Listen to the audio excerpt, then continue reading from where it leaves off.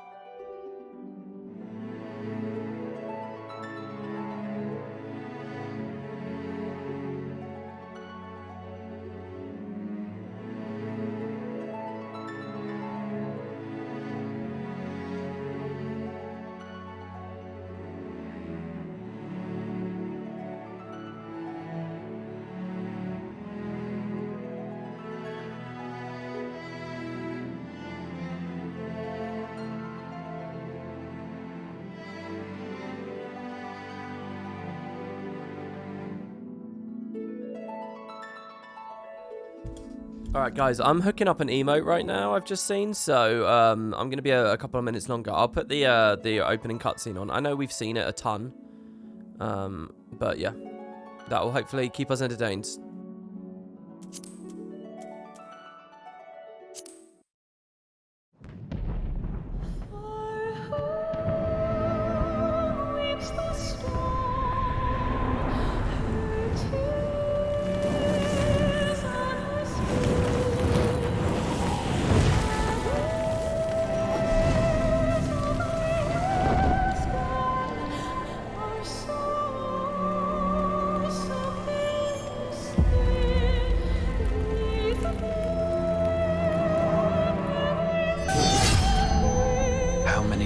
Have come and gone since that day.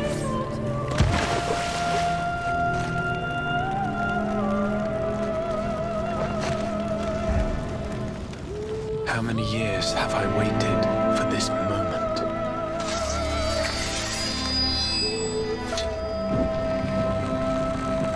For the one that stood alone against the storm.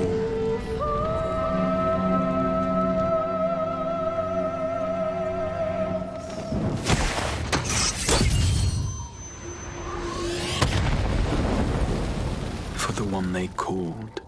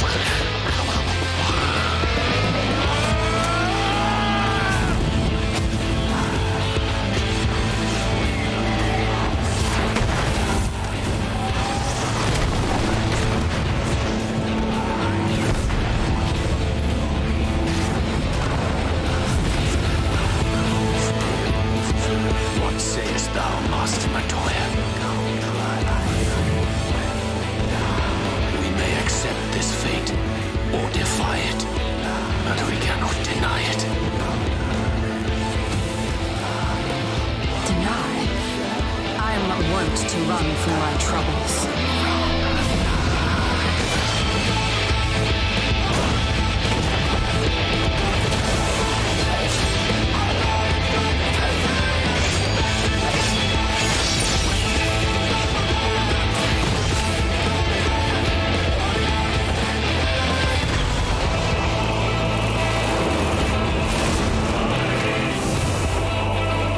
Until our friend returns,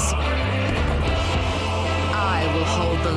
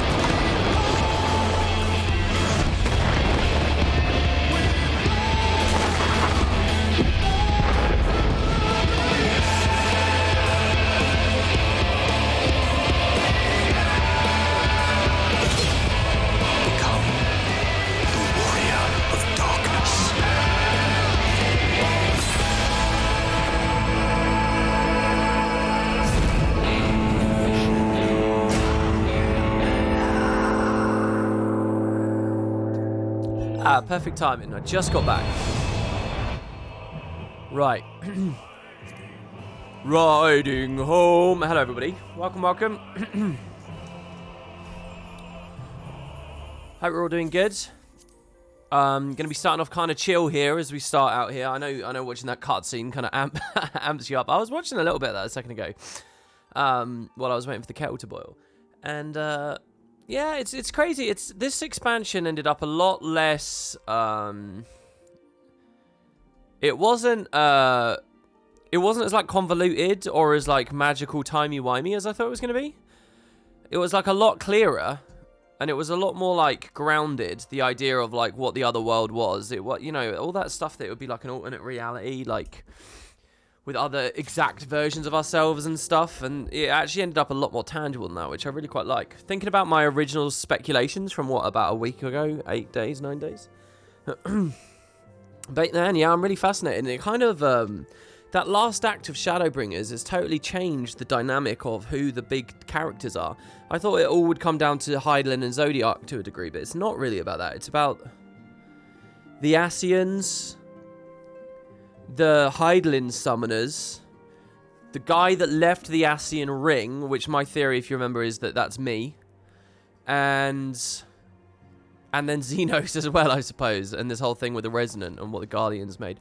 I guess what the Allagans building the tower and doing shit that Emmett couldn't foresee is kind of another. I think that's almost like a hint as to like the Guardians starting to do shit that he couldn't foresee. But I don't know.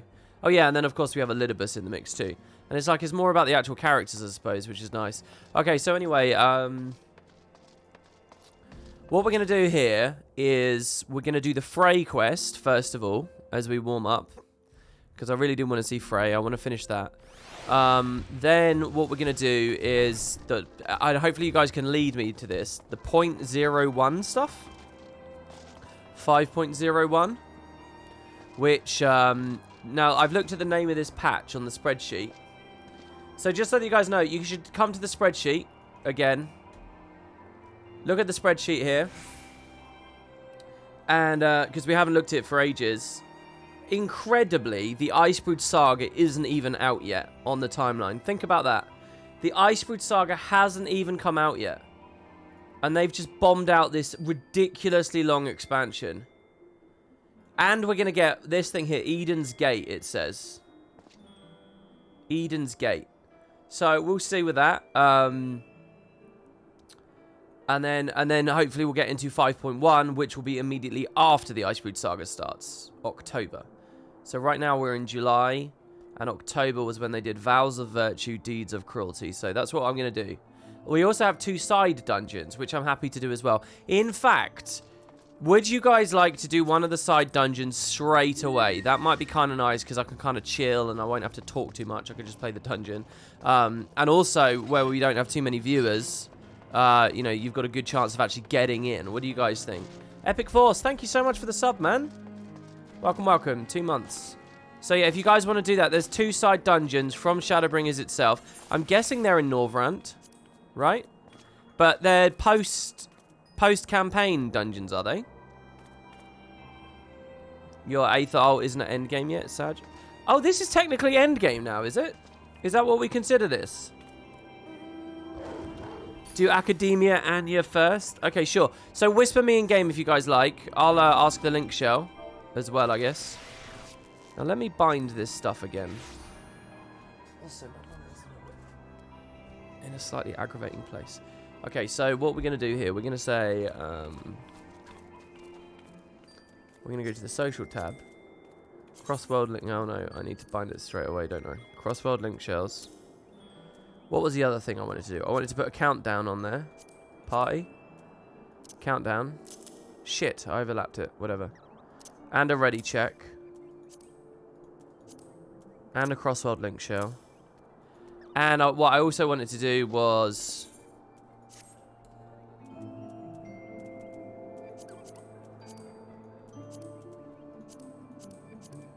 limit break. Now, limit break is actually usually control 4 for me. So, I'm going to do it that way. And I'm going to do control 9. I think that makes more sense to me. Also, the Aether Compass doesn't need to be there. The Aether Compass can be...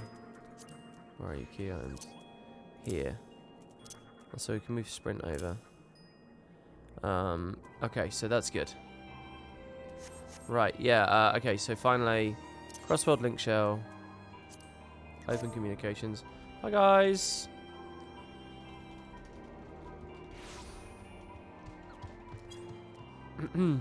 or just type in there.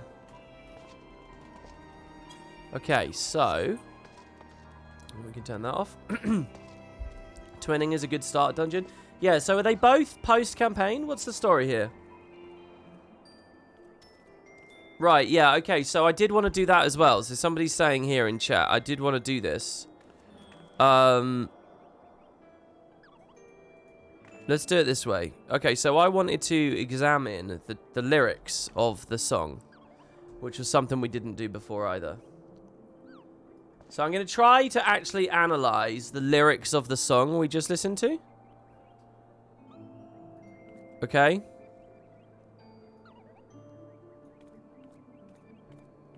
And we'll just scroll through it. Alright, so ready? Okay, so I got one person. Do we only have one person? Do you guys want to join? I need 3 people for the dungeon. So here's what I've got as far as the lyrics concerned. Now, how literal do we go in this? How literal do we go in this, like, analysis or whatever?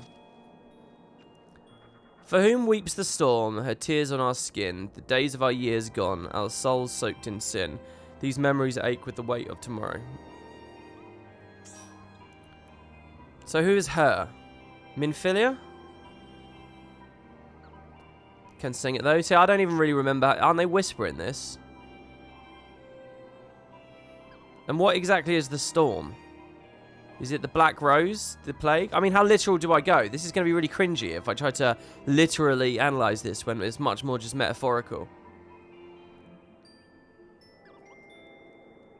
Oh, for whom weeps the storm? The Tempest? No, but her tears on our skin? Whom would weep the storm in terms of, like, the well, I don't even know. That wouldn't even necessarily be Emma either, would it? I don't know who's singing this part. Who fights, who flies, who falls. Oh, it doesn't even work. The way I've set this up doesn't even work.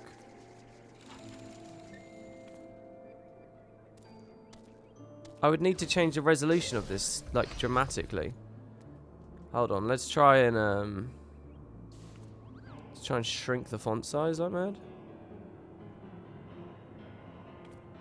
And then let's reset the transform. Alright, well, there's the whole thing. We can't read it now, though. We could do it in chunks. I don't know, though. Maybe this is a bad idea for the stream. Maybe this is a bad idea. We'll do it, like, verse by verse, okay? Let's try it verse by verse, okay? So, well, a couple of verses we can do. Select font. Okay, size 12. Let's say something like that. Still too small? No, this is fine. Okay, so for whom weeps the storm, her tears on our skin, the days of our years gone, our souls soaked in sin. These memories ache with the weight of tomorrow.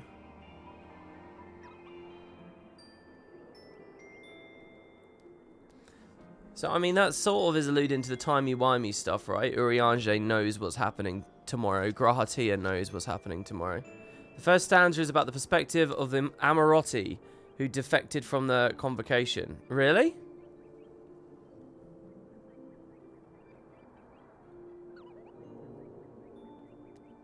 Well, they've only just started to open the idea of that. There we go. We get another person who's joining. Thank you. So one more person would like to join? Should I play the other patches before I do this? Is this premature? Because I don't know anything about the Amorotti that defected. One brings shadow, one brings light. Now, you guys were very keen on the idea that Emmett brought shadow and I brought light. Two-toned echoes tumbling through time. 3 score wasted, 10 cast aside. So there's the 3 and 10 description of the shards. Fourfold knowing, no end in sight. One brings shadow, one brings light. Fourfold knowing? What does that mean? Fourfold knowing. 4. Where's the number 4? You got 3 surviving Asians. Oh, plus me. I'm like an Amoroti too, right? Because my flicker, like I flickered as an Amoroti. And again, I think I'm the 14th member of the convocation that left. So maybe I'm the 4th. So that's fourfold knowing.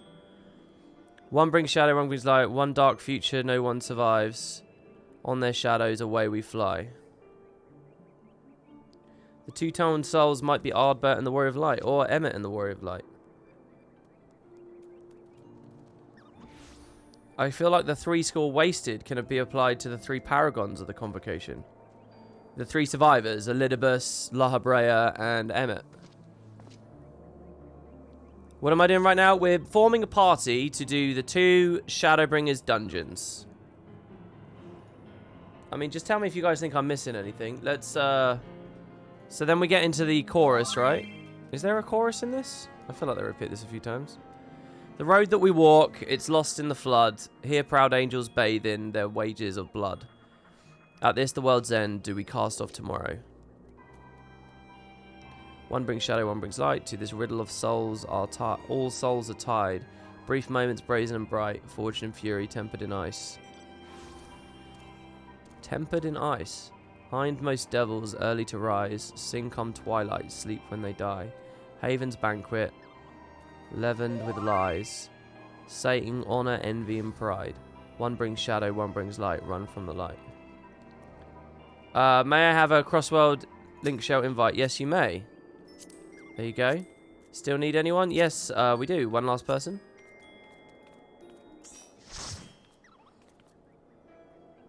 A lot of these lyrics have double meaning that can refer to recent events and characters in the Ancients. Yeah. And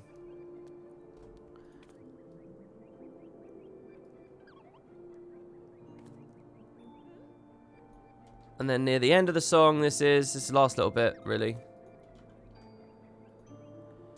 Authors of our fates, orchestrate our fall from grace. Poorest players on the stage, our defiance drives us straight to the edge, a reflection in the glass. Recollections of our past. Swift as darkness, cold as ash, far beyond this dream of paradise lost. Home, riding home, dying hope. Hold on to hope. Home, riding home, home, finding hope. Oh. I'm reading this so eloquently, aren't I? One brings shadow, one brings light. One more chapter we've yet to write. Want for nothing, nothing denied. Wandering ended, futures aligned.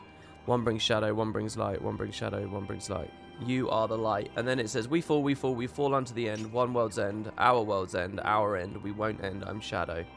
I'm the light. Alright, so there you have it.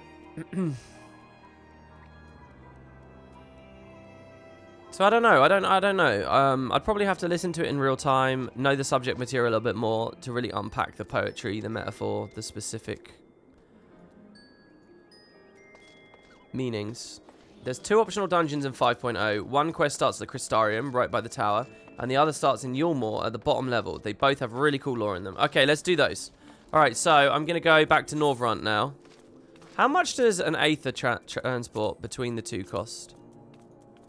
So let's do the one at the Crystarium. To me, that feels like the more normal one, so to speak. They're both post-story dungeons, or what? $9.99. This is what I follow. You're like my own book club, discussing and pondering storylines. You make me think about the stories more than I normally would, and I appreciate it. Well, I mean, I don't feel unique in that way when it comes to this game. Let's be real. I mean, people really have super fanatical about that stuff. But that's cool, thank you. I mean, I feel like I did a really shitty job there, to be honest. Okay, who is it we want to speak to? Because obviously I've got all these blue quests. I'm assuming it's an 80. You can set Aetherites as favoured and 1 free, so you can make world crossing cheaper. Can you? I didn't know that. How do you do that? So I can make this Aetherite favoured, can I? Hello, Lonya.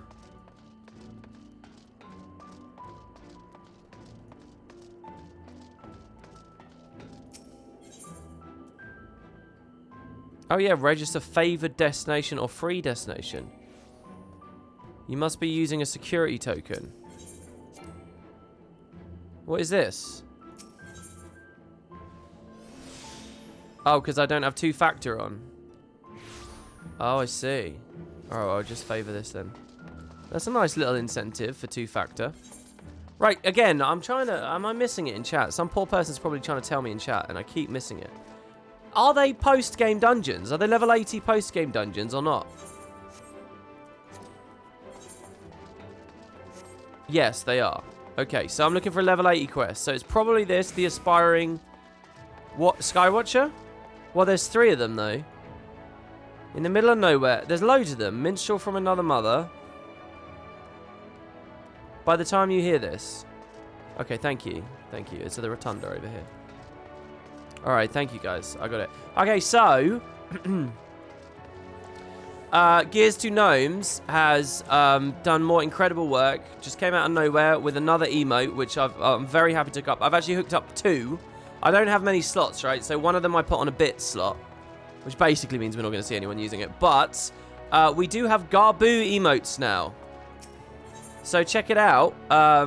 Yeah, there's Garbu. Now, there's a second version of Garbu where he's got, like, the metal sheath over his face. And I just hooked that up as a bit emote. Why can't I see my own bit emotes? How do I put those down? How do I do those? Anyway, yeah, so if you guys can see the other one anywhere, let me know which one you prefer and I could swap them. But yeah, there's actual Garbu now. And I think that's a brilliant emote. That looks really good. You know, emotes are hard to make because they've got to look good scaled down, right? That one looks excellent, I think. Very simple. So yeah, whenever we talk about Garbu, I don't know how much we're going to be, but if he comes up in later stories... so yeah, thank you again to Gear to Gnomes. It's really, really, really cool, isn't it? I'm amazed that they can make that kind of art in like just a few hours or whatever. I don't know how long does it take you to make that? He just says I was inspired this morning, just goes for it. I mean, it's crazy.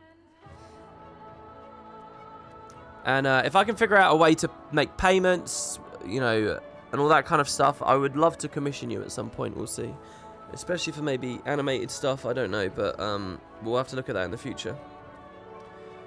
Can we have your thoughts on 5.0? Well, I kind of live streamed 9 hours of my thoughts on 5.0 yesterday.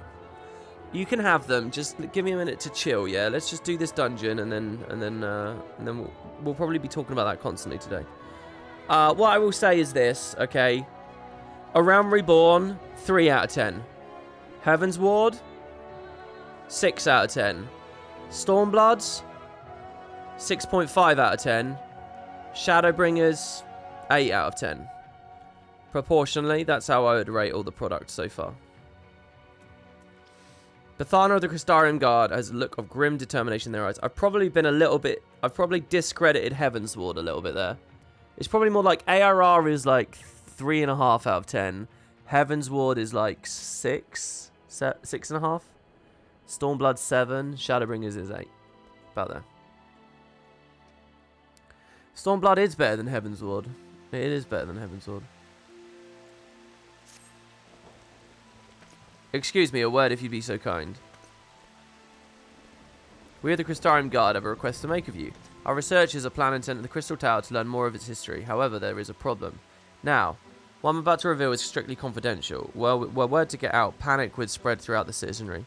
Our scouts have reported that ferocious beasts and bizarre machines roam the hallways. Until we can eliminate these threats, none may enter. Strange ethereal readings have also been detected, and we suspect there are phenomena linked. The Exarch ordered us to seek your aid through making the tower safe for our researchers to go about their work. He mentioned that you're better equipped than most to face the dangers that lurk in the tower, though he elected not to go into more detail. Is this true? Then your prior experience may prove beneficial. Come, let us proceed to the entrance. Yeah, Stormblood was unfocused and it was messy. It was still better than Heaven's Ward, though. There's a lot of reasons for why Heaven's Ward wasn't that good. Let's get into the dungeon and then I'll talk about it a little bit. Call these relentless, massive debates. Day in, day out.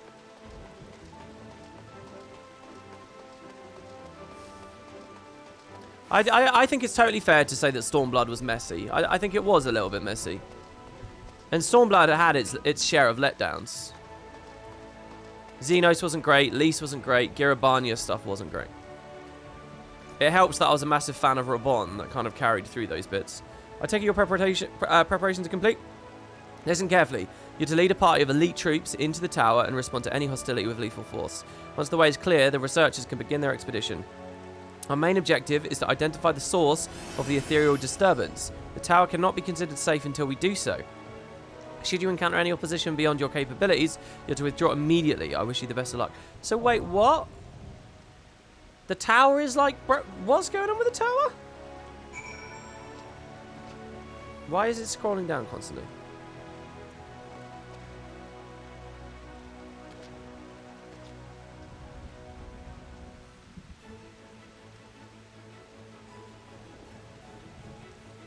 There are beasts and shit in the tower. Our scouts have reported ferocious beasts and bizarre machines in the hallways of the Crystal Tower. Why? Whoa, is this going to feel like the Alliance raid? Is this going to feel like the Alliance raid? This is going to be cool. Okay. What on earth? The twinning. Since its sudden appearance in Norvrand, the Crystal Tower has been a source of great mystery. One with the people of the Crystarium have barely begun to unravel. Now that the city's free from the threat of the Light Wardens, researchers have been afforded the opportunity to explore the innermost reaches of the tower, though they soon found their way barred by hordes of ferocious guardians. So sections of it hadn't even been explored yet. An ethereal disturbance is detected from inside, is believed to be in some way linked to their appearance. Oh my god. Wait, what are the creatures called that the Amarotians dreamed Nightmare into? What were they called again? Can anyone remind me? I'm talking about the names of the mobs. Terminus, that's it. I wonder if they're Terminus creatures. What the fuck is this? You're going to want to read all the things here? Turn the music way up? Okay.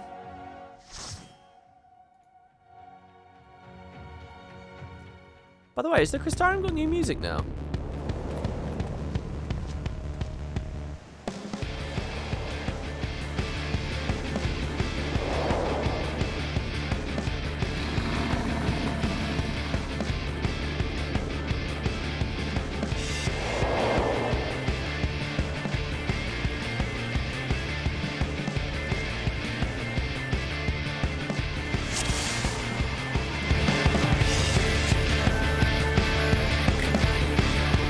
Oh my god. It's just like it. It's just like the Alliance raid in dungeon form. How cool is this? Wow. Oh, this is crazy cool. Except there's a bunch of new stuff here now. Search drones. So this is my first proper endgame dungeon, eh? You don't consider the end of the story.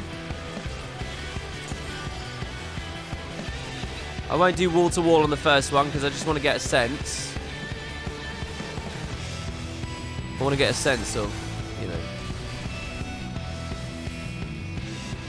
If I delirium, will it let me? No, it won't.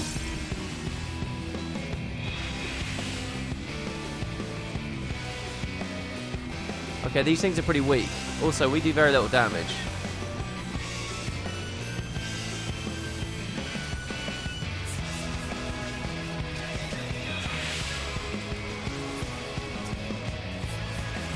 Was this added with Shadowbringers, by the way, or was this added on 0.01? When was this added exactly? In release. Jesus Christ. Wait, are we going here? Ooh. Oh, wow, look, we actually get a better... The Underworld. Oh my fucking god, it's like beneath Bevel, isn't it? It's just like beneath Bevel. Holy fuck, okay.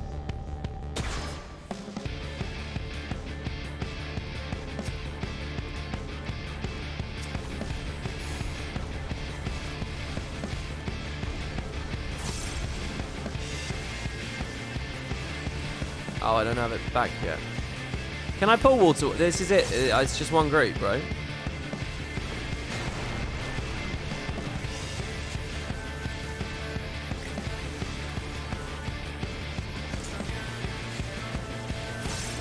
Can I just say to everyone, I'm feeling a bit low energy this morning, so if I'm a little bit quieter here, I hope you can forgive me. Hopefully the game itself will be entertaining enough, and I'm sure I'll perk up before long.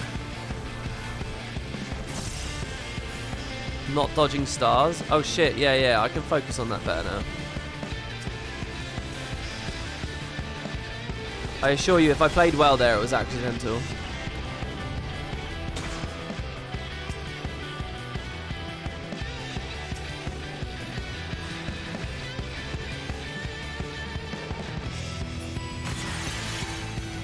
Okay, so my thoughts on Stormblood versus Heavensward.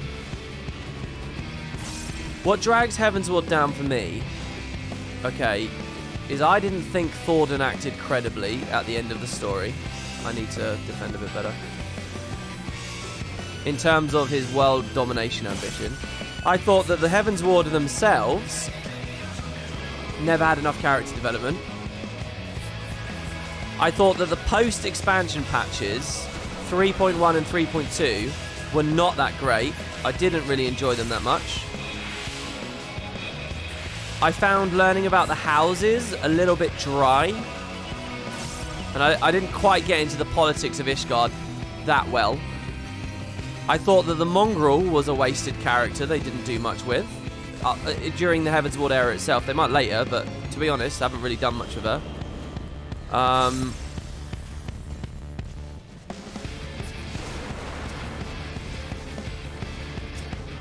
About the only bits that I really liked about it was the stuff to do with the dragons and the dragon eyes. You know, specifically when we were in Dravania. Also, yeah, the like adventure phase of that expansion was rather short, and I really like adventuring. And it felt like we had one little bit with Ysael and Estinian. Also, for Heavensward's own part, I didn't really think Estinian was that cool. I didn't really get that sad about... I know a lot of people did, but I didn't get that sad about Horsefont's death. I mean, you might in part blame that because I had a bit of a break right from the very beginning, you know, so... And I wasn't that cut off about Ysael's death either.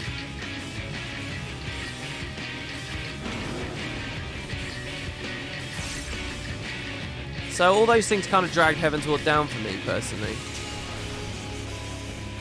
Holy shit, he's got big. Meanwhile, Stormblood, through and through, I thought did a lot of really good... I think a lot of what people credit Shadowbringers here with was actually Stormblood's doing. Stormblood era patches. And I got way more into Yotsuyu and Gosetsu and Hien than I did any of the Heavensward characters. I got really into the Stormblood characters. Oh, does he jump to us all in order? Is that what that is? It's not that Stormblood was perfect. It's not. But I do think it's better than Heavensward. And it's also not that Heavensward is terrible.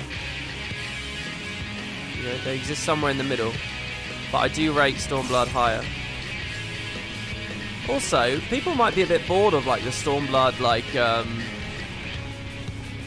This is burning. I need to get out of this, right? People might sort of seem to rate like the swimming and stuff down in Stormblood, but I thought that was all pretty cool.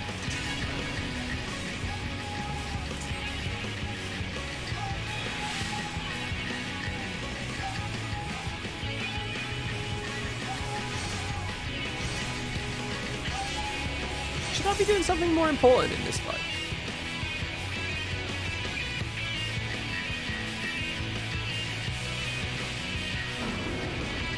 Oh, I should have Dark Missionary that. That's a Dark Missionary moment, isn't it? Okay. Need to get my Living Shadow up again. I keep spending my blood on the wrong things. Oh, shit.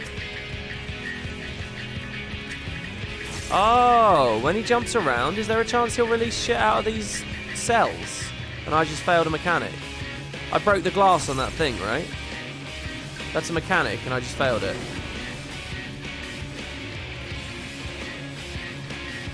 I see, that's cool. There you go, I can Dark Missionary that one. Oh my god, this music. Wow. Wait, is there a lot to read? In the context of the game, Heaven's Ward was a huge bump in quality when it came to the story and ARR. Yeah, and that's why I rate it higher than ARR. But Stormblood also has that bump. Our only hope lies in the Crystal Tower, though it did not yield its secrets easily. So this is Ironworks data. So wait, is this information from, like, Sid's descendants? This is a log from one of the people who is learning how to break open the tower, basically, and get Grahatia out. Our only hope lies in the Crystal Tower, though it did not yield its secrets easily. Even opening the doors was a monumental undertaking. Without the Founder's data logs and the Noah reports left by the Sons of St. Koinek, we could never have stood a chance of succeeding. None of us were prepared for the spectacle that awaited us when we first stepped into the tower. To be surrounded by the marvels of a lost age took our breath away. And there it was, at its center, we found him. Oh shit, this is cool. This is definitely a cool premise for a story. So this is all old, like, this is like 200 years in the future Ironworks tech, as they've broken into the alligator. So this is why it looks like a real life, you know, LCD monitor or whatever.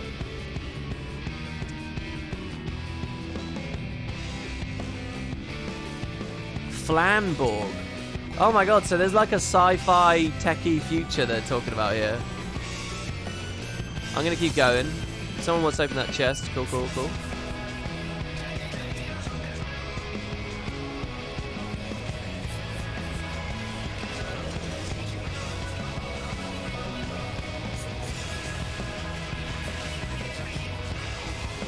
Oh!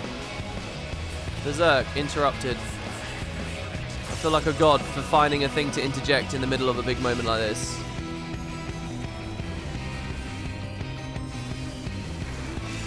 Wow, I feel really tanky in here. Is this the new armor that I've got? Alright, cut me off on the last one then. Or is this just having a god healer?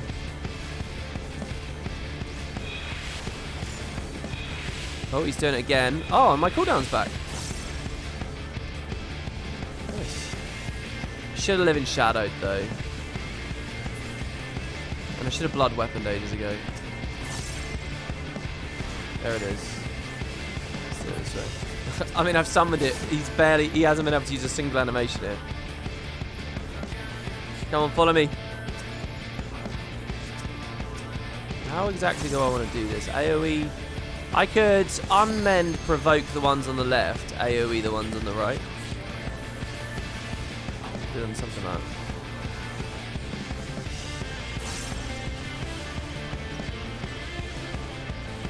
Next pull's dangerous after this one. Oh, we could do some predictions for the early birds if you guys want.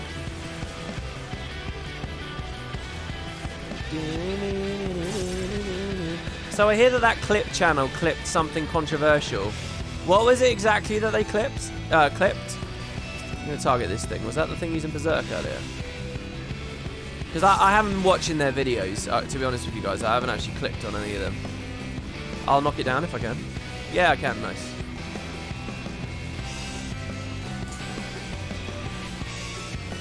Some good tanking here. I've been doing all the utility jobs and everything. It was the moment I said I don't enjoy the Guild Wars 2, the conclusion to the 10-year Guild Wars 2 story. Right, so how does it look out of context? I don't even know how it looked in context, to be honest. In context, I'd like it to be clear that I'm still a massive Guild Wars fan, but I guess out of context, maybe it doesn't. So I don't know. I only glimpsed some of that in the Discord, so I don't know. Our research of the Emperor's throne is almost complete, and we now understand the is this going to confirm if Emmet was Zande? As we now understand the methods used to open a doorway to the world of darkness, otherwise known as the 13th. So they're researching everything we found out in the Alliance raid. However, this is only the beginning of our plan. Even if we find a way to the first, it's already too late to prevent the 8th Unborn Calamity. For that, we must travel not only to another world, but to another time. Thankfully, the data logs gathered over the years, detailing battles with various primals, pointed us to the right direction. Battles with primals taught them how to travel through time. By the way, I'm unsure how I feel about the whole time travel thing. they've added time travel to the story, but they've done it like how like Terminator did it, where the time travel's happening in the future, so our protagonists don't experience it. So hopefully it doesn't fuck with the stakes, which is quite clever, but I don't know how it will really feel going forwards, you know. Oh, maybe I should just stay here. I see that there's the Ring of Stars here. Fuck, what is wrong with me? I keep using an instant delirium. Oh, nice. Quick little cheeky limit break.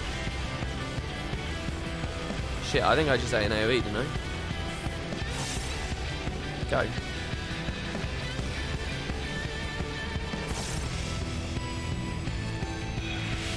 Oh, it feels good to have a full class now. So next expansion, do I get even more buttons to like manipulate my shadow guy? I heard people were mad at Dark Knight, but I don't know the updates to Dark Knight coming.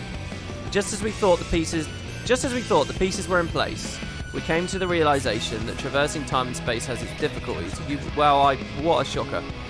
It is one thing to possess the technology necessary to enable such a feat, quite another to actually perform it. The interdimensional rift, as it was called in the Founder's dialogues. Datalogs, the Founder? Who's the Founder? Sid. Is what I can only describe as infinite chaos. This is where we went in the Omega story, right? They're talking about what the rift I was in with Alpha. Sid, who has a dad. Alright, don't you make fun with me. To navigate it would take expertise far beyond our ken. There was, however, once a being capable of exactly that, the one known as Omega. And yet, despite all of the research carried out, the mystery of how it was able to cross the rift remains unsolved.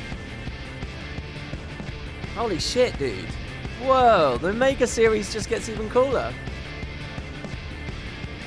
This dungeon theme is a mix of Circus Tower and Omega. I didn't know that, no. I hadn't detected that.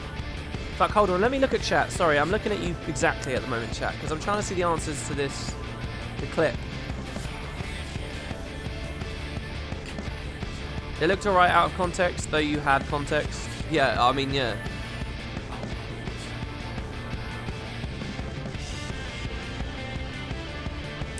Hellkite says, you mad lad, didn't you stream for 10 hours yesterday? How do you still have energy? I'm just following a schedule. I'm just following a schedule. The thing that I'm doing that's mad is I should have made a YouTube video the past 3 days and I didn't. It looks like I've jumped ship. Well, if that's what they thought would be best for their channel and their clips, then that's fine. It doesn't look like he jumped ship unless you want to say it in bad faith. His YouTube comments incredibly committed to Guild 2. His stance on the comparison is well articulated, but I guess someone cannot go further than hearing who won or the best game is. Thanks for that defense there, Ailes. I really appreciate that. Okay. What kind of loot have we been getting here? What kind of... Is there cool gear and stuff? One thing that I feel like I'm still missing out on in this game... Oh my god, Mithrandates? It's fucking Gandalf. No, it's Mithridates. Thanks, WP. I was only able to watch your Crystal Tower and Omega Arc VODs before Shadowbringers, and you managed to get everything you needed. Oh, nice, dude. That's awesome. Oh, so you didn't see me in Stormblood. So how do you feel when you see, like, fucking Gaius on screen and stuff?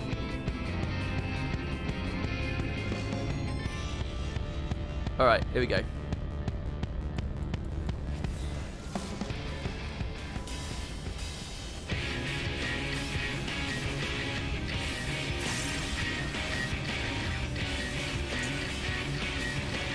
Thunderbeam.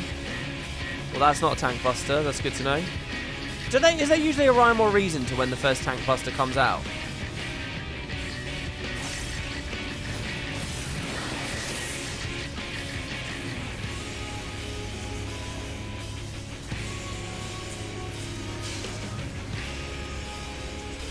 Right, time for Delirium.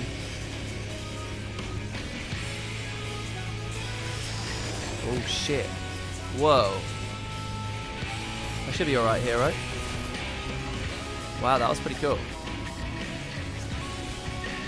Oh my god, and I didn't sacrifice a single blood spiller there. Dark Missionary for the Thunderbeam. I'm in the stars. I'm in the gold stars. The beneficial AoEs are really subtle in this game. Allegan Thunder. I'm going to assume that's it. Oh, no. It's fine.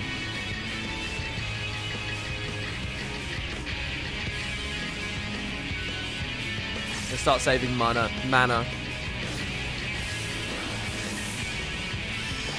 Laser blade. Oh shit. There was a better spot. I missed it.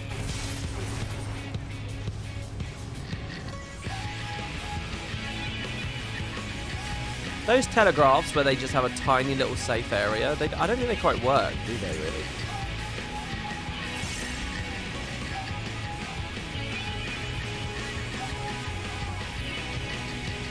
I mean, they work, but I think they've got to overlap with something else maybe. Because it's quite simple in the end to just...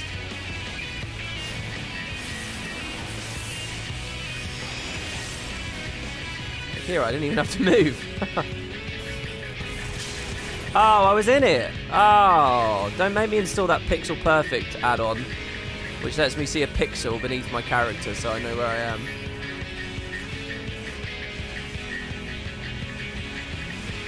Oh, that's the game shooting me, shouting me down.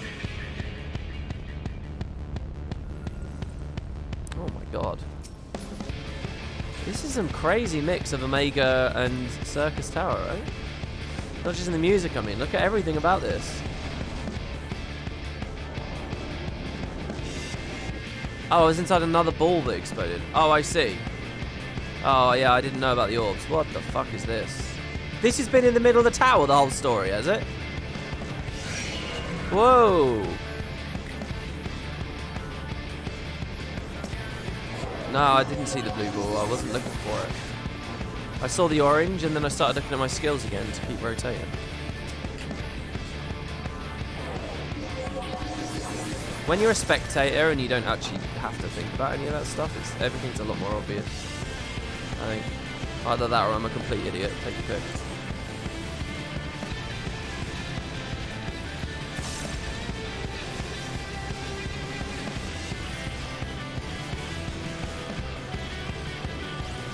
But also, I'm not familiar with what like the standardized telegraphs and stuff are in the game.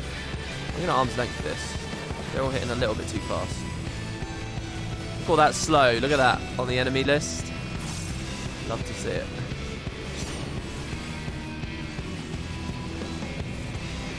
What are these things? Graha maximizations.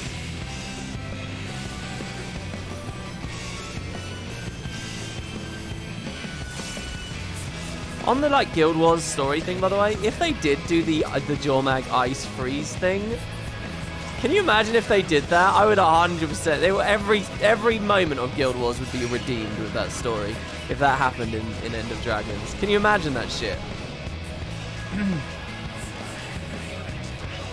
You know, in the past they've had moments like they were going to kill Marjorie at the end of season 1, but there was a leak, so they just U-turned the whole thing. They've done like little stuff like that at the last hour. I love the thought that they heard that theory and they were like, fuck it, we're doing it. And they just completely reversed direction like a year ago or something. And we will get it. I'm gonna keep going. Oh my god. It's so like techie. This is crazy. Oh, was there a kettle in here? Was there? Oh shit, there's one way back there. He is aggroed, right? Oh my fucking god. We need holy for a moment like that. Whoa, those animations. Oh, you can stand in the middle. Oh, I see. Next time I see one, I'm going to try and stand in the middle of it. If I can get them on top of each other, we can all just crowd in there. Oh, shit. No, you can't stand in the middle. It's not going to work. Wow, this pool's cool. I think I'll be alright in here.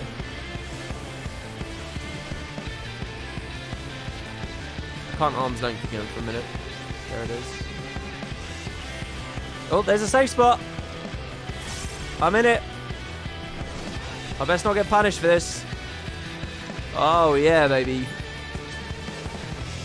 Oh, yeah, the less I move, in theory, if I ball them right, then I'm fine, right?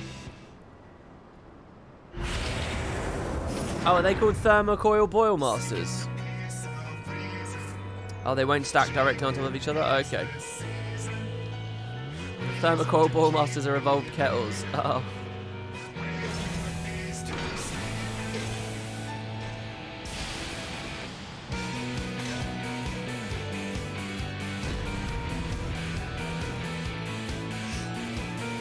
They're originally from Alexander, were they? Yeah, and isn't this Alexander music now? Oh, so they tied all that shit together, basically.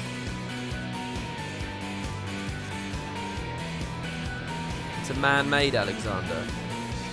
Oh, that's how they got here. That's how they did it. Oh my god, look, it's Biggs! I see you, Biggs. Oh, wow, look. Wait, okay, so here we're outside of the Crystal Tower with Nero. That's Nero. That's the opening to the Void at the end of the Crystal Tower story. That's Biggs and Wedge and the fucking Goblin in the Alexander story. I can't remember exactly what moment. That must be the end of the Alexander story when you're inside the central core room. And with the Aura lady. This... I don't know what that is. This is the end of Shadowbringers, so maybe that was a little moment yesterday. And above, there's nothing right now. Wow, this is just a huge fan service to all those other stories. So all those lessons learned basically helps. Oh, this was Omega. Right. Yeah, this is Omega. You're right, it is. Yeah, of course it is. That's Omega's monitor. Nice. Yeah, this is definitely a cool dungeon. And what the fuck is this thing? The Tycoon.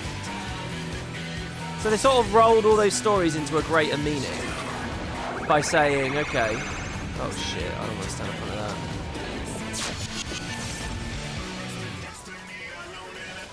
that. Well, I don't know actually. Deactivation in 3, 2, 1. Right, that was easy enough.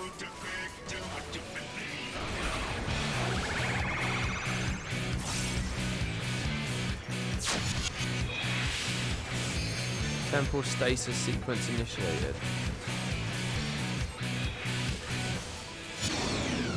Oh, I got hit by one of them. Shit. Should look closer at what's going on there.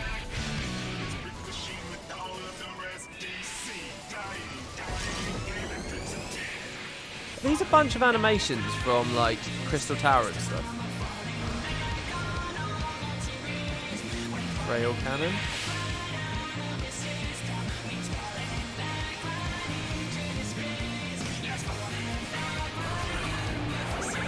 Defensive array.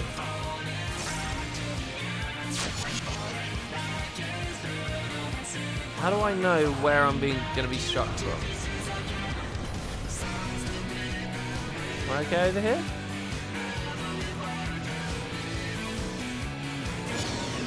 Yeah. Sort of vaguely guessed I might be alright.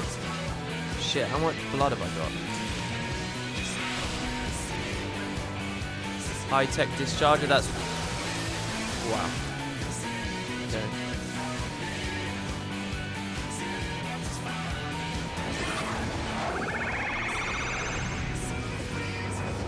The red AoEs are from OG Alex himself. My problem with that is... oh, shit. My problem with that is I actually don't remember that fight. I did it once. I've never had it come up on a roulette. There was a lot going on. I hardly remember it. That was one of the few fights where you've got a tank LB, right? In fact, so far that's the only fight where I've found you have to tank LB.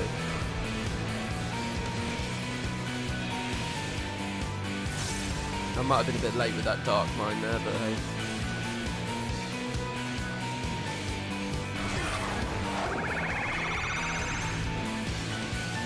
Am I safe here? I think I'm safe here, right? That one's going to aim towards me, but if I get right over here, I think I'm alright.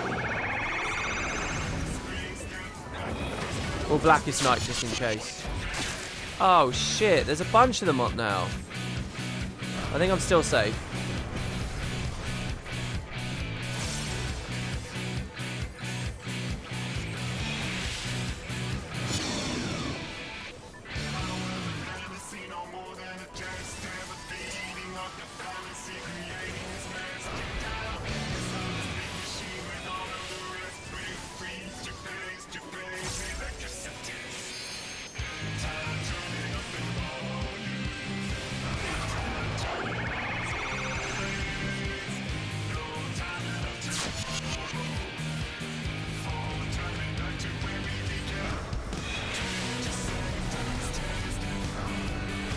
So they're like the little... Oh, God.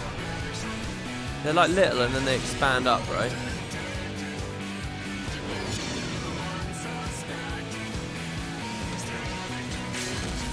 Right, we're limit breaking. Starstorm. And down he goes.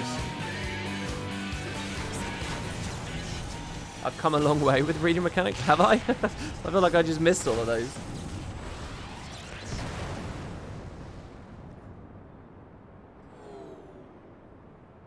There's a required tank LB in a fair few fights. Some of them are savages and extremes you haven't touched. Okay.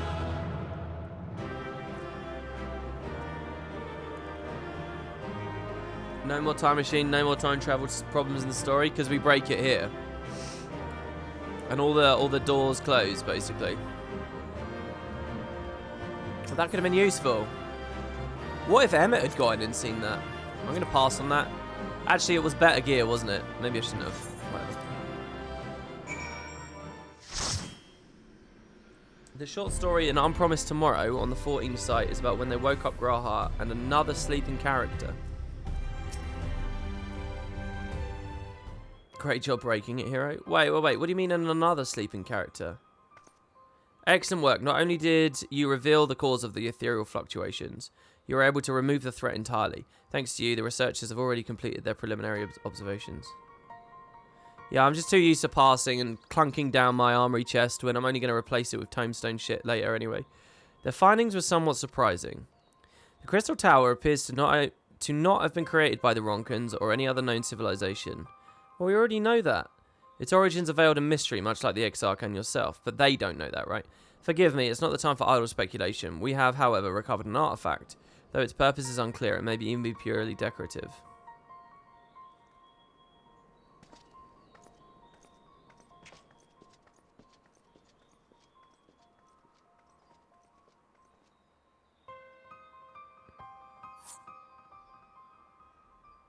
Have you ever encountered anything like this?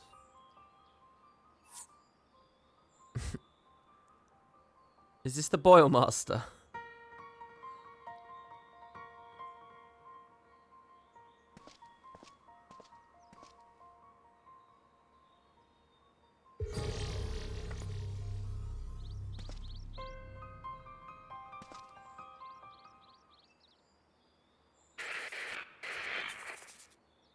Wait, what is this? This is the Omega console. I don't remember it looking like this.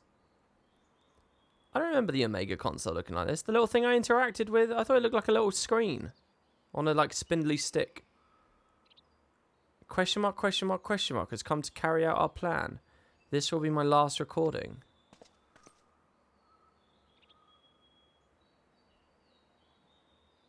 Oh, the one in Ralga's Reach. The thing that like calms you down or whatever and gives you like you unlock the savages from. And the idea of that, if I remember rightly, is because I didn't really do much of that. It's still got a ton of blue quests back there for me, but I seem to remember it was like a relaxation machine of some kind. Am I wrong? With the tower activated and the temporal displacement apparatus online, all that remains is to throw the switch and pray. I'm sorry, I truly am. I wish there was another way. But you are our best chance of success, our only hope. Your gift will allow you to become one with the tower and survive the journey through time and space. Were our technology as advanced as that of the Allegans, perhaps we could have gone with you. Alas, it was not to be. But when you're finally reunited, all the hardship, all the sacrifice will have been worth it, I'm sure. Whose music is this? Just promise me you'll spare a thought for those who you leave behind. It's Sid. And we'll be thinking of you too, for as long as this world lasts. Though I fear it will not be for much longer.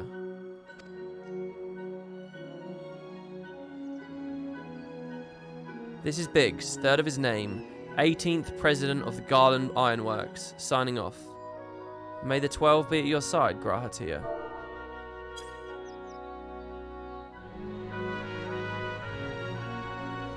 So wait, is this Biggs, or is this has to be a descendant Biggs, right? Third of his name. This is Biggs's like great-grandchild with the same name, right? Biggs the third. I hate it when they don't give me the characters, because now I've got to read it again. I'm sorry, I truly am, but I wish there was another way. You're our best chance of success, our only hope. Fucking hell, so in that timeline, Graha woke up in some shit, man. Graha waves at us, closes the crystal tower, goes into stasis, and when he wakes up, it's 200 years later, and the world is fucked. This is also the Heavens Ward flashback, is it? So that was Biggs the Third. Are you guys spoiling for me now? Isn't that a bit weird that they dedicate a cutscene in the main storyline? And then they just pay it off in this little dungeon here? Is it a spoiler or what? What's that got to do with reading the Heavens Ward book? Who am I in that flashback? Am I Graha in that flashback then?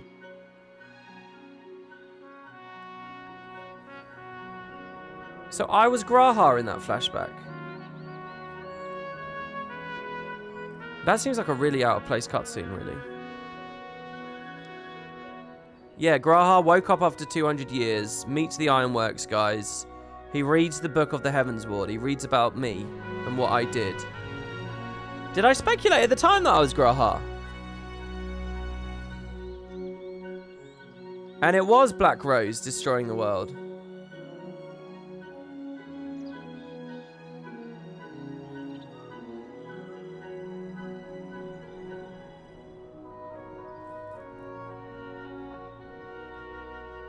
Your Echo, you basically looked into Graha's past.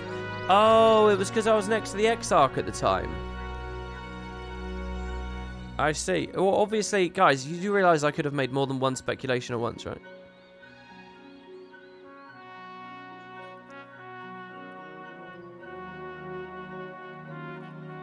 Yeah, I think I said Edmund as well, didn't I? It showed Graha pondering from what era to pull you from. Oh.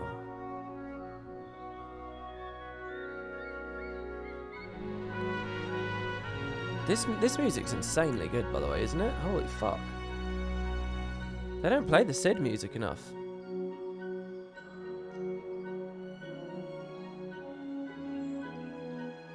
He was looking at Heaven's Ward and saying too early, maybe later, maybe after Stormblood. Oh shit.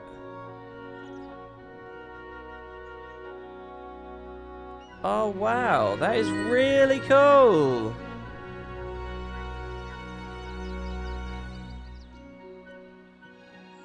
Danster, thanks for the sub, man.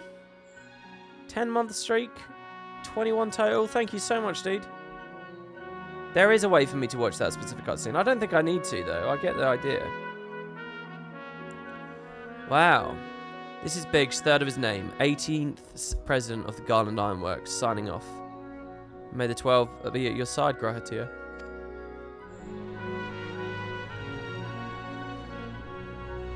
A person's voice coming from a machine? To be honest, I cannot make head nor tail of it. Do you have any idea what it's about? I do. I do. It would be a lot to explain. Even if I told you, you wouldn't believe me. Oh, wow. I'm really glad I actually get it. Via the help of chat here. Yes, I can tell you know more than you're letting on. Very well. I'll not begrudge you on your secrets. Though one thing was clear, even to me. The people who left the message were facing a great catastrophe. They placed their faith in the Crystal Tower in much the same way we have done ever since the Flood of Light.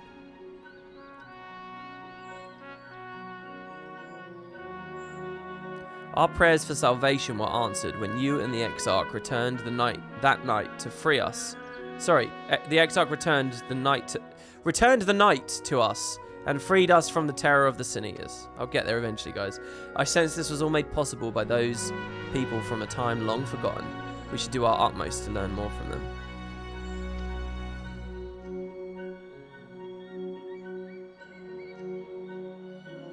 Perhaps the researchers will uncover more of these messages.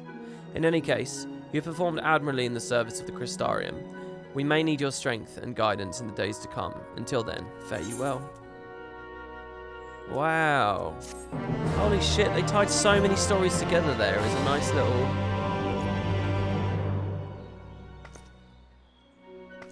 So basically, the people of the Ironworks, 200 years in the future, they looked at what had been learned from the Alexander story. They looked at what had been learned from the Omega story. They built their own Alexander. an Ironworks Alexander, which, with the help of the Crystal Tower, allowed them to travel back through time and space to get the tower here. But only Graha could go. And the last one at his side was Biggs the Third. That's fucking awesome, isn't it?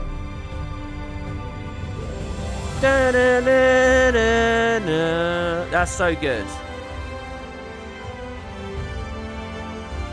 Correct. Alexander for time, Omega for space. Oh my god! I never got the sense that the first Raid series was timey-wimey and the others was spacey-wacy. I mean, I did, but I didn't put it that way in my head.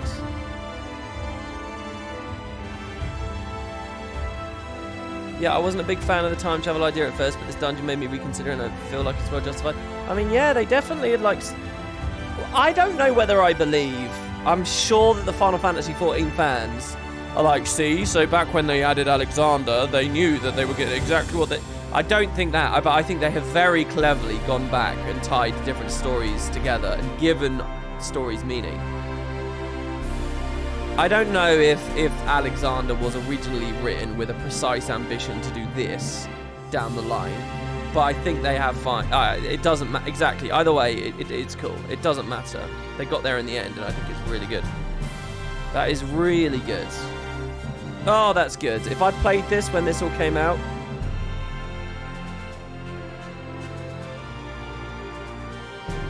As a non-spoilery note, Yoshi P suggested people go and do all the side content ahead of Endwalker. I know, I would do it all. I would do it all. I would do every one of these fucking quests. Is Alexander in my VODs? It is, yeah. I streamed all of that. Yeah, I think they're recontextualizing stuff. I hope there's enough left for Endwalker to kill us with smart stuff. Yeah. Yoshi P said they're planning the story at least 5 years ahead. Yeah, you could... But again, that doesn't mean anything, does it?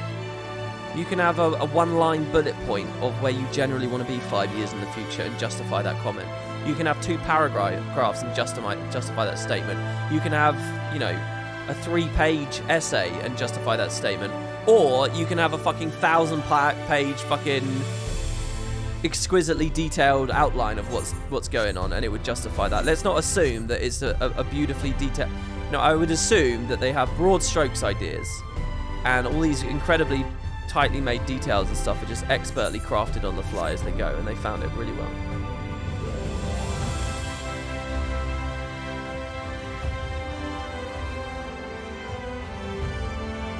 The statement is 10 years in the future. It's very Guild Warsy, isn't it? It's like, oh, where are they going after Endwalker?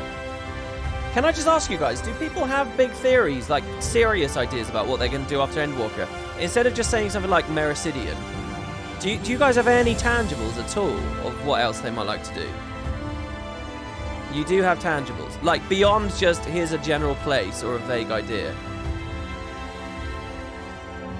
Because that's a lot of, you know, if they hadn't done that with the twinning there, I could... Oh, the twinning! Omega and Alexander! Is that what that's named after? Is that the namesake? Is that the namesake of that dungeon? Anyway, if they hadn't done that, I would have thought, oh, well, after Endwalker, they can start dealing with this batshit subject material. But they've already folded that in. It's called the twinning because it twinned the tower. Did it twin the tower or did it move the tower? I got the impression it moved the tower. It didn't double it up. There is no tower on the source. 200 years. They moved the fucking thing. Of course, it is kind of doubled through time, but it's not doubled through space. Does that make sense? It's doubled through time because currently in Eorzea it is... I think the other dungeon starts here in Yulmore. Right, yeah, okay, sorry. I'm being gently hinted to get a fucking move on.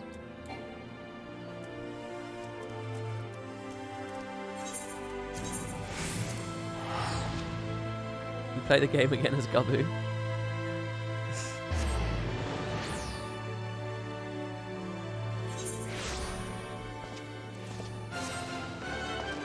Yulmore bottom layer, okay.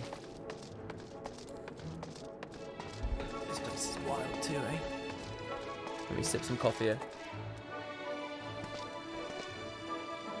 I very highly doubt we'll get a full expansion another shard for a long time, and if we do, it'll be the Void. That makes sense. That'd be a very grim expansion, though. Okay, what's the easiest way down? Is this gatekeeper going to take me up there now? No, it'll take me down.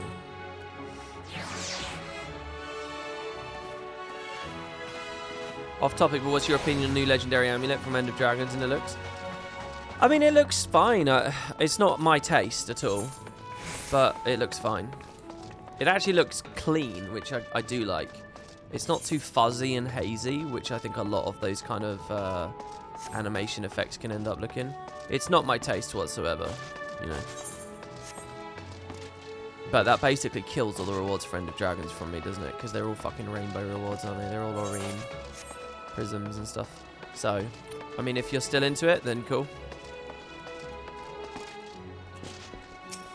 I'm super behind on getting that amulet as well. So, right, this guy, the wary dock worker. No, that's a. I haven't done any of those striking opportunity quests. Academia, I see over there. That's just a target dummy quest.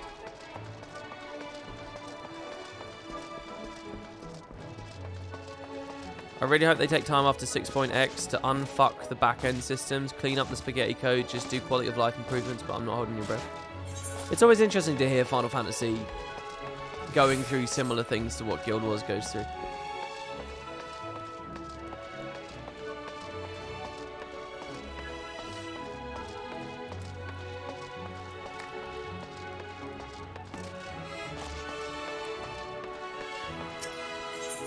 What if Endwalker ended? I was thinking this ages ago. What if Endwalker ended with an announcement of Final Fantasy 17 and it's an MMO? Do you think that would go down well or poorly? You're talking about the back end, you're talking about aging technology, you know, so on and so on and so on. And 17 is still a part of the Eorzean story, but like, I don't know. The overall Ondo seems overjoyed to see you. Oh, Land. How long did 11 go before 14 was announced? How long did it go? Probably about the same amount of time, right? Oh, Land Dweller, you were one of the Ancients' messengers, yes? How fortunate I found you. Because if you want your product to go out, you want it to go out on a high, don't you? You don't want it to be another 30 years and no one gives a shit about it anymore, and there's going to be that inevitable moment where it starts dissatisfying the consumer.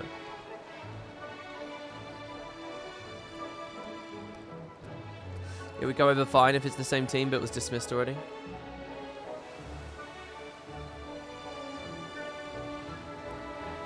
Yeah, 11 still gets updates. That doesn't really mean anything though, does it? For what I'm saying. We need your help. Ever since the Abyss was lit with the city's lanterns, great beasts the likes of which have never been seen have begun hunting near the cups. It thrashes and gnashes with its cavernous maw, leaving nothing but tattered flesh in its wake. The eldest, a Theonomen, a harbinger of our people's destruction. Have we angered the ancients? We cannot know. We dare not enter their sacred abode without first receiving their blessings. That is why I came to this town of land dwellers, to seek those who had helped us before. And here you are.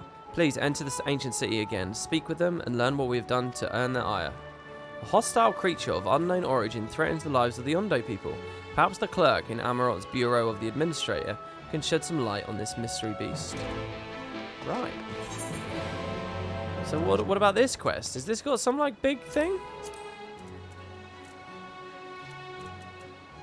Oh, we're going back. So with no Emmett, the city's still there? What is the story here?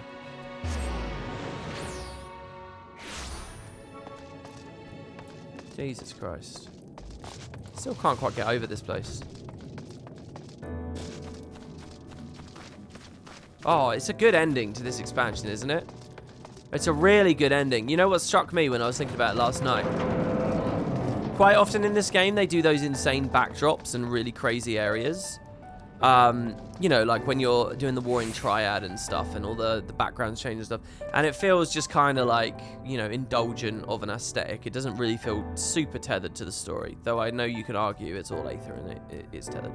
But here, when you're in that apocalyptic version of Amarot, in that final dungeons. When you're there, you really, it feels so substantial, you know.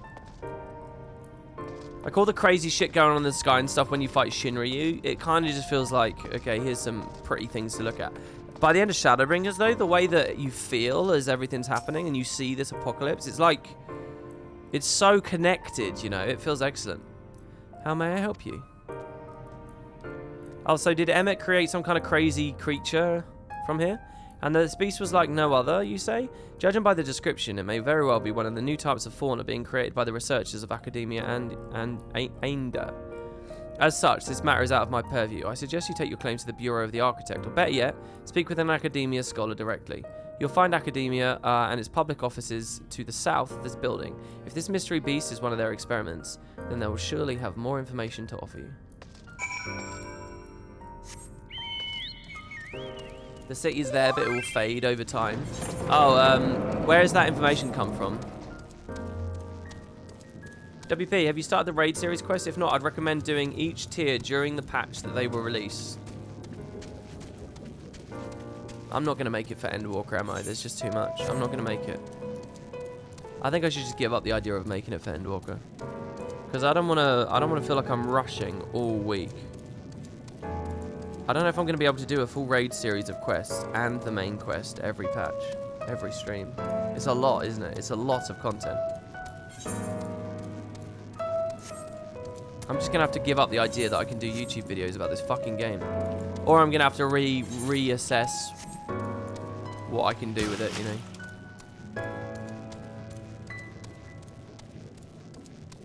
Yeah, I think we're just going to change the whole idea here, the whole pace of this now, guys.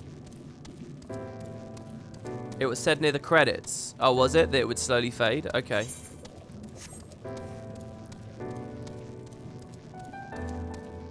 You could do the MSQ alone. It's not a bad idea. Yeah, so how important is it to do the raids alongside the MSQ? Because that was my plan, to just do the MSQ.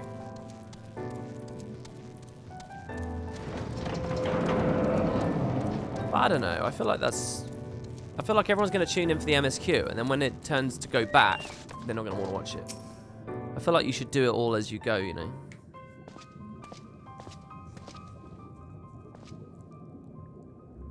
Let's rename today's stream to 5.01. It's not Vows of Virtue, it's this Eden thing. Because Eden came out here, right?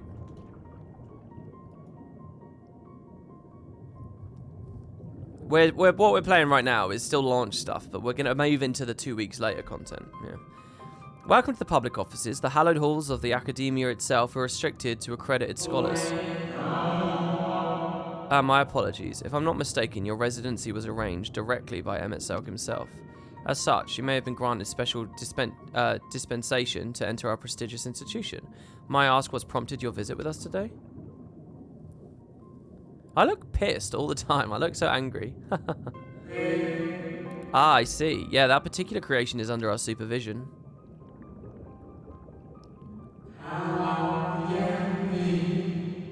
If you'd like to confirm the beast's containment yourself, then might I suggest a tour of the grounds? Our head researcher is in residence and may be available to answer questions about the experiment you described. Your zeal for knowledge is impressive in one so young. I do implore you, however, to be careful inside the Academia. Mind what you touch and try not to distract the other researchers from their work. Finally, I must insist that you report to me on your return. It wouldn't do to lose track of our little visitor. This way, if you please.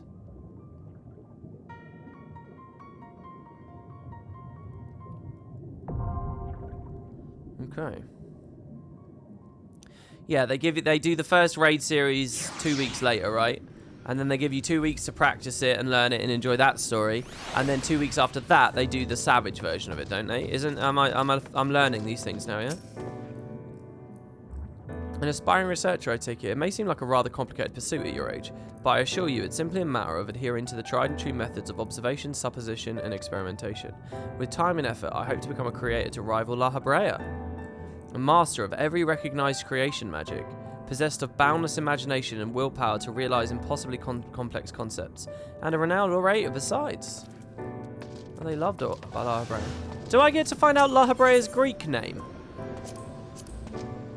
In a quiet corner of Amarot stands an unremarkable entrance to a most remarkable institution, the Academia Anyada. Within its hallowed halls, the star's ancient overseers toil to perfect the godlike art of creation magics, their research and experiments bringing into existence myriad forms of fantastical life. Yet, even if these creations be naught but reflections of reality, mere phantasms woven from aether, the techniques which engender such miracles are a source of undeniable power. Step now across the threshold, and behold the glories of a civilization lost to the ages. Holy shit, it's an Amarot dungeon. I know that this is also a technical one, but that's Apocalypse Amarot. This is Amarot. I don't think names for all the convocation is a thing. It's more of a throwback to older Hades fights. Oh, okay. Oh.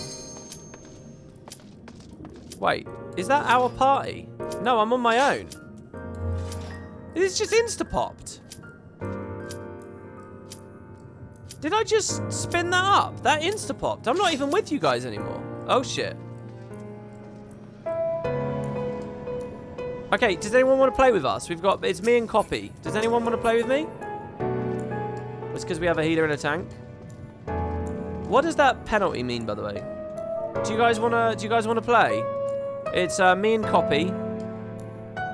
Sorry, I thought I was alone in the party because I thought Copy was Garnet for a second there. I didn't actually read it. I don't know. I saw the different colour and I thought, oh, that's a companion. Wait, we gotta wait 30 minutes. Oh no, it's 3 strikes and you gotta wait 30 minutes. There you go. Brilliant. Okay, let's do it again now then. What's this item, by the way? Timestone of Revelation and Allegory. What are these? Random, is it snowing where you are, WP? No, it's not snowing.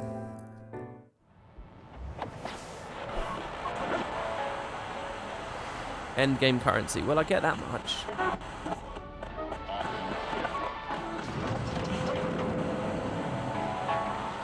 I think they do all have a Greek name. The chair is the FF12 reference. The poet gear you've been buying used to cost the expansion equivalent of this. Oh, okay. So I'm not on the... I'm on regular currency now. Oh, wow. What is this? Oh, sorry. Whoever wanted the link shell, I'm really sorry. Wait, is it one of you guys in the party? It's Sir Hawk. Oh, I can't do it in instance, apparently. Sorry. Man, that link shell system is weird. Wow.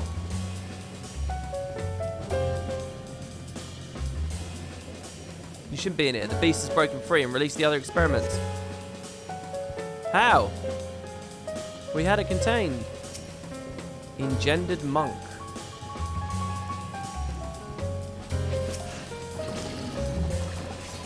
Oh wow, look at all these things. Oh my god, look! It's like an aquarium room! Oh shit, I'm gonna arm's length in case he's trying to knock me. This might have been a really bad idea actually, doing the arm's length too early. Do you think this wall-to-wall pull is really bad idea? I'm gonna just fight these and we'll get a sense of how dangerous this is.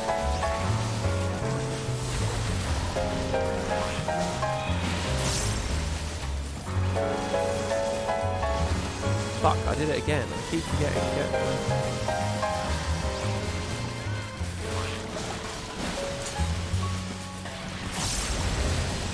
There we go, get him up. Gotta do that early. Not too dangerous, but definitely a lot of AoEs, which makes me think that it would have been rough to have tried this a second ago. If we kept pushing. They're all stunnable, which is nice. Oh, there's books. Alright, well, hold on. Let's kill these first. We'll read the guide second. Oh, I could have done it. There was only 3 more mobs. I could have done it. Oh, well. Sorry about that, everyone.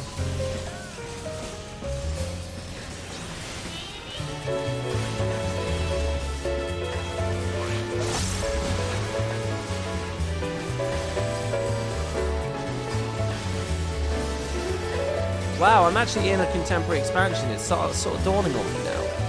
Hold on, these all become Allegan tombstones, though, next X-Pack, won't they? Next week, 6 days away. So I get a tiny little taste of it, I guess. Poetics. Oh, we go through there. I thought we were going to go through there. What's this? The Visitor's Guide. This Hall of Learning was established in honour of the first matron, a scholar renowned for his exceptional contributions into marine biosphere.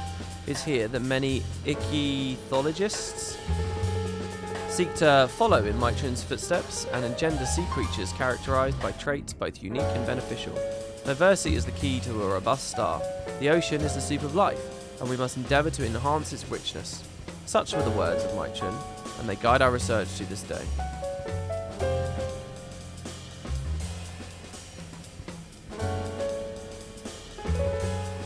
That's cool. Are you alright over there?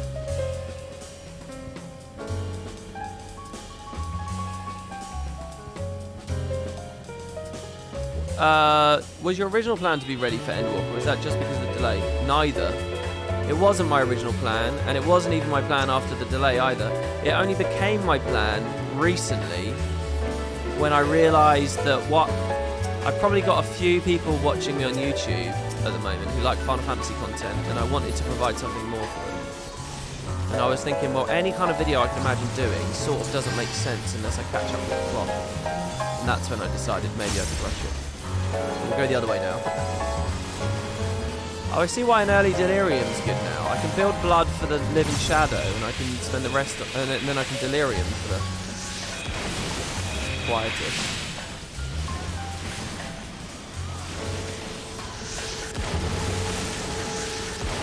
Holy shit, those massive water splashes. Wow.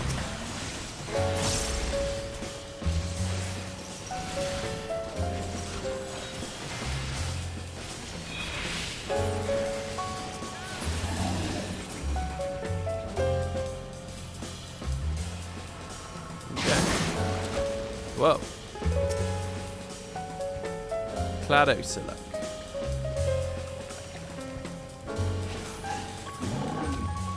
So far, I have to say, by the way, it feels like this dungeon's had plenty of expansions and stuff to it. It's just optional post-patch dungeons, is it, that they cut away from?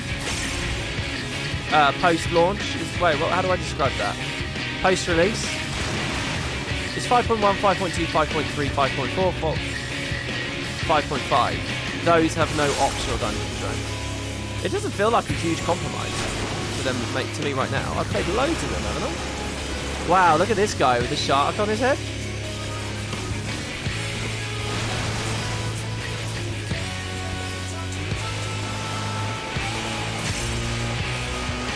I think that's fine, isn't it? Are people mad in this game's community that compromise was made? Oh shit. How was I supposed to see that he was coming back to the...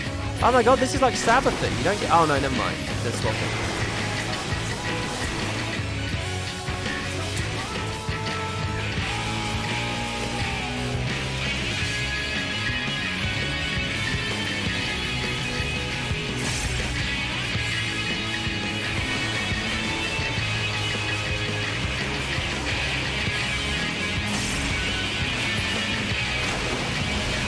Jesus, how am I to know?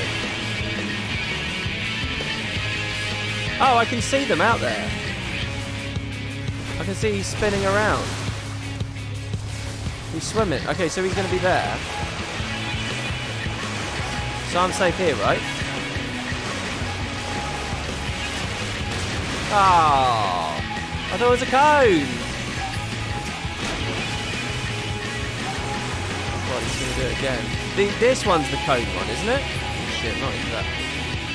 He comes up like a cone, I'm sure he does.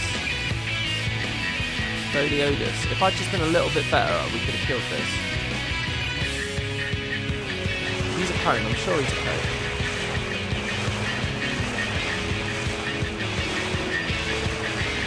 Yeah. Okay, so one's a cone and one's a like AoE thing. Biolysis.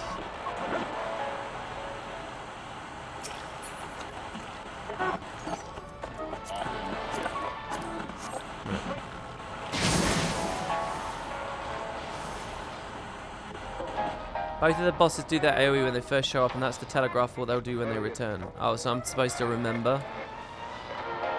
There's just no way you could know that first time through. Wow, look at this place. Did you know that the original Halmurat, a man lauded for countless advancements in the field of phytobiology, was an avid landscape gardener? He was famed for botanical labyrinths of intricate design, the foliage of which he sought to protect from voracious pests with the inventive application of creation magics, a recreational project said to have led to the evolution of the world's first carnivorous plants. Students of his research later expanded upon those early techniques and successfully developed an extended family of ambulatory flora. If you too wish to set down roots in this fertile field of study, hearken you to the words of Halmurat and submit your application to the Academia. Yeah, this is basically a society acting as gods, right? Phytobiology is the scientific study of plants, right?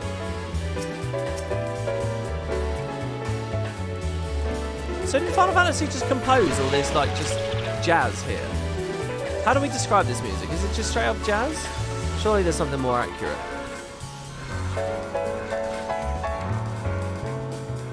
Do you compose jazz? Jazz is playing with the art form on the fly, isn't it? You don't really compose it, do you? Or am I wrong with that? Holy shit. As long as I tag enough, they should all... Whoa, that feels good. Whoa, this is quite cool. Get Salted Earth up.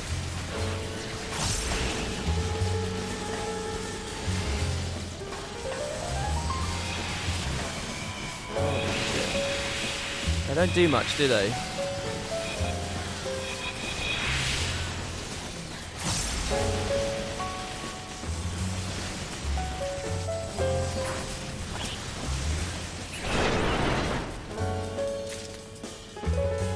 definitely do compose jazz as well. Live, there are just improv parts. Okay. Because I thought the whole idea of that genre was improv and was creativity in the moment.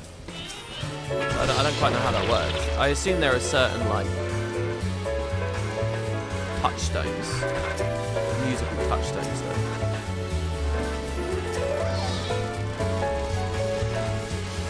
Right. You, did I aggro you, or are you just about over there for no reason gaming?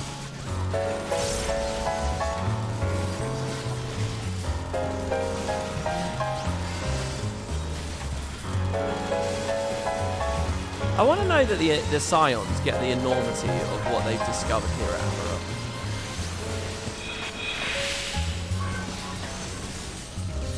I want, like, Urianger or Ishtola to actually be like, oh shit.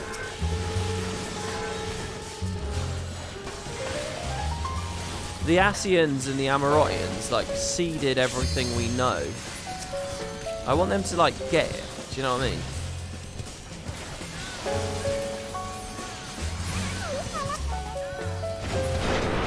Nice. Oh, wow. It's one of these things again. The Marquis Morble. It's like the ultimate Malboro. Lots of Malboro heads all at once. So, oh, they do. They're essentially scientists with PhDs. I know, but I haven't had a scene with it, though. I want a scene. That's what I'm saying. Okay, there's 4 quadrants here. I'm assuming we're going to have some shenanigans here.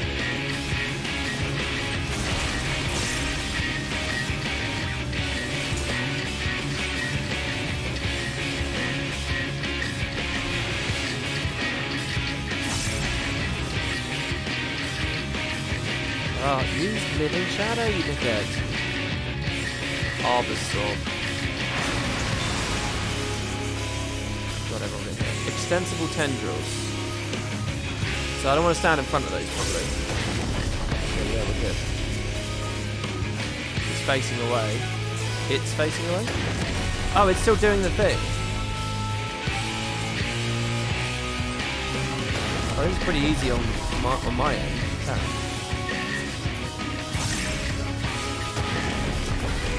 Oh, I failed it again!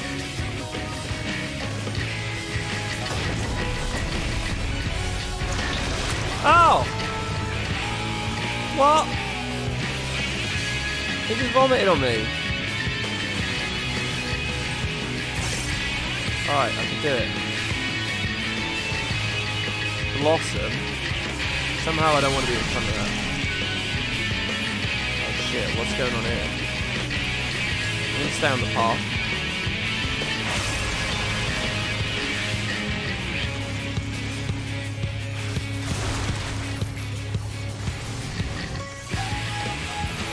Doing the tendrils again, but now some parts of the ground are through. I'll go straight through. Shit. Concussion, I don't know what that does. It's a dot.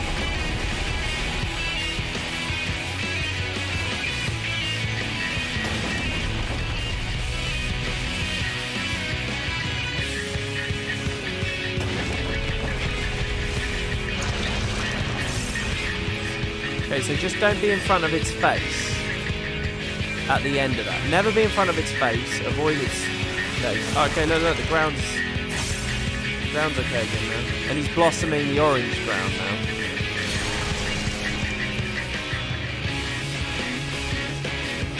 Wow, he's nearly dead in a second.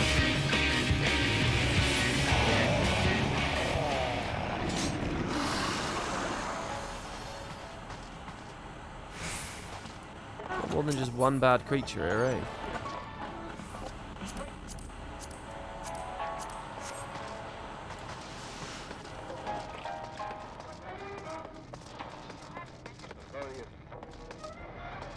So we went through an aquarium, a greenhouse. Oh, are you guys okay?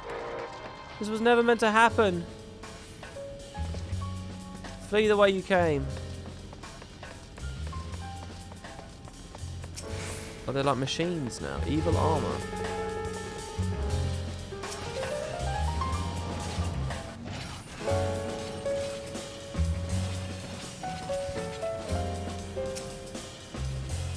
Bandersnatch. Wow, look at those bombs. That's a really scary looking bomb. I'm gonna keep going. Let's try wall to wall. Oh, there's a glyph in the way. This is madness. What will we do? Oh shit, did I not aggro one of them? No, he's aggroed.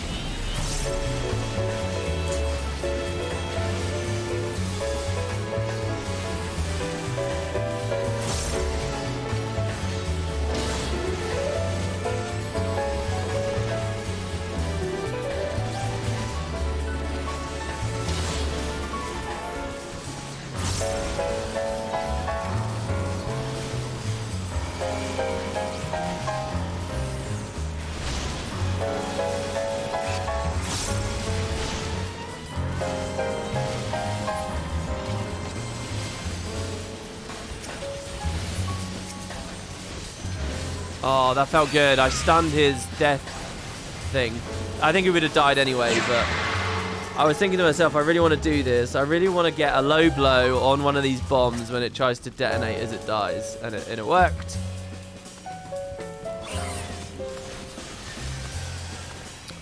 Oh, I do like tagging with this dream. Oh, a research report. Don't let me forget that that's there.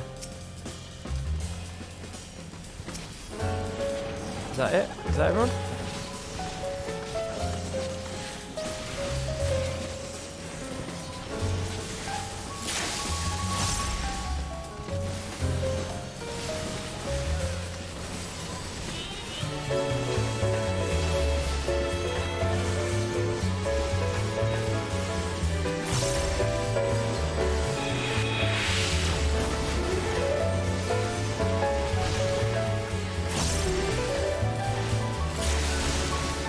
Oh man, this music's like, it's making me zone out.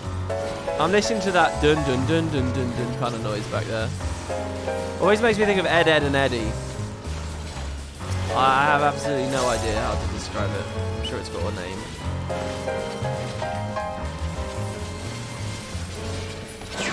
Alright, yeah, the research report.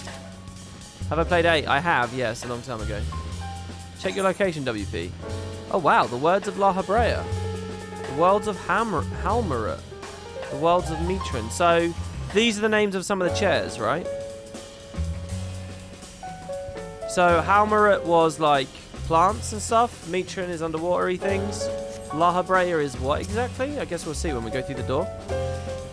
The instances of spontaneous creation occurring in the lands across the ocean are now a confirmed phenomenon. Seemingly unguided by conscious will, these aberrations are said to manifest as malformed beasts of nightmarish aspect and unrestrained ferocity. Okay, alright. Now let me think here. Let's talk about Eorzea's geology.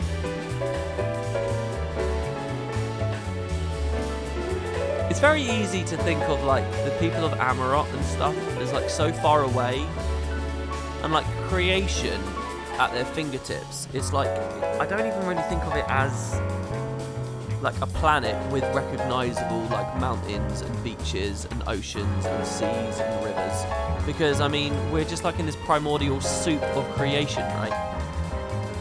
That's kind of how I think of it. But the sundering, the moment of the sundering is like, clearly Eorzea still looked like, do you get what I mean? Like, there were specific species there was a specific appearance, and it got sundered and split into these, you know, the source plus the 13 reflections, but they all look the same, geographically the same. So there is a defined landscape.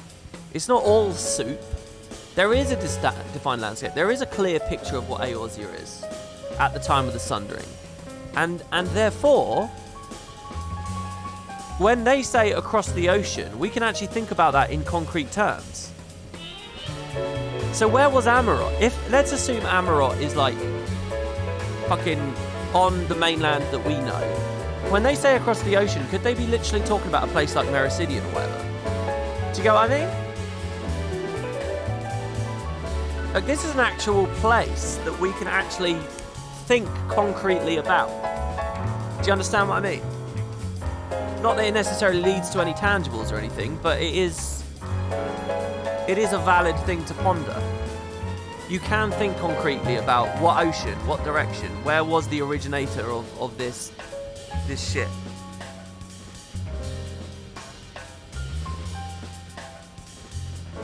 You've read some theories about where the original Amarot is? Oh yeah, I mean, you guys got any ideas? I mean, if it's not like spoilery territory or whatever. Sorry, just stand up to put a light on there. I think the exact same geography is a big assumption. Well, why? Because Norvrant has basically the same geography as our world did, as the source did. There clearly was a very specific geography at the time of the sundering.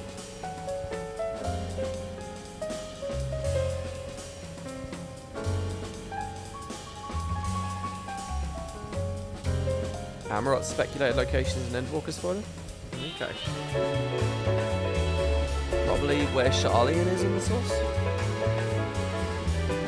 Yeah, obviously the landscape's going to change to a large... I'm not saying it's exactly identical, but it's not A or B, guys. There's a middle ground, right? Not everything's black and white. It can be largely similar, but obviously calamities and stuff can change the landscapes. Obviously time will have its toll. Obviously there'll be... But we're talking about planets. We're talking about continental-based regions here. Sharlayan's northwest. Yeah, people have told me that a lot, yeah.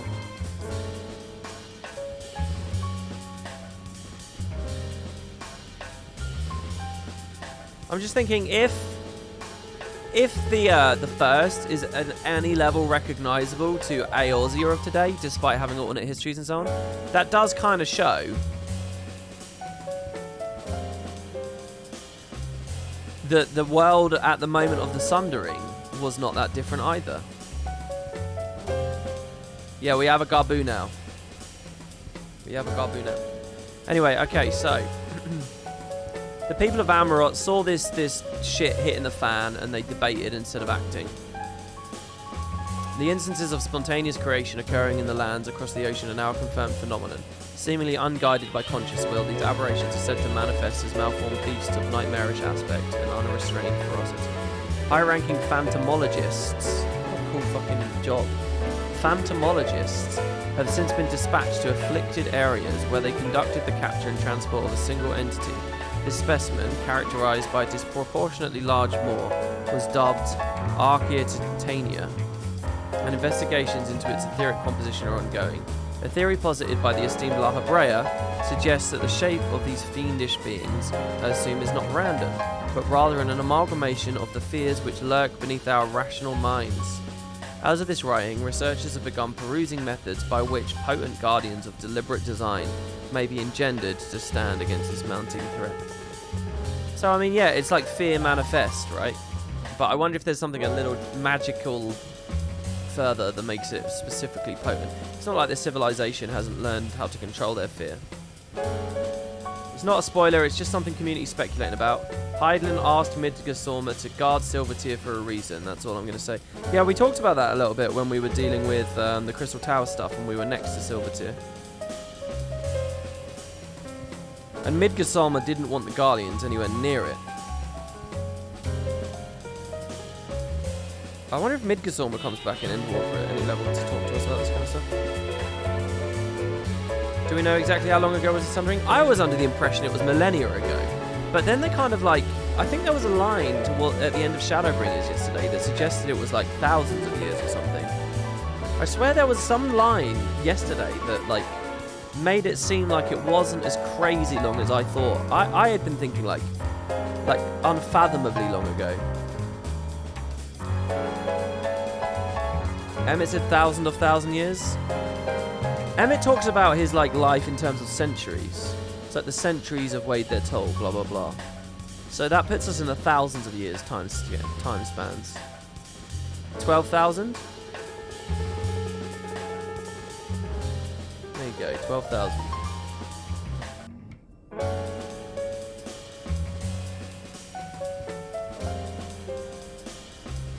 Koji said 12k in an interview. There you go. Design might be engendered to stand against this mounting threat. Right.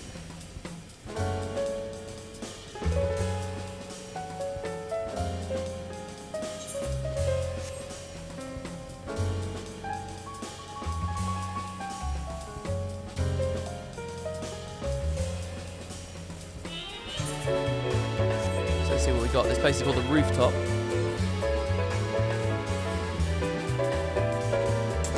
Oh wow, it's an Amorottian.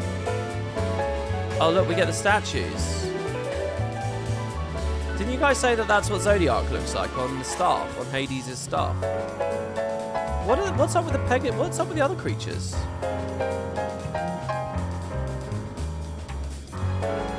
What a cool dungeon.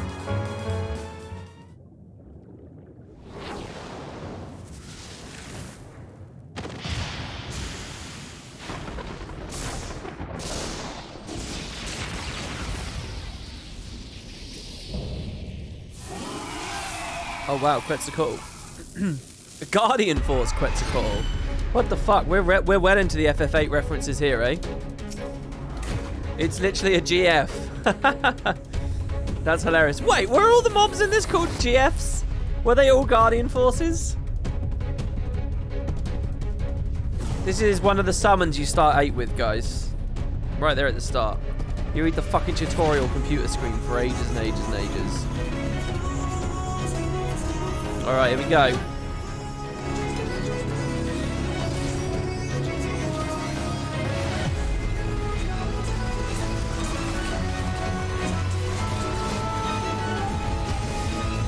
Right, that's probably the tank buster, I would guess. They definitely would have rather... Well, it's coming back now. No? Oh, yes, I think it was.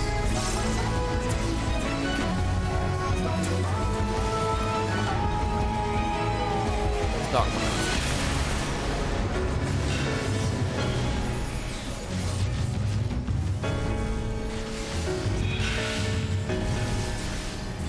Am I just imagining this, but was 8 quite jazzy in its soundtrack as well?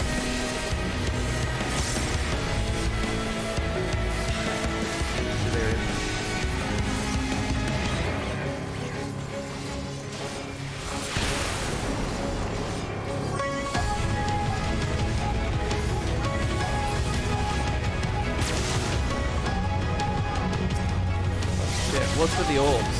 Oh, fuck. Winding current. Do I have to get through them? Oh, I don't know what to do. Oh, shit. Oh, shit. Blackest night? Should I have just been confident and charged through that shit, or what?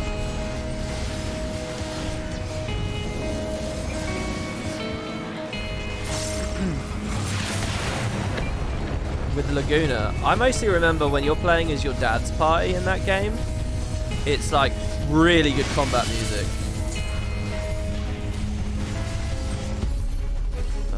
Reprisal. Start saving my mana more. Don't mind.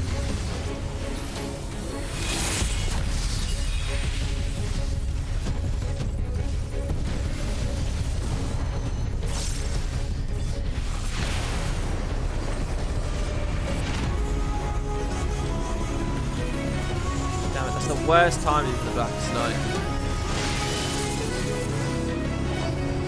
You never want to see a ground telegraph when you trigger that thing.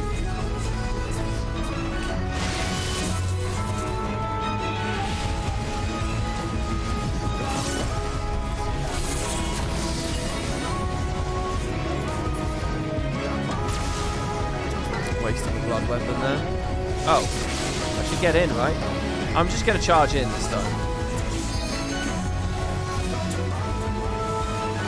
Wicked LB it as well, right? Got LBTT, he's low. I put Dark Missionary on everyone.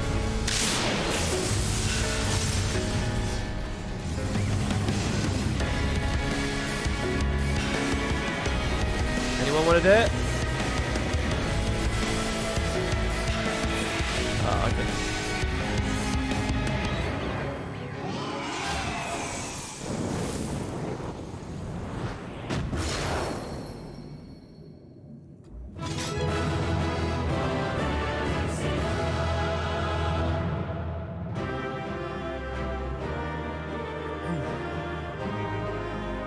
So it was a sound, was it? It was a sound that started driving them crazy?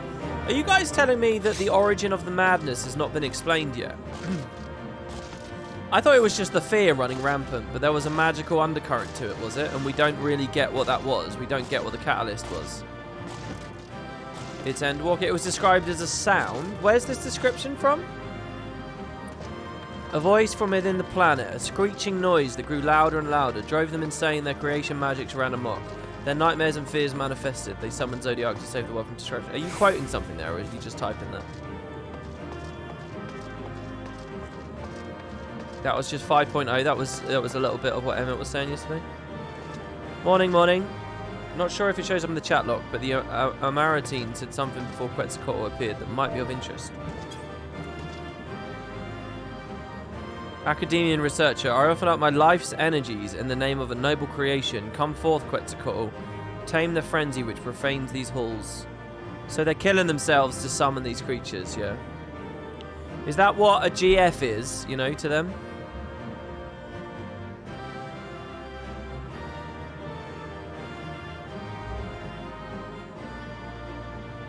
La Habrea suggested the shape of the fiendish beings is not random, but rather an amalgamation of the fears which lurk beneath our rational minds. Right.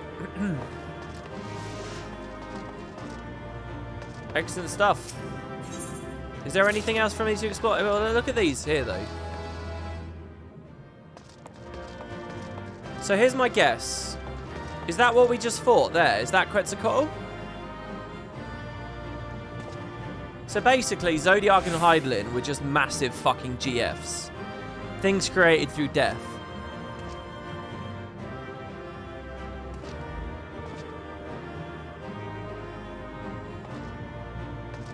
And it's essentially primal stuff as well.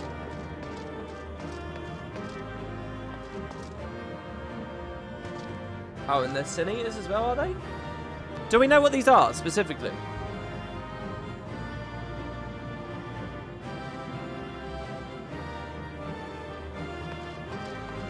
And there's some on the left, some on the right. I'm wondering if one is a representation of Zodiac, the other is a representation of Heidelin, but I don't know.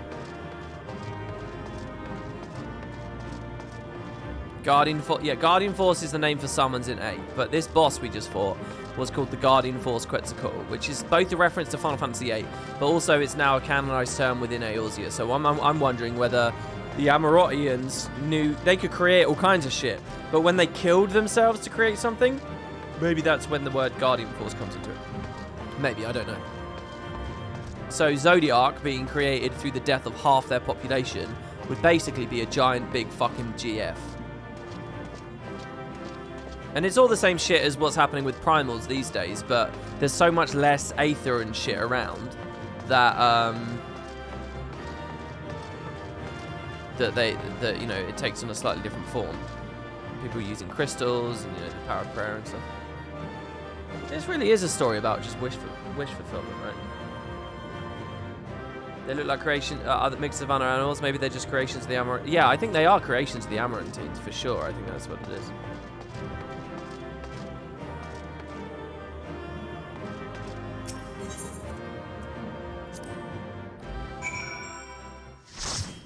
Some of the greatest feats of ancient creation magic required one of their own to sacrifice themselves so that the infinite amounts of Aether could fuel it.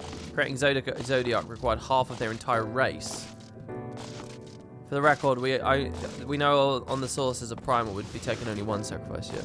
Well, like Shinryu was the death of all the people at Baelsar's wall.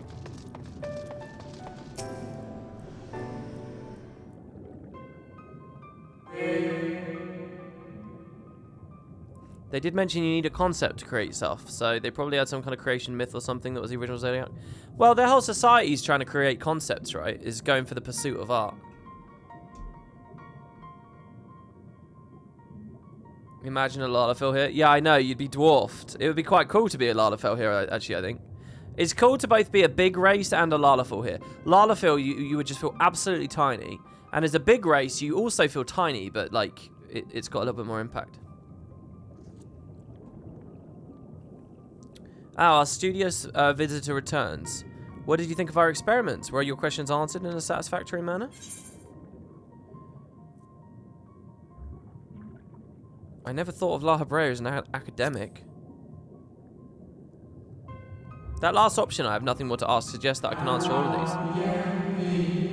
Oh my yes, there are a few who can match his knowledge and expertise in the field of phantom creation. You passed through the words of La Habrea, did you not? I imagine you found the research material there to be of particular interest considering the purpose of your visit. Was there aught else which piqued your curiosity? I shall endeavour to provide you with answers to the best of my ability. The scholars had turned into monsters? What you witnessed would not be have been transformation magics. 'Tis more likely you observed the results of our research into advanced creation. Shape-changing is a temporary effect at best. Creation, on the other hand, converts one's life energies into Aether, which can then be expanded to bring a well-constructed concept into solid reality. By combining the Aether of many individuals, we can theoretically create entities of even greater complexity and grandeur, the methodology of which is the focus of our current experiments. Was there aught else which piqued your curiosity? I shall endeavour to provide you with answers to the best of my ability. The experiments had escaped.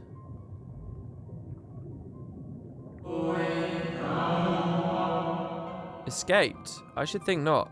The Academia boasts the most secure facilities and research protocols of any institution on this star. Ah, but they were scheduled to conduct research on those samples we captured from across the sea. Is it possible they were even more potent than we anticipated? Yet, if even that were the case, one cannot dismiss the resourcefulness of our scholars, not to mention the presence of the esteemed La Habrea. Yes, I am certain they will soon have the situation well in hand. You needn't worry your young mind about such things, and do not be discouraged. 'Tis but a pity your inquiries were disrupted this time, but there will be other opportunities to visit. Was there aught else which piqued your curiosity? I shall endeavour to provide you with answers. So I feel like I have nothing more to ask.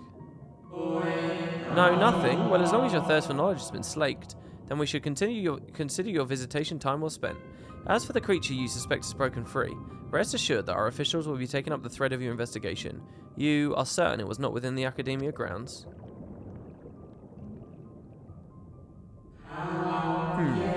If by some miracle Arcatania has gained its freedom. Then what has become of the researchers tasked to contain it? Oh, my idle musings, nothing more. Was there not an acquaintance awaiting news of your progress? Best not keep them waiting in the dark. It seems the Academia has no further information regarding the mystery beast. Return to the derelict and make your report to the overwrought Ondo. So, is this kind of like... This may well be telling how the sickness got here onto this continent, into Amarok, right?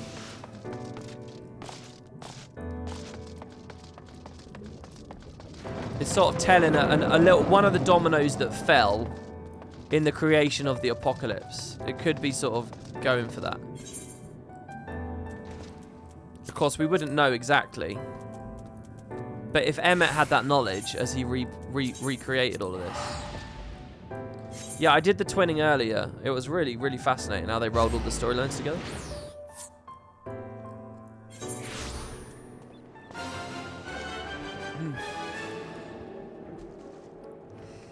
Fun fact, Arcatania is the super fate in the Tempest. What's a super fate? Is that a new Shadowbringers feature, or has it always been there?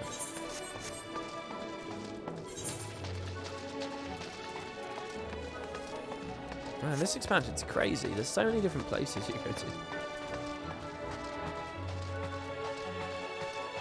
It's like Odin from ARR. Odin I knew of as a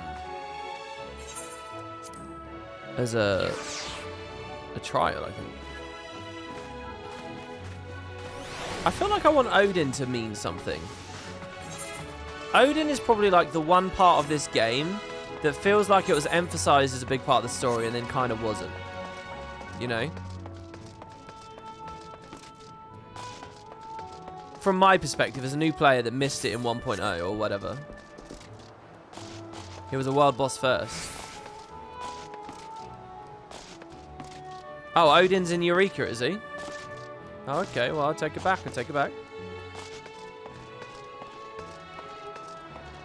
Super Fates are world bosses on the scale of the Shatter and the Claw of Dormag. Right. Should I not play those?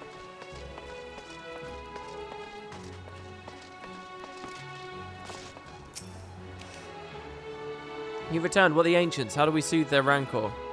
It's interesting to me that they have me speak to this guy outside Yulmore instead of in the other areas of Underwater. You mean the beast escaped? It was not released to torment us, a terrible creation indeed, if it can slip the bonds of the ancients. And yet it is a relief to know that we did not slight the old ones, that it was not our deeds which summoned forth this fiend. I'll swim back to the cups and consult my comrades. We must think on a strategy. Though huge inside, the beast is swift, elusive. My kin will be glad to have your aid.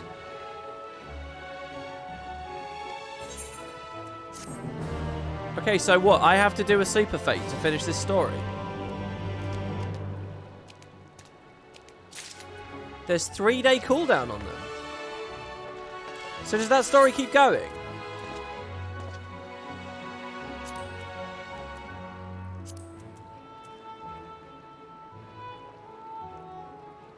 It doesn't keep going.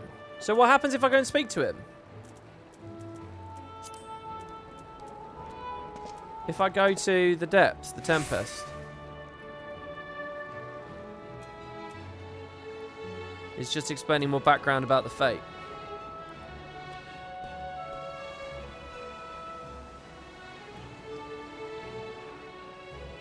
Oh, I see. Okay. Wow. I'm going to go back here just real quick for 1 second. They're world bosses on a 72-hour timer.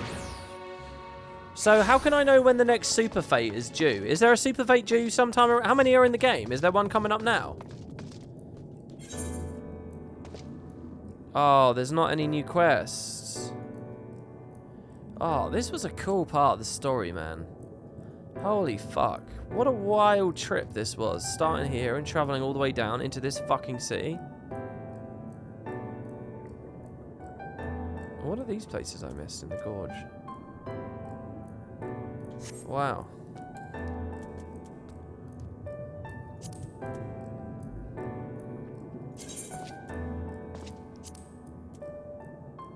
I'm still missing a quest. I guess that's with the Sahagin. And then a bunch of exploration ones. Wow, you guys must be excited about the 4th box appearing here. Okay, so guys, we're going to get started now on... we're going to get started on Eden. I have no idea what that is, but we're going to do that. I also want to do my quest with Faye. So we're going to start the raid series, and we're going to learn whatever's going on there. I think it's going to be the continuation of Minfilia, or Minifilia, or Reen, I should call her probably at this point, and Thancred. I think that's probably where we'll be continuing. There's also this role quest thing, and the final story of the role quest with the Ardbert conclusion, which I really want to do too, but that's quite a lot. So we'll see about that in a minute. But yeah, just give me a second. I'm going to put on the kettle again, and we'll kick it up. So I'll only be 2 minutes, guys.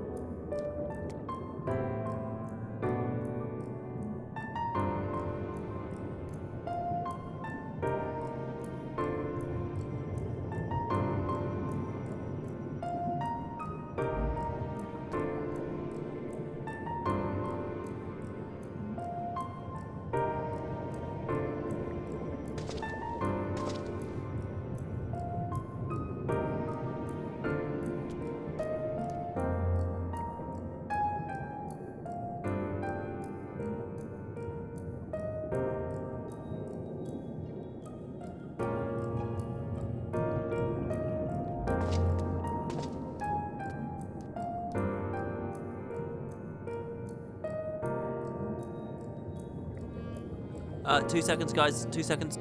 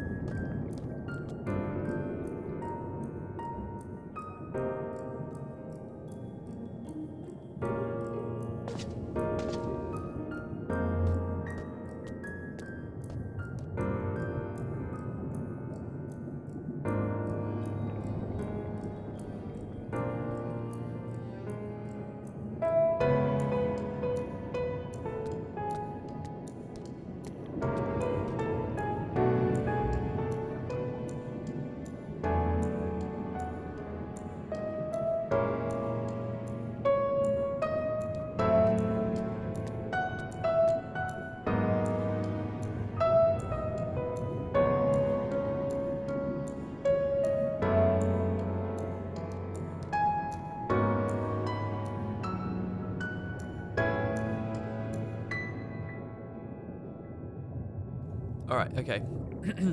Hello. So, what do we do first? Do we speak with Frey? Or, yeah, I think I want to do Frey first. So, oh my god, where's all my things gone again?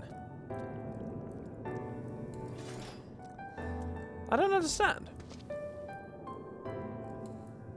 Oh, I see. I do understand. Right. Okay, so,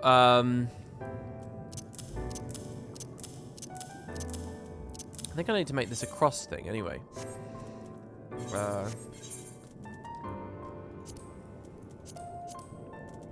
Extras. General. Return. That's free to return, isn't it? Wait, not Frey. What do you mean not Frey?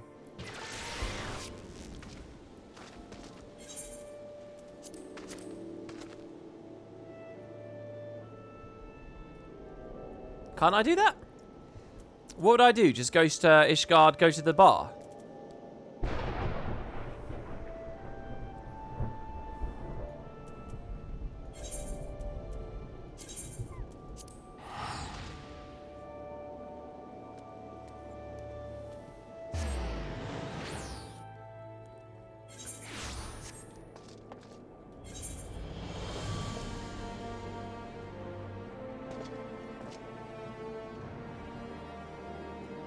No, it's not here. Wait, so have I done something wrong exactly? Maybe? They're not blue quests?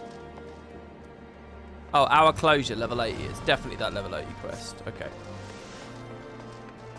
Thank you, yeah.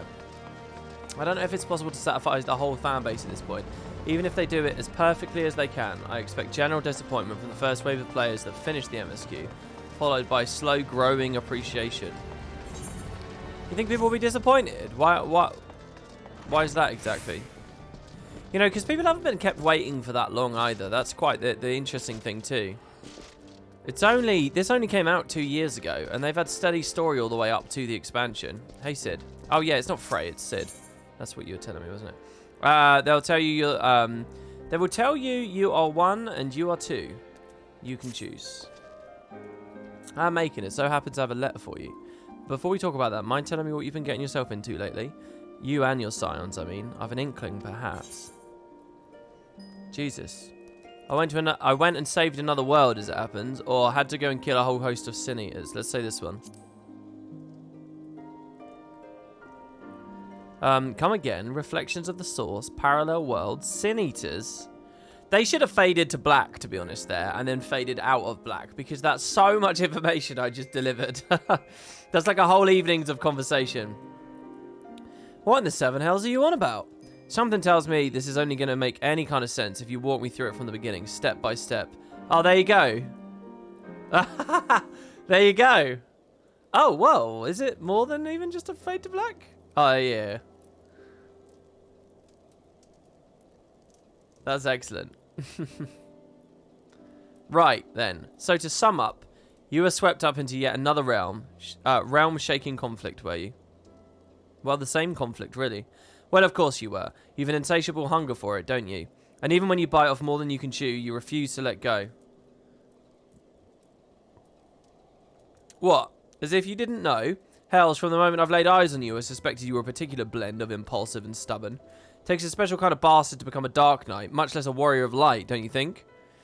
You travelled onto a doomed world and pledged your sword to a futile cause.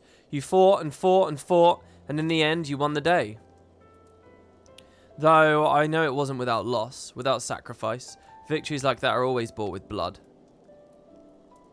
But you and your comrades paid that price all the same. That faraway land and her people live on because you were willing to fight to the bitter end, because you were too stubborn to die. And because of love, I'm sure. Being grim and dark will only get you so far, don't you remember? It's like the Mughals, like Sir Onpain himself said. The flame in the abyss, the love you bear for the ones you hold most dear, that is the source of true strength. Macon could never have made it this far if his heart wasn't filled to the brim with love. It's weird now, because now I don't... Now it's like... It's like I'm a new character now, you know. I don't know anything about... It's interesting. It's like when they're talking about me and my personality and all that. It's like they're talking about the 14th member of the convocation, you know. It's like they're not talking about me. And it's interesting because I quite like it. It's also, you know, all those moments where they're like, oh, how have you become so powerful? How are you so strong? I don't get it. I don't get it. It's like, well, there is an answer to that, you know. If I'm right. I mean, I don't even know if I'm right.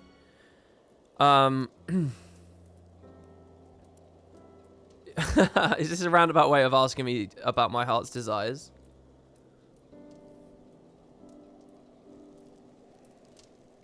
Let's not and say we did, eh?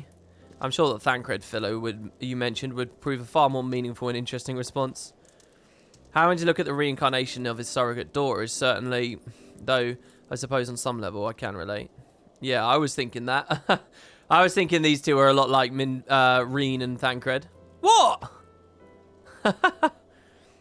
I've not once thought of you as my father. Well, no, I mean, we're not even the same race, so of course no one would ever look at us and assume... What? If you want to put a label on it, then what would you prefer? Master and disciple, manservant and noblewoman? Sid. How about Chocobo's arse and whatever you damn well like? Gods, you can be daft sometimes. I don't understand what she's going on about, actually. Am I being daft too? Hey! Hey! What did I tell you about what did I tell you about calling me that? Children, am I right? Best we give her a moment to cool her head. For now, let's talk about that letter I mentioned earlier. Okay. This looks just like a Guild Wars 2 mail letter, you see? It's addressed to you, but who penned it, I cannot say. It was delivered to me by a young woman of the Broom. Lunny, I believe her name was. She had said she'd seen you with us out and about in Ishgard before and reckoned that if she left it with us, you'd eventually begin to be around to pick it up. Oh, when does the firmament stuff start? Before you ask, no. I have not taken a peek, so its contents remain a complete and utter mystery to me. As for the sender, you have to pester Lunny at Holy Sables if you want to know more. Now, if you'd excuse me, I have an angry girl to mollify.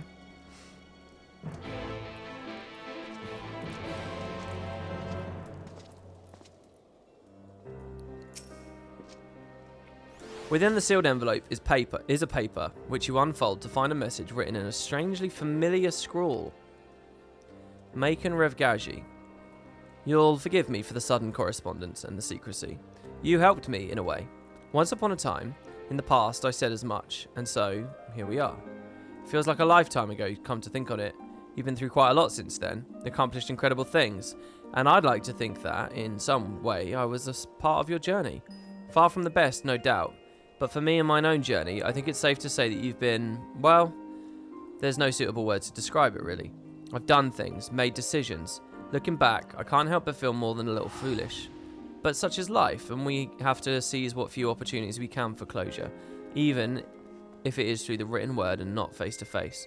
So wherever you are, I hope you're happy, still fighting, still adventuring, still doing what you do love.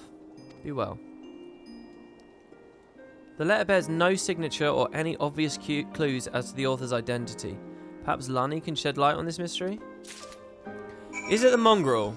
I was just talking about Heaven's Ward and how the mongrel hadn't really been utilised. Oh my god, we got to play with this guy. Fancy yourself a gambler, eh? Let's play. Deck of Kings.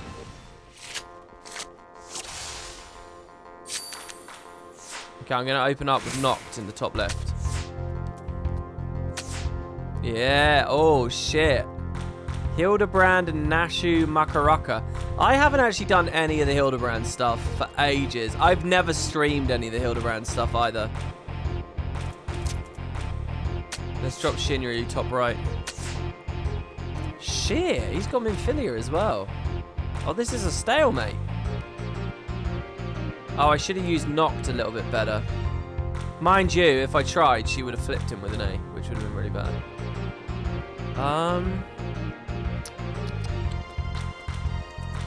The best I can do is this. If he flips it, I'll take it back. Oh shit, he's got a Stinian. The question is, who's going to be stronger? I think Behemoth here because I got bigger numbers on Ifrit's top and bottom. Damn, it's a stall. It's a draw. Right, let's try again.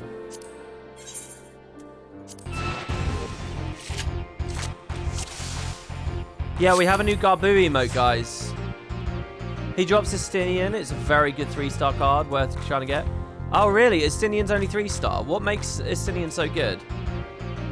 So I'm scared. I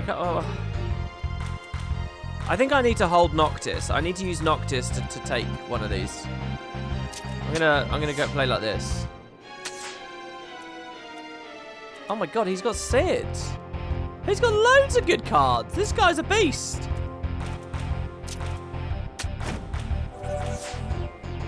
Oh shit, it's Dissension.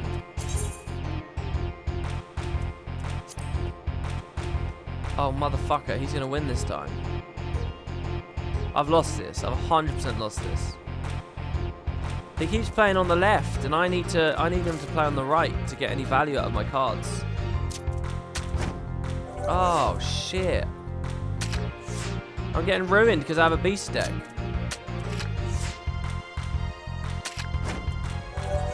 I've lost. I've so lost.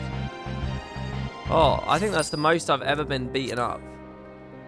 You know, a pint will help it go down easier. No way. I'll come back for him later. Damn. I've never been spanked so hard.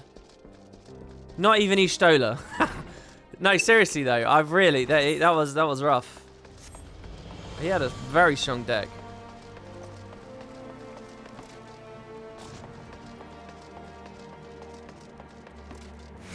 Yeah, it is cute. Garbu's very cute. I choose to believe that Garbu emote is post tempering.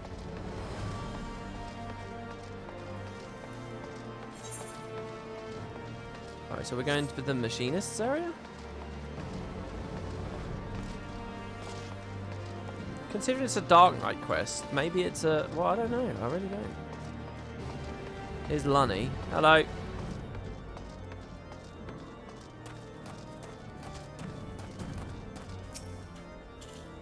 It's you. It's really you. Making of Gaji my hero. Honestly, I never thought I'd get to see you again, much less speak with you. Oh, I'm sorry. You probably don't remember me at all, do you? I'm not surprised. All in a day's work, I suppose, saving silly little fools like me. I know it was so long ago when you rescued me from those temple knights who were trying to take me away from my grandmother. I still remember it like it was yesterday, though. You swinging that big, great sword of yours. That great, big sword of yours. Bellowing all kinds of terrible threats and sending them running. I'm sure you might say you overdid it, but thanks to you, my grandmother and I never heard from that lot again. And ever since Sir Emmerich and his allies came into power, we have a lot less of that trouble all over. But let me guess, you didn't come all this way just to see me, did you? No. Here, who wrote this? The letter, huh? I thought so. It wasn't me who wrote it, I can tell you that much. I got it from a knight I befriended after tending to his chocobo a couple of times. Sir Patronade? He said it was to be delivered to the hero of the Scions, a peerless warrior with 1,000 victories to his name. After he described your features in detail, it all fell into place, And since I was certain you'd eventually pay a visit to your friends, I offered to take it to them. Anyway, he's the one you need to talk to if you're after the sender. Maybe check the congregation? I mean, that's where the knights congregate, I presume. Okay, so wait, someone gave it to this knight, who gave it to her, who gave it to... Why can't I remember his name? What is wrong with me?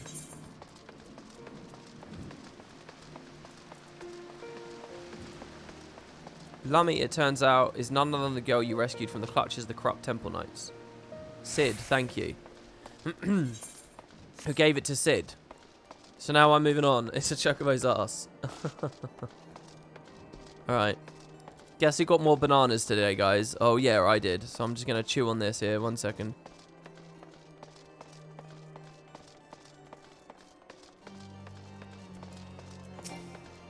Mmm.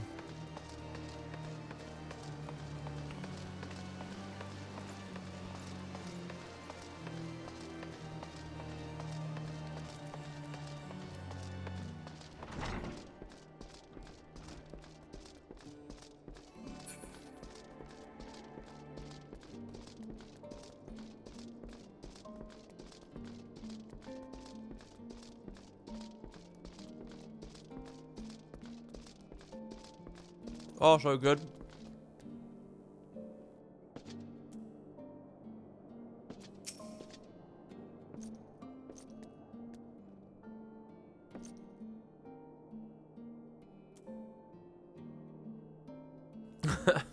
Alright, okay.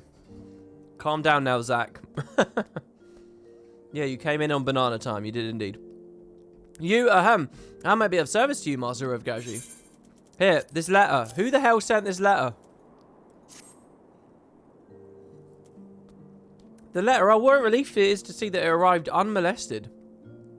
Yeah, and they're sending this letter among all these people. Someone's gonna mess with it. I entrusted it. It was entrusted to me by Aurella of Ralga's Reach. After the battle at the Gimlet Dark, I spent a few nights there, you see. I can only assume that whoever sent it to the Reach had heard tell of the battle between you and Lord Xenos, and how he had been brought to the barber. However, by the time it arrived, you had long since been spirited away to Ishgard. Had Lani not recognized you from my stories, I do not know how I might have seen it to your hand. If you seek the author, mayhap you should pay a visit to the Reach. I know only what I told you, but maybe Aurella can tell you more. May the Fury watch over you in your hand, my friend. Jesus Christ. Okay, so now we go to Ralga's Reach. It's just a daisy chain. It's crazy. I heard a description of one of the Star Wars prequel movies, which just makes the whole movie sound ridiculous. It's about like the Obi-Wan like investigation arc, and isn't the story essentially someone was hired to assassinate someone, but instead of doing it themselves, they hired someone else, who hired someone else, who gave the job to their robot, who chose to do it with a poison or something. Like, it's like, it just goes on and on and on, and that's the movie. It's like not very sophisticated really, but it's this thing then for Obi-Wan to like unpack in reverse.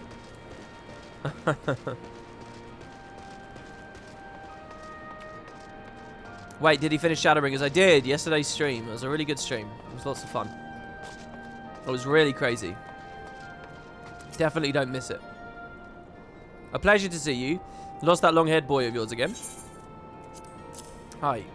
This, for the love of God. This is about the letter, is it? It came with the shipment of supplies from Little Alamigo, if I recall. I can only presume the sender was hoping that the Commander Hex would see it to you personally, but I'm not surprised it escaped her notice given the chaos at the Gimlet Dark and after.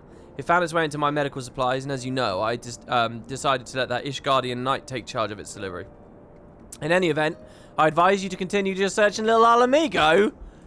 And if anyone there knows aught of the letter's author, it would be Gundabald. What? Who is this? What is this? Just basically, this is just taking me on a daisy chain of all the people I've helped, right? All the little guys. This is unbelievable. Fine, Little Alamigo, where are you? It's going to take me all the way back in time to 1.0. The ultimate errand quest. Come on.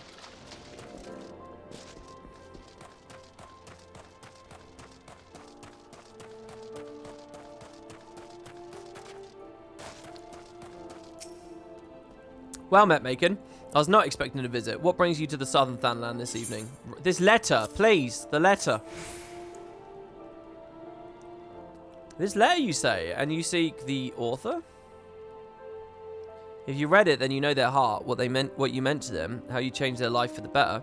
It's a feeling I understand all too well, which is why I agreed to send this letter with the supplies for Ralka's Reach. Yet you were never one to let a mystery remain unresolved, were you? You seek answers, closure, I will not deny you this. At the Red Rooster Stead in Lower Lanosia, you will find a man named Goadherd. Speak with him, perhaps then you will find a measure of peace. Goadherd? This is going to be some random-ass ARR quest that I've forgotten about, is it? Lanosia? How did you get it from a guy in Lanosia? They're not even explaining anymore. Wow, there's not even like an aetheryte near there. I mean, I'm happy to go to Lanosia. I spend so little time here.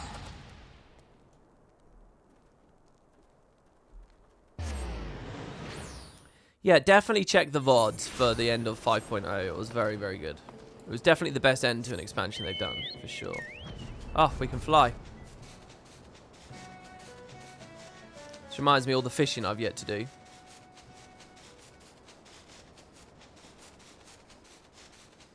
No, I'll do the quest no matter how dull. Yeah, it's like when we were doing the Rabanasta stuff, right?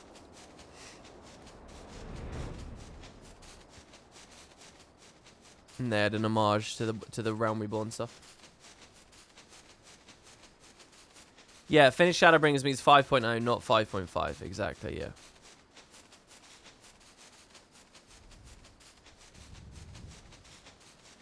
The quest for the bacon bread and the quest for the wine as well. Complete fishing before I move on to 5.1. I am really looking at this. I'm like, I got to get back on that. The thing is, I'm not playing the game off stream at the moment. And when I'm on stream, I feel like I need to do the story stuff to keep people entertained. Hello. Oh, gods, it's you. But why? Why are you here? Hi. You really don't remember any of it? The Kakuran bandits? A certain merchant who may have overstepped his bounds just a trifle? You were a right bloody mess when you returned to Dry Docks with my wares, and I do mean bloody. I say, is none of what I'm telling you ringing a bell? Really? No, it's not. This is genuinely, this is an ARR quest, is it? That I did ages ago. Not even the part where I refused to thank you and demanded you pay me restitution for the property you yourself returned to me. Oh! Was he? I think I do remember a dickhead around here. Oh, it's one of the first Dark Knight quests, is it? And Frey gets pissed at him. It was the very first Dark Knight quest. I see. Well, seeing as I've already confessed, I may as well reiterate. It was me. That was just the beginning of my bad luck, as it happens. A string of bad decisions left me in debt to some very unforgiving fellows. And before I knew it, they'd taken damn near everything I owned. I was friendless, penniless, hopeless. And let me tell you, running afoul of the Warrior of Light had not done me any favours either. There was a time when I couldn't help but blame you for all my misfortune. And then one day, when I was rummaging through my meagre possessions, I had an epiphany. I stumbled upon a package from that shipment you recovered for me, that ill-fated day. Flower bulbs, stained with the Kakuran blood, but viable for cultivation, still brimming with the potential to grow and thrive. Before I knew it, I was cradling the package to my breast, sobbing and moaning like a mad fool. For a fool is exactly what I'd been. I had been offered a kindness without let or lien, and instead of thanking this generous hero, had spat in his face. So I left that life behind, save for the bulbs I brought here with me, apprenticed myself to the botanist, and resolved to start anew. And wouldn't you know it, the stubborn little fiends finally bloomed for me. I suppose it's only fitting that you'd show up again that very day. Oh, it's the exact, what a coincidence. I've lived thousands regrets. I've a thousand regrets, but none greater than how I spoke to you. I say this not to beg your forgiveness, but to tell you how you've changed me for the better, and to thank you for the opportunity. Well, no worries, man. I do, because I remember, right, the early Dark Knight quests, you're doing all these errands for people and getting no appreciation. And it's all about how, like, mad you are over it, right? I do have one request, if you're amenable to it. I pray you accept a flower, one of the precious few that's bloomed. A token of my heartfelt appreciation for my personal saviour. Admittedly, this particular breed is perhaps best suited for funerals and farewells, but if you'd rather not keep it for yourself, perhaps there's someone else who might welcome it?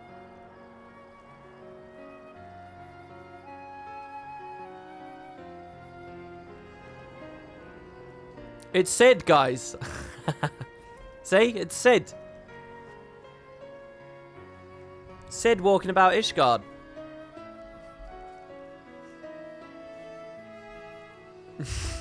Sid's dad. Look, I fucking believe that Sid's dad's going to be doing something. We'll see. I'll see you in the Bosja story. Someone else indeed.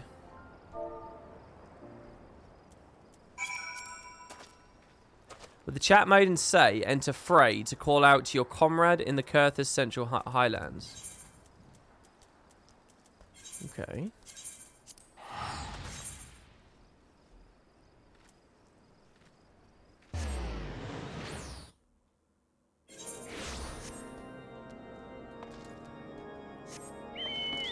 Oh man, being back in these Ishgard areas, maybe I did just underrate it a little bit.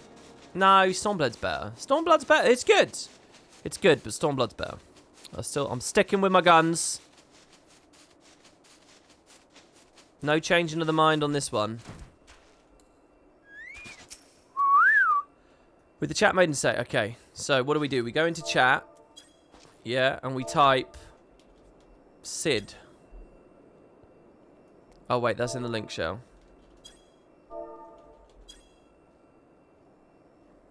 It doesn't seem to have worked, everybody. Wait, I have to do it in quotes? It doesn't seem to be working. I don't understand. There is no response. Yeah, there can be no answer but this, can there? So let us wait for a time, you and I, in the cold and the snow, in the dark. Try Sid's dad.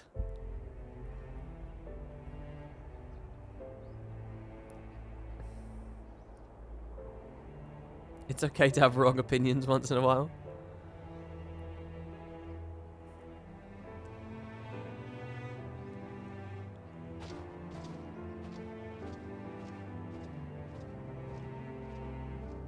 Is there another Dark Knight quest in this story next X-Back, or is this it? Is this the end?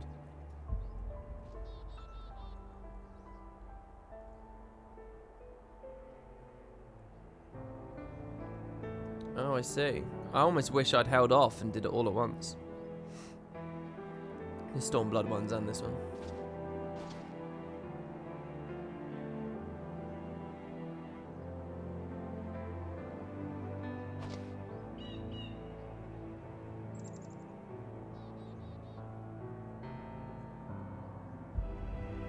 Oh yeah, I needed to do Stormblood earlier for the Blackest Night.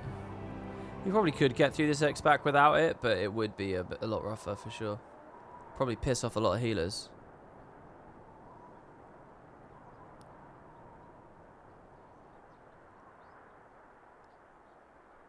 This was the outpost where I went a bit mental, isn't it? Clever, clever, clever, or are we just playing it by ear, no matter? I wanted this once, more than anything, a chance to speak and be heard. But neither of us needs it anymore, and if we were to look deep within ourselves, we'd realise that we never did. Do you know what would have been good if old Macon was there? My pre-Fantasia'd Macon? We are the stories we tell ourselves. The brave hero, the tortured soul, the altruist, the pragmatist. They will tell you who they see, but you and you alone know who you are. That resonates with me a lot. For I speak only for myself. If you find comfort in my words, they are yours for the taking. But that is your choice, now and ever after, as it always has been.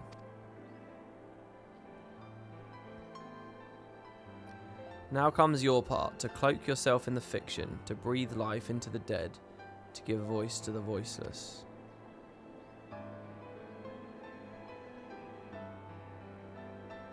As we did together that day when you gave us our answer. Was it ever mine?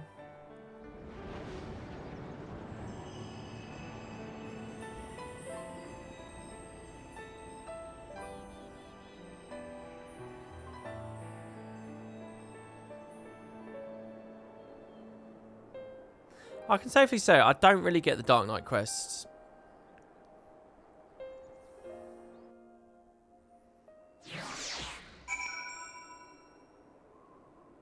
Also, he had a different sword to me. Alright, hello Sid. I'm coming back one last time.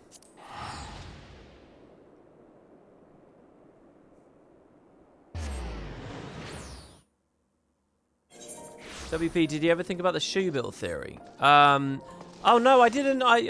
People told me that after 5.0 I could hear it, but then so much happened we didn't talk about it.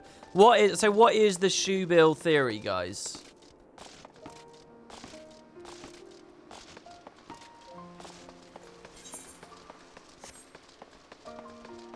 I'm quite interested in the monk one though. I'd love to catch up with them and see how the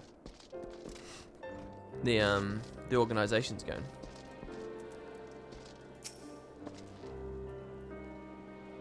The theory is that it's Emmett watching me.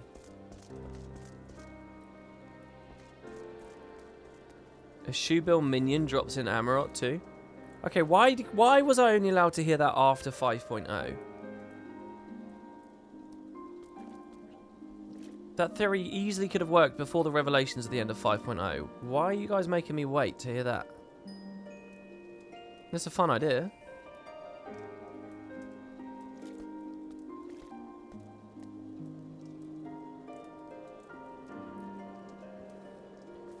Wait, female and male characters have different alternate stance for some of the classes. Only females do the swording ground pose. Oh, really? That's weird. Amarot is the end of 5.0, though. What?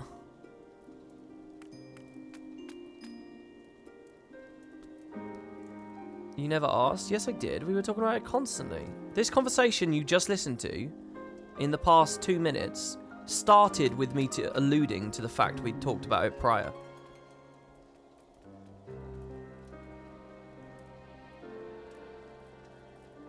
Because people are stupid when it comes to spoilers in this game? Yeah, what? Why didn't you guys just tell me on the numerous previous conversations? Oh, because a shoebill shows up in your room after he is dead. Okay, that makes a little bit more sense. So then if that theory's real, then the theory is that he survived. I guess they also just wanted to tell you where it drops.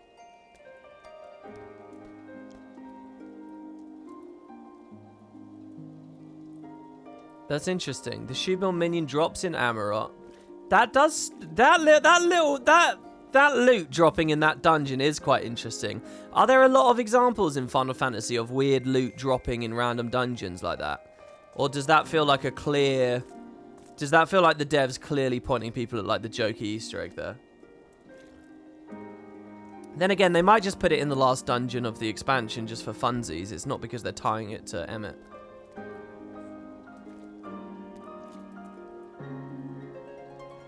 The final Stormblood dungeon is the only dungeon that drops a mount. Which mount was that?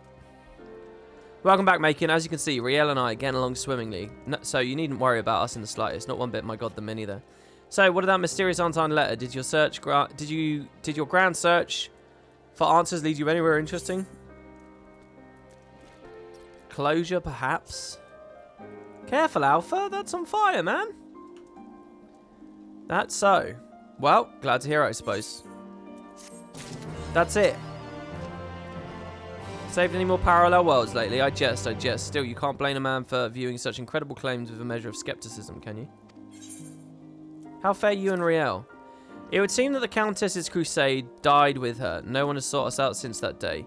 Even so, I do not expect these peaceful days to last. So long as there are those who prey on the weak and helpless, there will ever be need for knights such as we. But I worry for Riel. I cannot abandon her, yet would not have her be a party to what will come. This isn't new dialogue, is it? Her walk the path, but she's just a...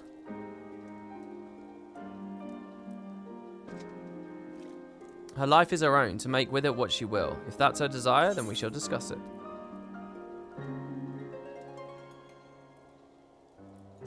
Right, nothing. You should go read the quest journal entry now that you've finished it. Class and job quests. Discipline of war Job, quests. Dark Night, Hour Closure. After sparing a few moments to chat with your extraordinary adventures in the first, Sid informs you that he has come into the possession of an anonymous letter addressed to you. Out of respect for your privacy, he's refrained from opening it. It's crazy. This is what fucking blows my mind about this game. That you've got all... They just type and type and type.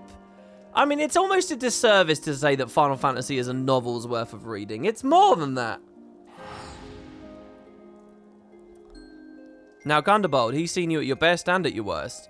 He's seen you when you were 1 and when you were 2. He could tell you someone else wrote the letter, if that's what you'd like to believe. It'd be a turn, sure, but we've seen stranger things. Or he could continue to regard you with that same mixture of concern and fear that bubbles up to the surface when the topic of us comes up. And say nothing of the sort.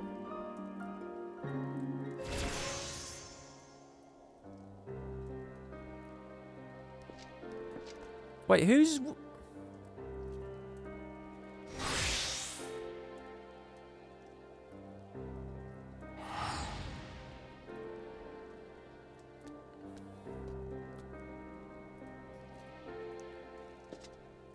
This is my alter ego writing this.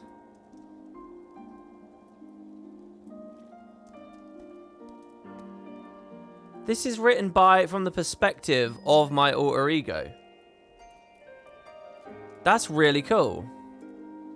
You have a search to continue. Sir Patronate, and you'd think it's like, you know, the hand of the writer, but no. He, like you, had been injured at the Gimlet Dark, and so he spent some nights there convalescing in her care. If further answers to be found, it will be at the barber. Do you remember Sir Patronade? I do. Not by name, of course. He didn't have one when the tower fell. But that's how these things so often go. You do your bit, only later to fill in the gaps, to piece together the picture in distant hindsight. What will your legacy be tomorrow, and the day after, and the days after that? After clarifying that you had not come to search of a lost child yet again, Arella explains to you that the letter came with a shipment of medical supplies from Little Alamigo. She can only assume that the author intended for Commander Hex to take charge of it and deliver it to you personally. And so you departed for southern Thanalan to retrace another leg of the latest journey. And Arella's just another step on your own journey. Will you remember her? What about the names in her ledger? Conrad Kemp? Mifrid Noard? Ah, but they were doomed from the first. A part of you whispers. Inevitable deaths on the road to a foregone conclusion, saith the hardened heart. In retrospect, you'd be wrong, of course. It never had to be this way. This world is exactly as we choose to make it. Gundabald, I like this. This is really, there's a lot of shit going on here, like in terms of like the perspective you can end up having playing through a constructed narrative for this long. And they're trying to like re-emphasize that it's not all preordained or whatever. Gundabald regards you thoughtfully and states that the letter speaks for itself, which is why he agreed to send it on the author's behalf. However, if you are unwilling to let it lie, if you still seek answers and closures, he will not deny you. There is a man at the Red Rooster Stead in Lower Lanosia that may be able to help you find a measure of peace. Now, Gundabald, he'd seen you at your best and worst. He's seen you when you were 1 and when you were 2. He could tell you someone else wrote the letter, if that's what you'd like to believe. It'd be a turn, sure, but we've seen stranger things. Or he could continue to regard you with that same mixture of concern and fear that bubbles to the surface when the topic of us comes up, and say nothing of the sort. And you could go to the Red Rooster Stead with the answer of your choosing. See if it's all to your satisfaction.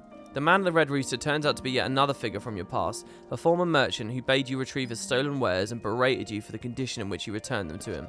I remember this now. I remember streaming this. Ever since that fateful day, his life has been a succession of failures until, while going through his meagre possessions, he chanced to find a blood-stained package of flower bulbs from once upon a time. Thereafter, he resolved to become a botanist and start anew, and as a humble token of his appreciation long overdue, he offers a flower. But it's not for you. Another nameless face, now named, then conniving, now humbled, as well he should be, no. I gave him a right talking to, or you did. Your choice. And after a string of bad luck, he's since turned over a new leaf and found a flower, suitable for funeral and farewells. I told you before you know how the story goes, didn't I? Come and see, Macon, come and see. You say a few words and offer a flower in memory of a memory. Now go and don't look back. It's been a long, strange journey filled with all kinds of ups and downs. Your journey, to be sure, But like I wrote before, I'd like to pretend I was an important part of it. Vanity aye. But how can I not think of legacy now, when we've been to the first and witnessed firsthand the lengths to which man will go to be remembered? I want to believe, I need to believe that this was not for nothing. That I changed you for the better as you changed me. Sid is waiting for you with Riel in the forgotten night when you return. He asks you what you found, what it was all for, and you reply, time to go. I don't know when we'll do this again, if we'll do this again. The little trick you've learned doesn't count, you know. But even if this is our end, it won't change what we had. I love you more than you'll ever know. Be well.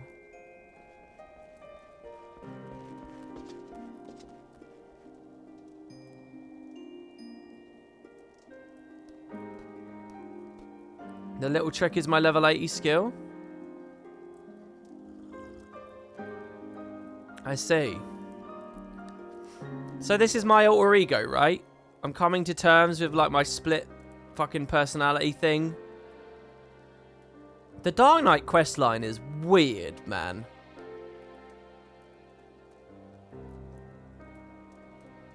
Is there any like detail or like context you guys want to give me that will make me enjoy this more?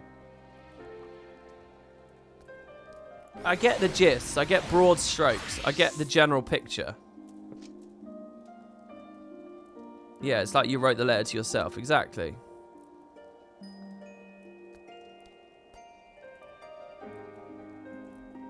I haven't started it on your Warrior of Light, so you don't have mental health issues, apparently. Don't start the Dark Knight stuff. Damn, dude. Oh, sorry. Kopi, are you standing here because you want a link shell from me? I'm going to guess maybe you do.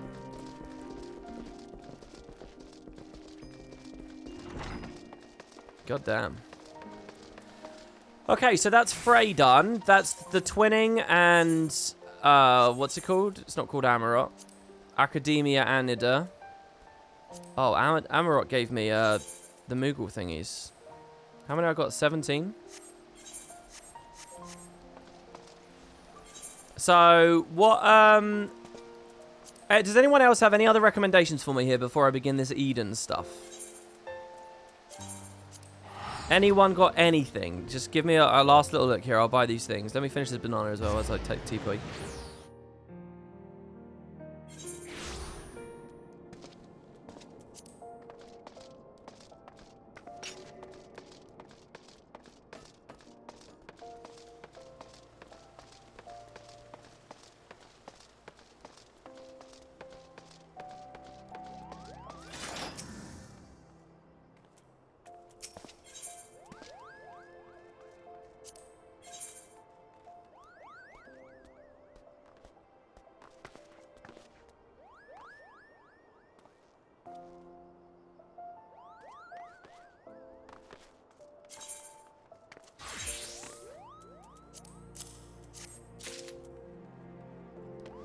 Oh, it feels so good buying these.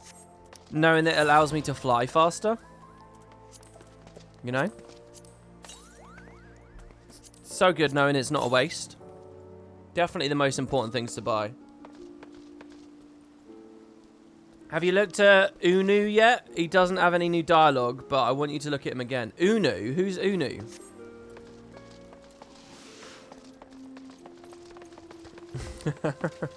Oh, you guys know. I wanted someone to fall into my trap. Oh, Unu Kalahai. Oh, he's got new dialogue. Hell yeah, I'll go talk to him. Dude, absolutely I will. Hell yeah. Wait, you just want me to look at him? Wait.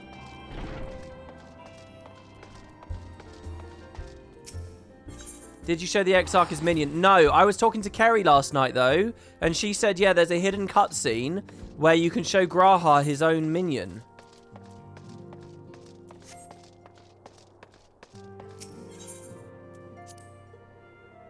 You said he doesn't yet, but he will. You just want me to look at him?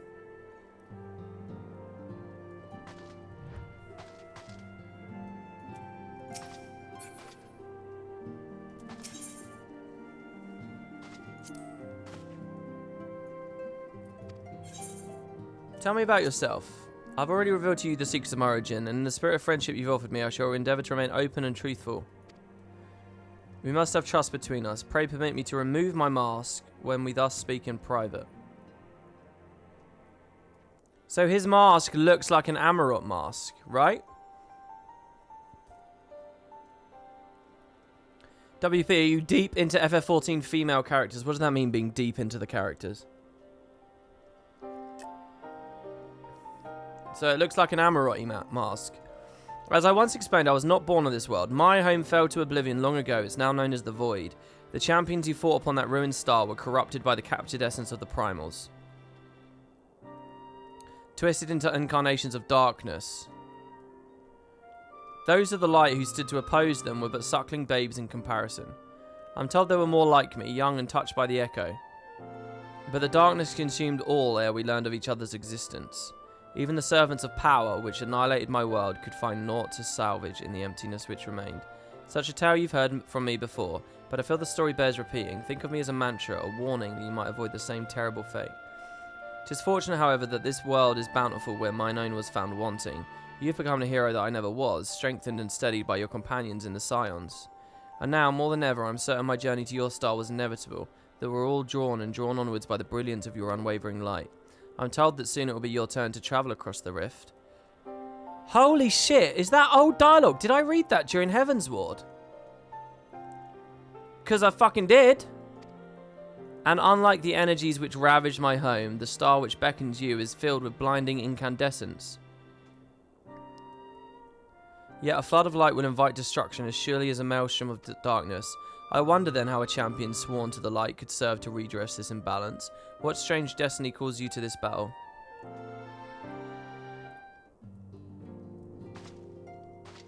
Oh, this was updated after 4.55. Oh, I see. So I did miss that.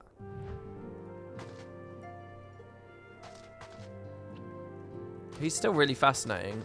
Is he one of the Convocation, though? Or is he like me, and he's like... Oh, maybe he was originally on the Convocation. Alright, now, for role quests... I can't do it, because I don't have the people at 80. Monk is 74.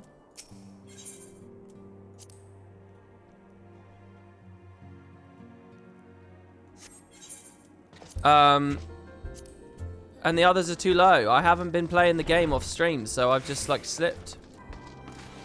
So I literally can't do the other ones. So, can't be role quest. Anything else, guys, real quick? Gloom. Jesus, there's still so many red quests here. When I speak to these people, do I understand what this stuff is now? Phantasmagoria exchange.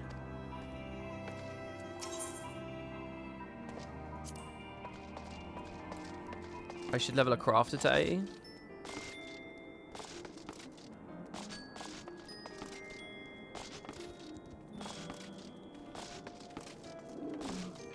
When will I start my Elder Scrolls Daggerfall series?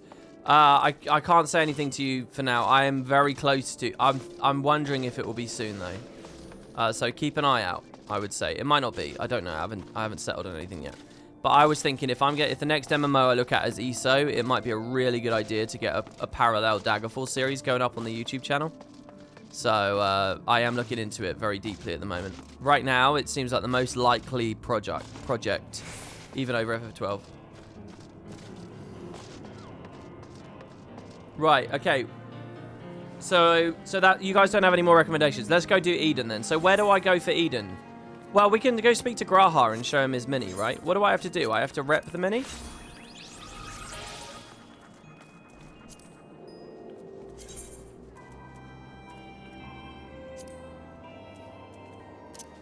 Wind up X Death. Retrieved in the Delta Scape, this full metal automaton is a recreation of a terrible villain appearing in ancient legend.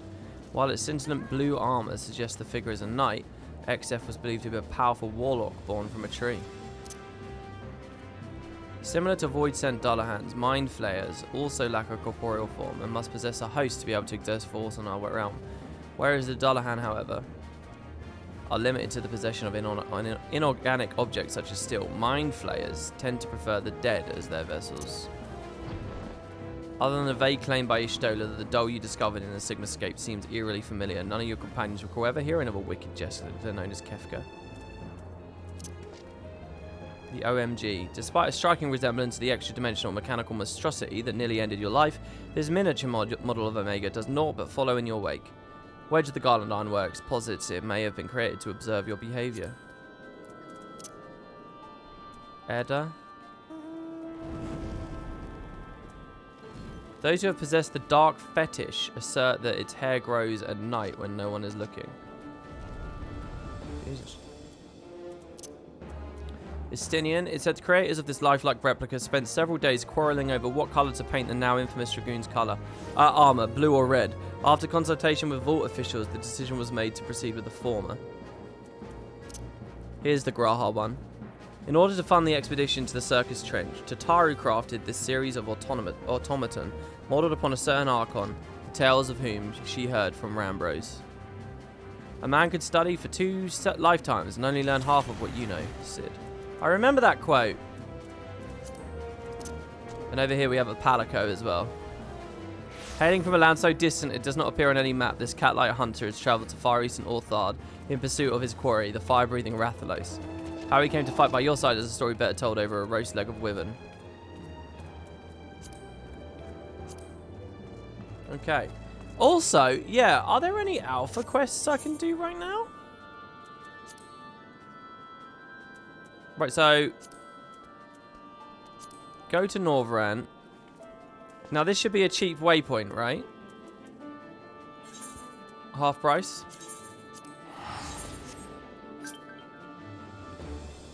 Friend request? Yes, certainly.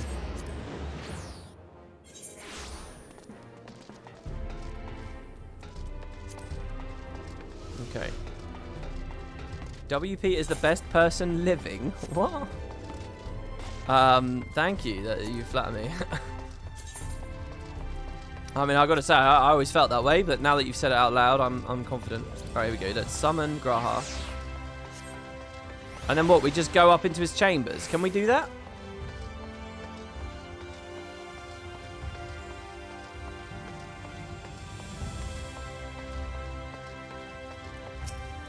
You don't even need to summon him? Yeah, I'd like to go up. So apparently this is quite easily missable if you just bomb on with 5.1. Hello, Graha. Oh, Macon, what brings you back to the first? Another adventure, mayhap? Oh, wow. Okay, ask about recent developments. As to be expected, the recent changes in Norvrant were invariably accompanied by some disarray, but the people have embraced the night with joy in their hearts, and they go about rebuilding their lives with optimism. Your fellow scions have each returned whence it began for them, to lend a helping hand during this period of transition. Alphino is in Yormore, Alisay at the inn at Journey's Head, Ishtola with the Knights Blessed. Thancred and Reen continue to be guests of the Crystarium, though of late they are often afield on some matter or another. I had instructions to summon everyone hither should you return, but busy as they all appear to be, perhaps the reunion can wait a little while. Rest assured, I continue searching for a way to deliver your comrades home, so please take your ease and enjoy some time to yourself. Wow, it really concerns me what might happen in these next patches, like that he might fuck it up and some people might not get back. Show him your wind-up Graha. I noticed, by the way, that 5.0 itself wasn't necessarily sad. This is so cute. He's got one eye of each colour. What in the world is this? Tataru had it commissioned, man. Rambros told her all about you. A gift from Tataru, you say? A mammoth inspired by a certain Archon, created to fund the expedition to the Circus Trench. Passing strange, I never had the pleasure of meeting Tataru. That being the case, I can only assume the idea for the subject matter came from another. Could it have been Master Galuf or Kryl, perhaps? No, wait, Rambros! It must be Rambros! Behind his somber countenance there hides a playful streak. I can fair see him grinning as he imagines how I'd react should I stumble into this mammoth sometime in the future. If truth be told, I know not how to feel when I behold it, but if nothing else, it tells me they're well, Rambros and everyone, and for that I'm glad. That's cool, so it's like I gave it to him as a gift.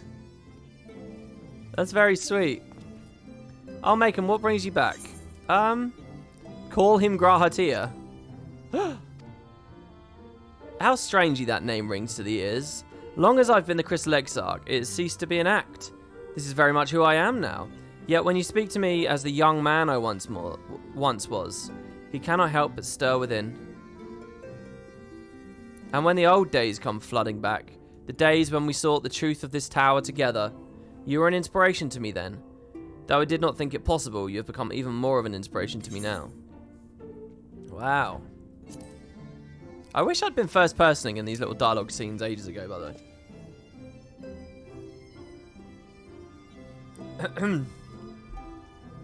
Eden Quest is in the middle of nowhere, pretty close to the Crystarium Aetheryte. Okay.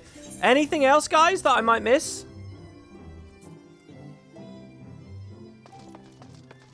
Now that you mentioned Galuf, I remember Grahatia was briefly mentioned on Eureka. Yeah, I missed that story, so I never did that story. We've got to get Alpha back, though. Talk to the Pixie with the blue quest. It's just a small thing, okay. Pixie with the blue quest. Which one? Sights of the first... I guess it's going to be level 80, maybe? This one?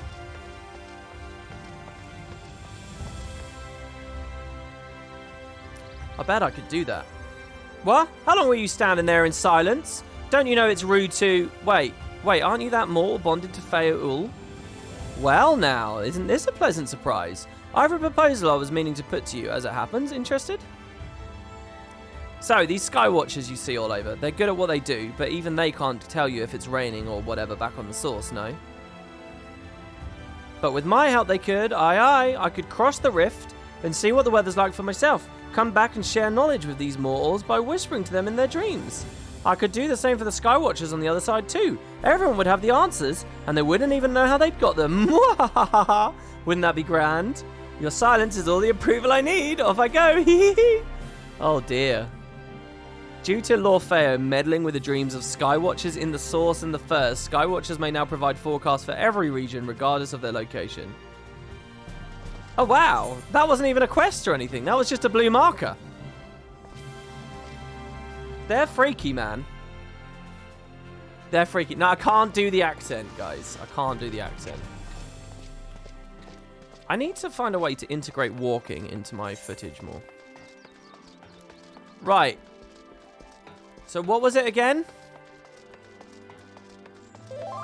Manic Pixie Dream Realm. A job well done. Sights of the... It's got to be level 80, surely. If it's 70... Come here to the Kurthus Central Highlands. Oh, Behemoth. It's so weird. This is a world boss, right? I've actually fought this world boss before. Like, months ago, off stream. I mean, I'll do it. Why not? I'll see what it's like with the context of knowing how to play the game now.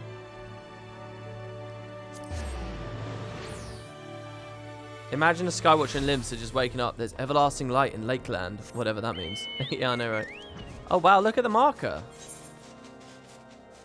So, when that marker's on, that means there's a world boss up? Or did a player do that?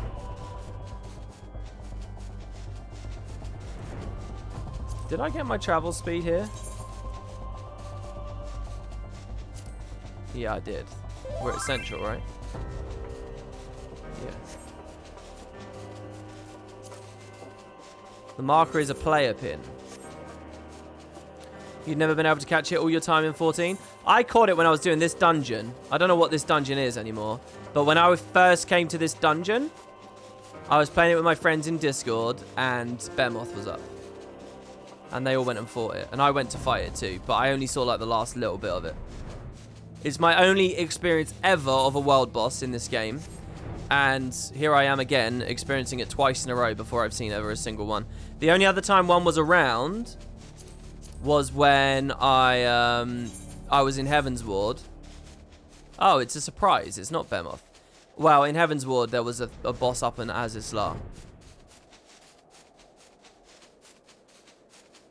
Oh.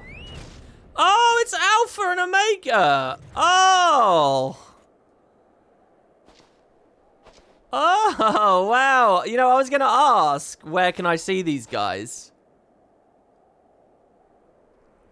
Oh, wow. So how does this work? Are they just always here? It's the real alpha, little alpha. Look at that. Oh, that's fucking cool. I heard that they sometimes appear in the background. You're lucky it took me so long to find them. How long are they there? Are they always there? Or do they... Is it based on real world time? Is it client side? I mean, what's the story? That's awesome. Is there anything I can do with them? Holy shit. Wait, and when was this added with Shadowbringers? When was this added? How the fuck did they find time to do this as well? I think there's an achievement for seeing them in every location. Cool. Where do I... Have I dinged that or what?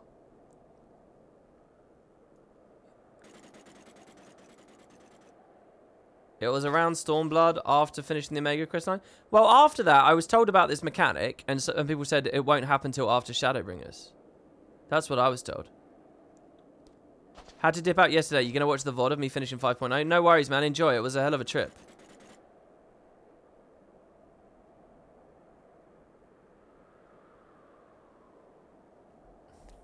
Yeah, it's not just about the implementation, though, is it, guys? It's about the meetings to decide on the idea and how broad scope it's going to be or how narrow it's going to be. It's not just the fucking implementation.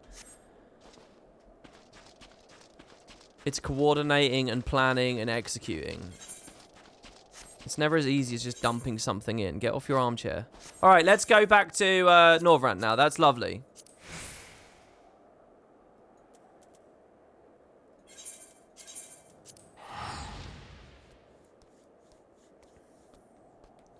Remember how you were talking about stew all the time a while ago? Hey, the game was talking about stew all the time.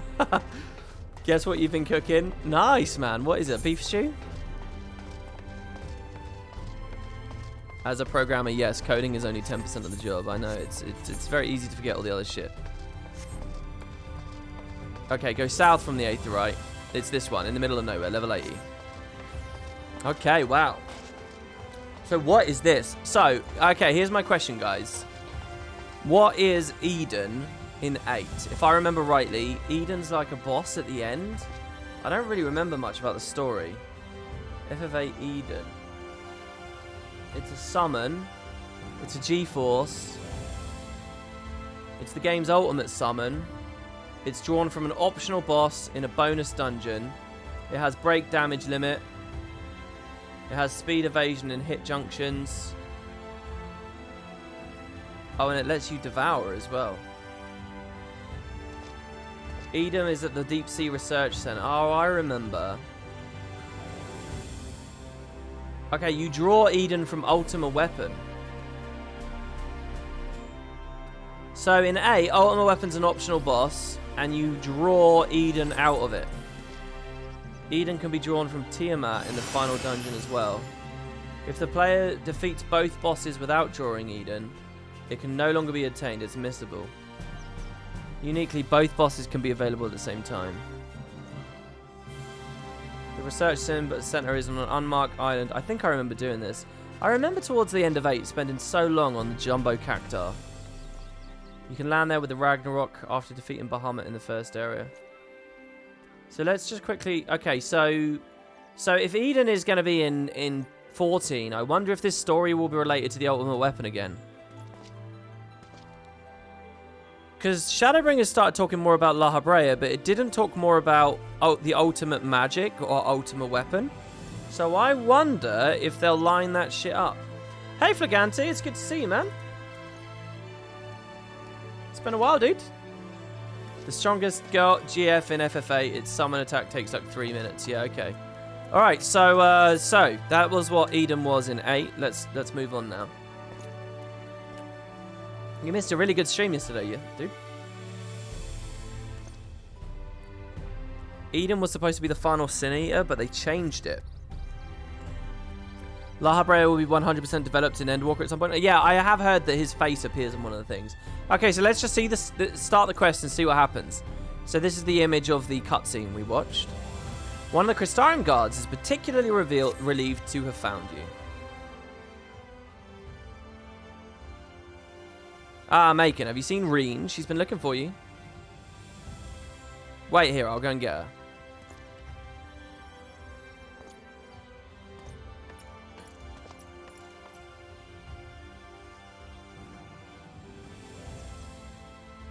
So just for context again, guys, this is 2 weeks after Shadowbringers came out. People could do this. This is the start of the raid series. There you are. The truth is, I need your help. Last we saw, these guys were looking to get over the wall or something. Now, hold on. I haven't even told you what it is yet. So, after you defeated Emmett Selk, I sensed a strange concentration of light somewhere far to the south. In the empty, the lands that were swallowed by the flood. Oh, is that what they call it? The empty. I can't tell what it is, but we have to find out. For all we know, it might even be another Light Warden. That's what I thought in the cutscene. I was like, is there another Light Warden there? Can that be? But whatever it may be, I don't intend to stand by and watch.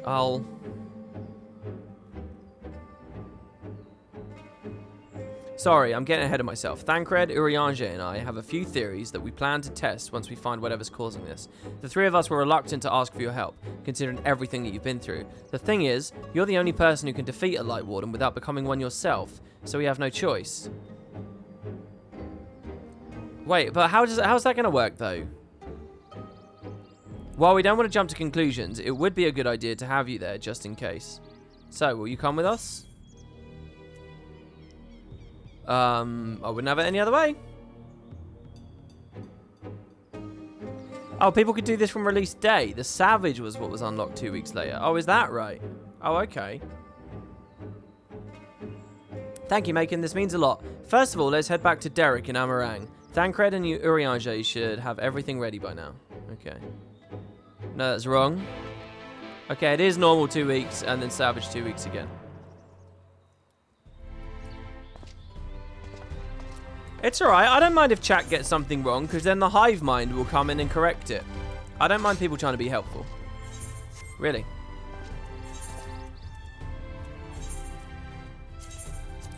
So back to Journey's Head and the wall here. So what are they going to do, though? Because it's not, they don't really add maps with stuff like this, right?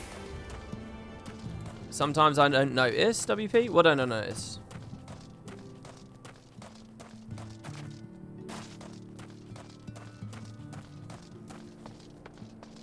Oh, man. Oh, the music.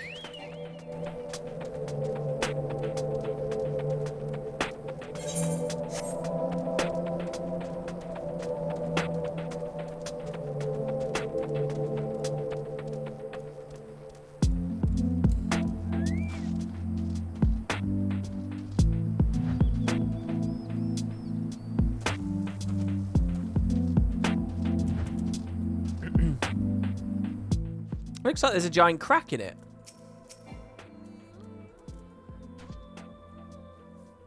Was that crack in there always, or is that just changed now?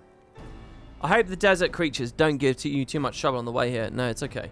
I doubt they posed any sort of challenge to him. Would that I could say that with the same confidence about whatever fiend might be waiting for us out there. Even if the light that Reen sensed turns out to be nothing of consequence, the empty is hardly the most welcoming of places. Anything that could survive out there is not to be trifled with. Moreover, it should be reiterated that the light-blasted wasteland poseth as a severe threat to as any foe we might face. In any event, we are in agreement that this phenomenon doth warrant investigation. Though, for lack of more precise means of navigation, we must needs rely on Reen's innate abilities to guide us. I formed several hypotheses regarding the nature of the light, but speculation is a poor substitute for first-hand observation. There'll be plenty of time for us to talk about it on the way. So are we actually going out there? Is the Sky Slipper ready, Thancred? Ready to take us wherever we need to go? Aye, back again too, maybe, if we ask it nicely. It just occurred to me, guys, that we're about to have 4 big boss fights in a row. So if you guys want to play these with me, time to start logging in, I guess. Though the light have been expunged from Northront, the ambient aether of the empty is still corrupted, dangerously so in fact. The flood of light devastated everything in its wake. The soil, the air, the water, all rendered incapable of supporting life. It is due to this imbalance that the empty remaineth utterly uninhabitable, even a century hereafter. That's why we're taking every possible precaution. Between the aetherometers I've packed and Reen's unique abilities, we should be able to detect and measure any fluctuations in our alignments. According to the Crystarium scouts, a few days out there won't affect us to any noticeable degree, but much longer than that, and we risk becoming sin eaters. Since we still don't know how chocobos and amaro will fare in the empty, we've opted for a more mechanical mode of transmutation. This comes courtesy of the researchers at the Mean, who found it at the Crystal Tower and restored it to working order. Nice, so this is 200 years from the future. It's quite safe, I promise. The person in charge said he had all the parts delivered from the Crystarium should anything break. He seemed quite eager to see what we bring back from the empty, even though I've told him we're not hunting for treasure. I'll introduce you if we have a chance to stop by Maud Sook at some point. Anyway, I think that about covers it. When you're ready to leave, just say the word. Do I remember the cab? Yeah, you were driving this, right? You got me in this once upon a time. During Heaven's Ward, I think, Rocker flew me into the sky for a brief moment. While I'm plotting and Reen's navigating, you and Urianger will be free to enjoy the view and engage in rousing conversation. By that, I mean he can spend the whole time talking at you while you nod in agreement. Although the Flood of Light is believed to have expunged all traces of life from the empty, we must remain ever vigilant. We know not what we will find. Well then, alright, what's going to happen here? Am I going to be on like some flying section or something?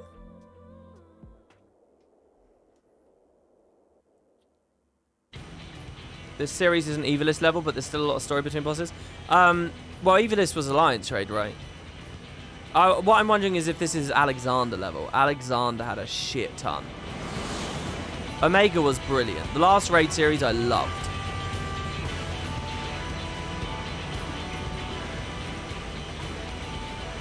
With a name like The Empty, I wasn't expecting much of the way of pleasant scenery, but this is downright depressing. To look on the land swallowed by the flood with mine own eyes, 'tis a chilling sight indeed. Approximately 9/10 of this world are as this, a slate all but wiped clean. Were it not for the warriors of darkness in Minfilia, the whole world would be this. Reen, are you sure we're heading in the right direction?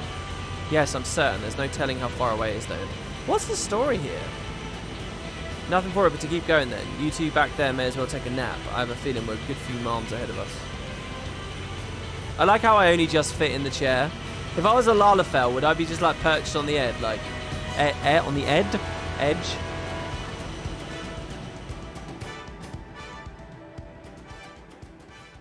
Eden has really important lore, which I think will explain and unlock a ton of stuff. Okay. I have to say, it's a touch larger than I was expecting. And is it sleeping? Oh, have we found it?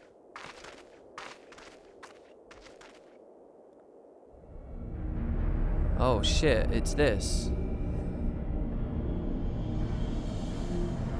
What is this? Norvrand the Empty. No, it's waking up. I don't know the sound of that. Is it a light warden? No, I don't think so. Instead of being filled with light, it is light. The first Sinier. What? Long have I strived to unravel the mysteries surrounding the flood of light, to discover what set that terrible cataclysm in motion. Every thread came to the same conclusion, the same single point, or single being. I have reason to believe that the entity we see before us is the first Sin Eater, the instigator of the flood, the very foe Minfilia vanquished a century ago.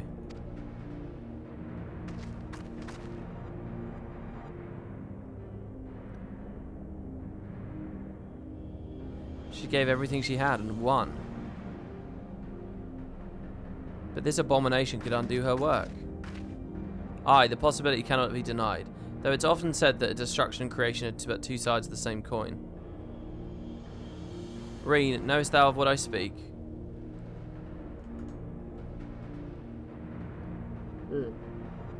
Sorry, drinking my coffee. The power to shape reality and bend the laws of nature. For what was once shattered may be forged anew. That's all well and good, but don't you think we should have given it at least a name?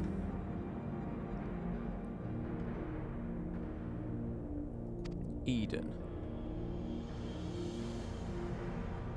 Utopia in Fae, a most auspicious title. So this won't have anything to do with Ultimate Weapon.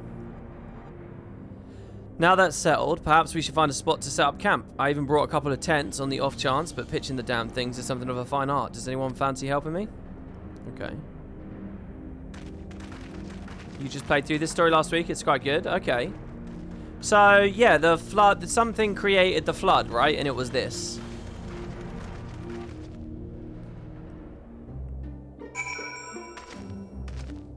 Oh, wow. Oh, wow.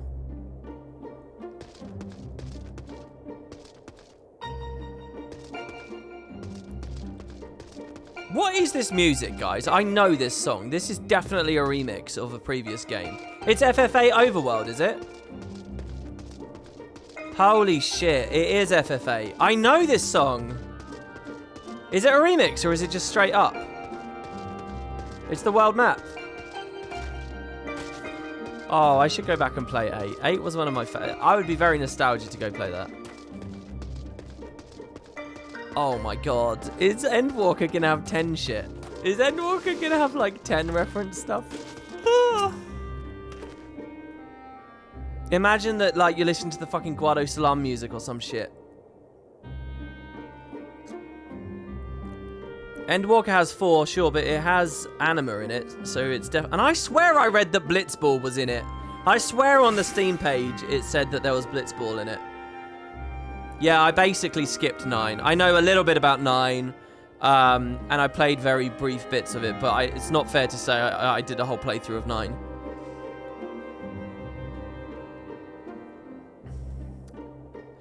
Though frequent rest may allay the symptoms of prolonged exposure to the empty's ambient aether, it would be unwise to linger here over long. Dun, dun. I never realised that putting tents up could be such a bother. Still, I'm glad that we got there in the end. Thancred should be back from scouting the area soon. Once he's here, we can plan our next move. Yeah, who hasn't gone camping and realised, oh my god, pitching a tent is actually annoying. During the course of your investigation, you may discover valuable artifacts. These can be exchanged for equipment by speaking with Gul Gul in Mordsuk or Yal Yal in Yormor. Right.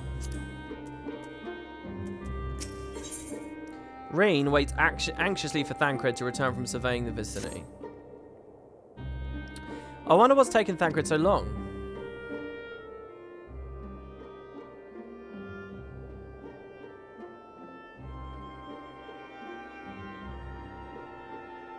So that's 2 big 8 references we've already got here.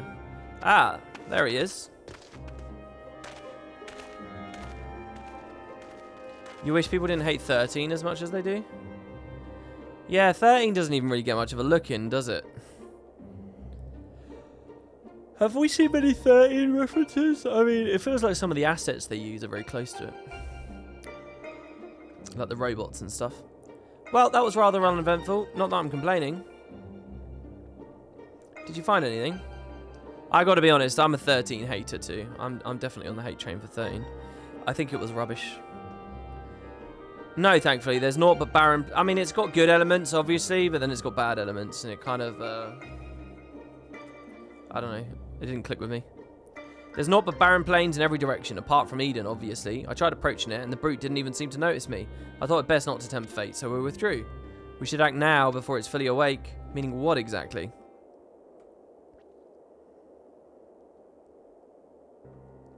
When I think about the flood of light, I get the feeling that rather than destroying everything in its path, what it actually did was stop the flow of aether. Of course, that meant that all the planets, the animals, and the people here could no longer survive. They must have crumbled to dust in the years since. But the aether's still here, lying dormant. If Eden is the one that caused it, maybe I can get it flowing again. Wow. So not only might we save the world here, we might not only might we prevent a new flood, we might actually get rid of all this in one fell swoop. I don't know for certain, but I think I can use Eden to bring life back to the empty.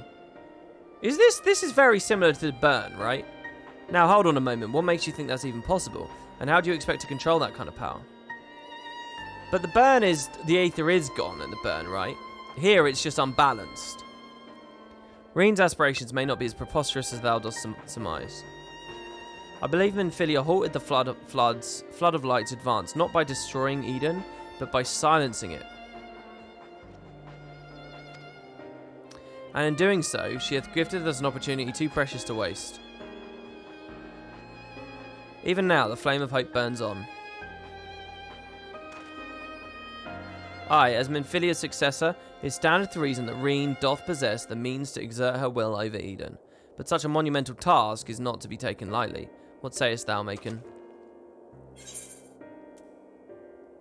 I imagine it's easier said than done. Though with cleaning up the block in Azim, it's assumed Aether will flow again. I don't really know what that means.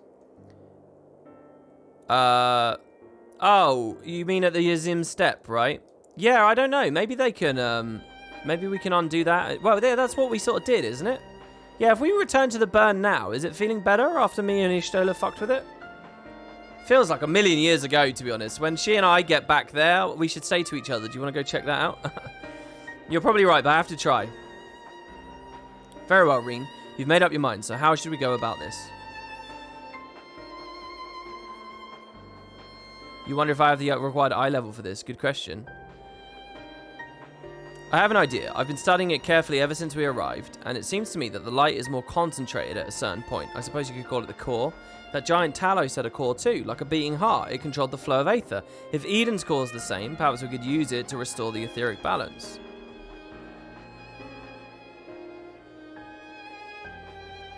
The theory's certainly sound. By employing the Ethernet shards as beacons, mayhap we could trace the ethereal flow to Eden's core, and in doing so secure the means to teleport to the very heart of the beast. Thankfully, the Settlement Council has kindly furnished us with a plethora of apparatus to perform such feats. However, we have to have Reen study the entity's interior and chart us a suitable course. Once we've reached our destination, I shall fabricate a means by which you can directly communicate with Eden, and mayhap exert a measure of control over it. You can really do that, Urianger? All credits due to a dear friend, a gentle soul long since departed who imparted me a wealth of knowledge concerning aetherology. Although I'm certain she would be all too quick to chastise my methodology. Who? Moonbreeder? Is that who we're talking about? Are we talking about Moonbreeder?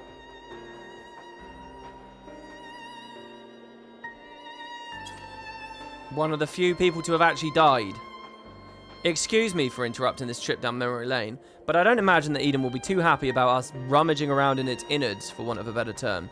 In all seriousness, though, I wouldn't be surprised if there's some sort of welcoming party arranged for intruders. Perhaps you'd best lead the way, Macon?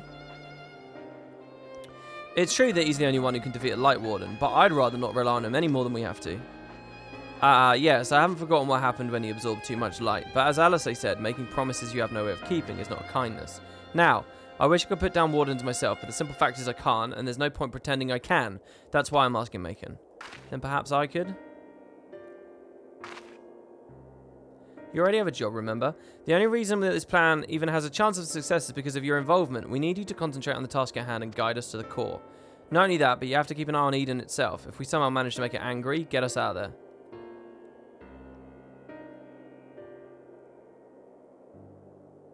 Are you sure you want to go through with this? It's weird having a raid series without Sid.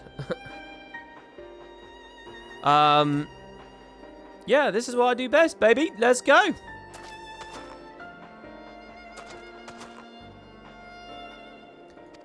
I won't let you down. Though we'll remain here, Reen and I shall do our utmost to guide thee along the ethereal stream. After thou hast breached the exterior, we shall remain in contact via these link pearls, courtesy of our comrades in the Crystarium. Being relics salvaged from the Crystal Tower, I fear they may be somewhat less reliable than those to which thou art accustomed. Okay. Or they'll be amazing, because they're from the future.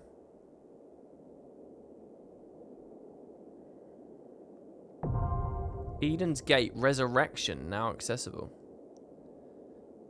Damn. That was quite cool how the sun started to set as that scene went along. Sid's dad is Eden.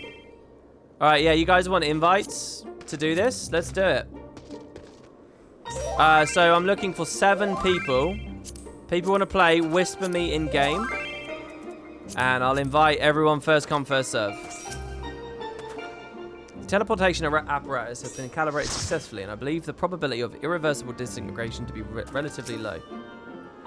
We're ready. So here's my question, chat. Can you guys explain to me, please? There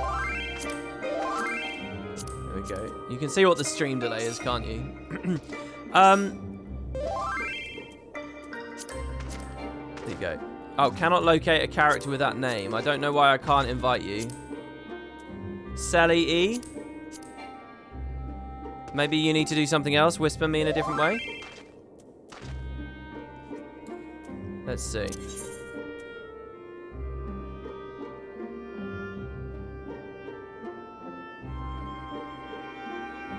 Oh, I don't see them in the link shell either.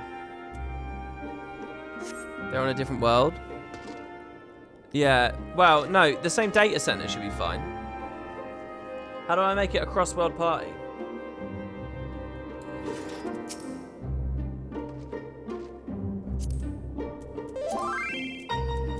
That's not it. What's my eye level? 422. No, wait. 435.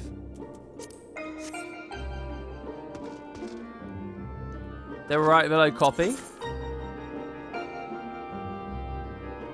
Oh yeah, there you go. There you go, I sent them a party. 435 will work. Wait, why did the party dissolve? 1, 2, 3, 4, 5, 6, 7. Okay, so I can keep inviting. Okay, so we should be good. Right, I got a question for you, chat. Why can I now... Okay.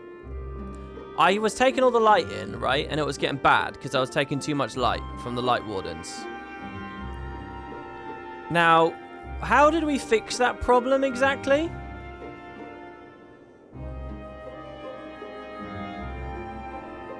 Give me a full sentence, not just some bullshit like Emmett.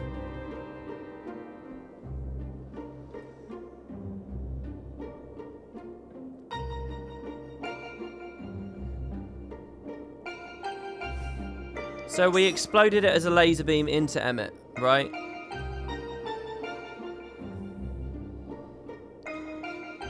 We shared it with Ardbert, and then we put it into the axe, and we threw the axe at him, and then we laser beamed him. We fired our laser. Use the light to destroy Emmett, but Ardbert completed your soul once more. Well, not completed, right? I rejoined with Ardbert, which increased my capacity. By combining with Ardbert, you could control the light better, and you used it to kill Emmett. Ardbert helped channel the excess energy into his axe. Not a laser beam, a giant light axe. I know, but it became a laser beam right at the end. When it was just pure black and white, just chiaroscuro at the end. 2 things happened. Your soul became denser because you're now 8 times rejoined, added Ardbert.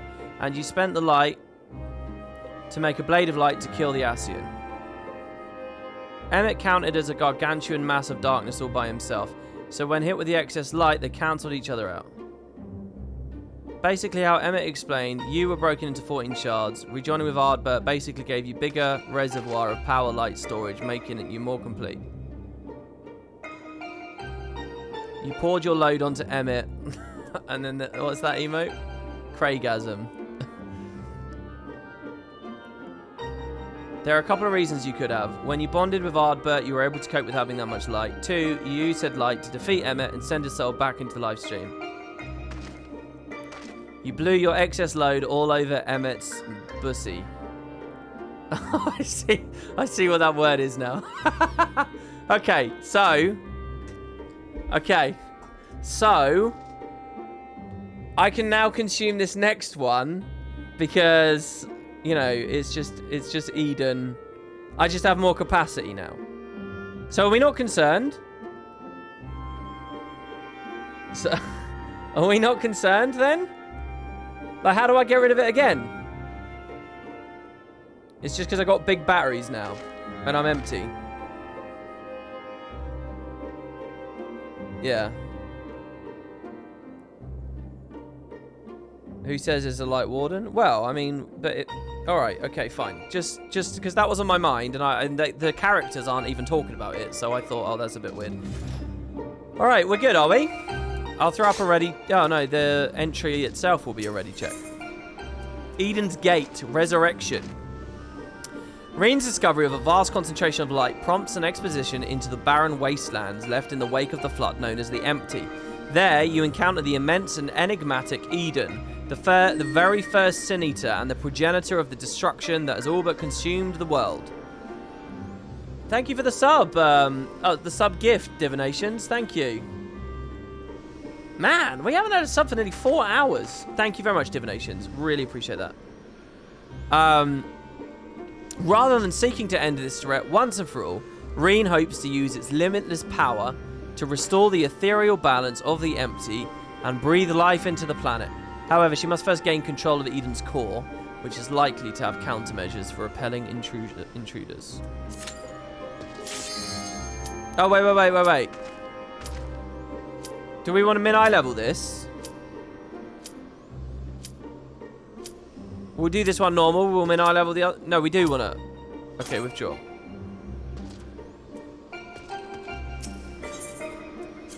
Min-eye level. Okay, go. Hey, and another sub. Thank you, guys. Oh, it's Divinations again. Gifted a sub to Smith. Thank you very much. Smith, I saw you in Discord the other day as well. Thank you very much. Yeah, if you guys do want to sub, please feel free to. We are trying to work our way up. So, yeah. Min-eye level is going to be pretty fun. Okay. Do you have a macro that sets volume levels? I do, yeah. Whoa. Be careful. Huge amounts of aether are rushing to the core. What's that? Each color is a different kind of aether form? What the fuck is this? Whoa, what is this? Keeper of Knowledge, Eden Prime. Wow.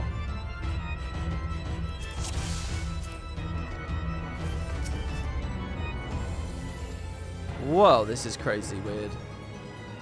Alright, I'm going to do a countdown. And I know how to do this as well. Ready?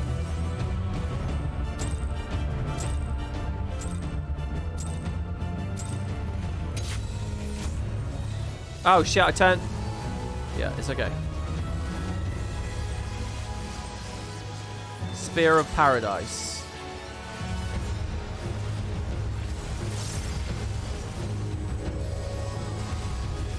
Okay, I think I need to Blackest Night, the Spear of Paradise. Holy shit, that hurt. Vice and Virtue.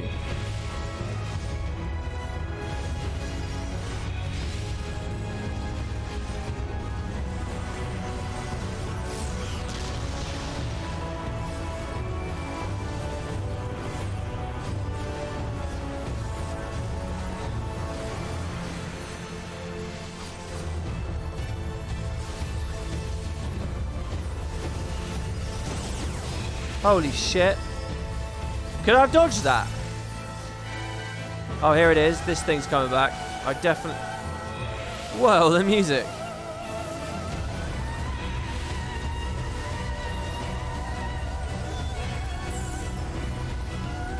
Get back over here.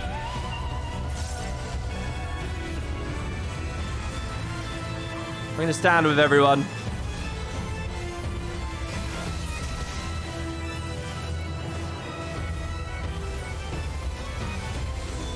Oh, I love these mechanist golems that I can see. Delta attack.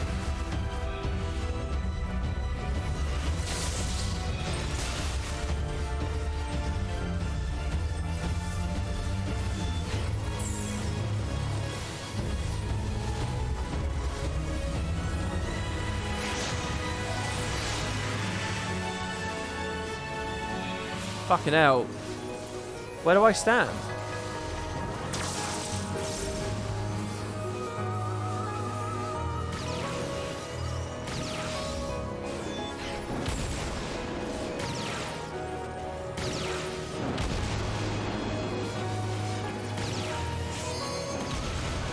shit. I got hit by one of them. My bad.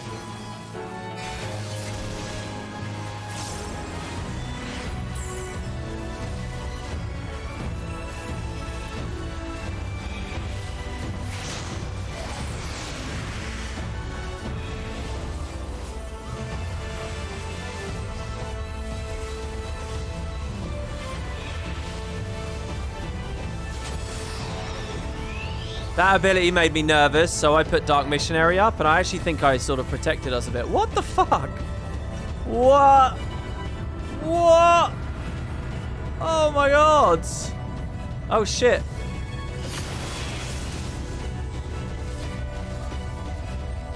One tank grabbing each, I would guess.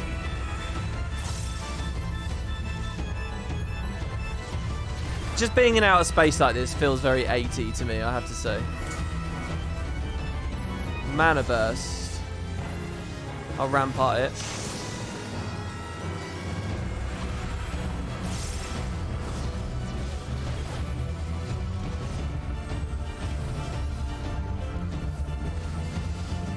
I'll Blackest Night this one. Yeah, we got the proc.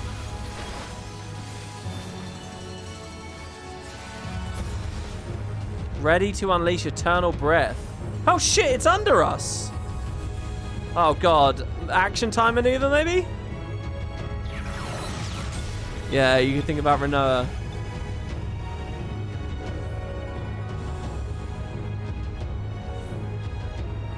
Oh shit.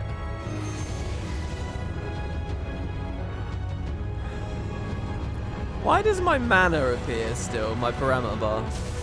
They get rid of everything, but not that.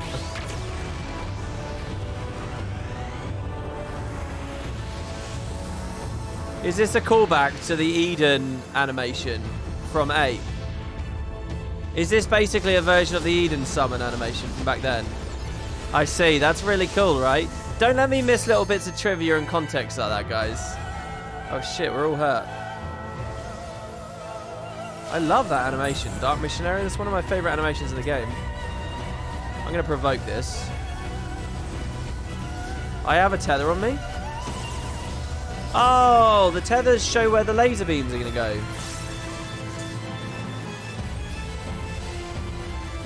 Spear of Paradise.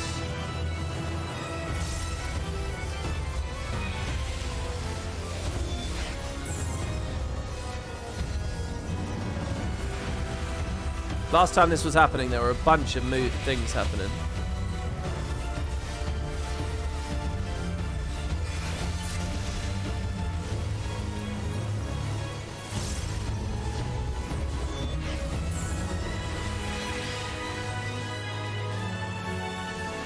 Another Dower attack.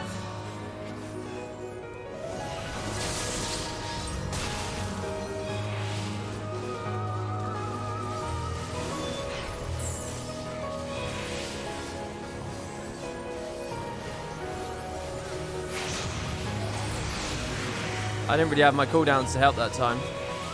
Pure Beam.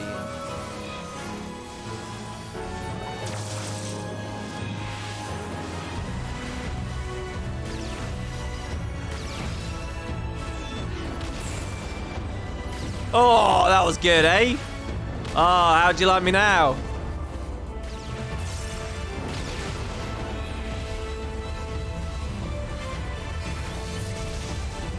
That was some Guild Wars shit right there.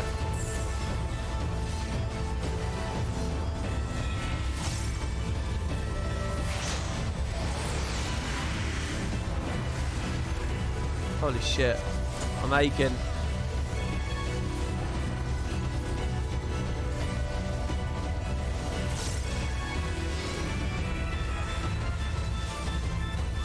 It's this little motif here, the doo-doo-doo-doo-doo, that bit. LB3 available.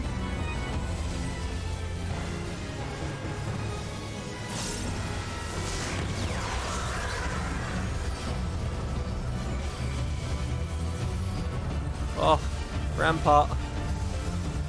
Dark Mind. I'm happy to spam a bit at the moment just because, you know, we're getting nearer to the end. Oh, shit. Blackest Night up for this.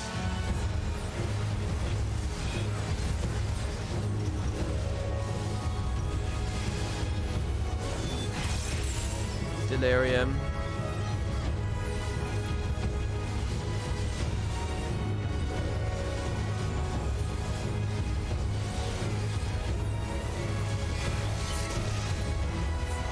Ta-da!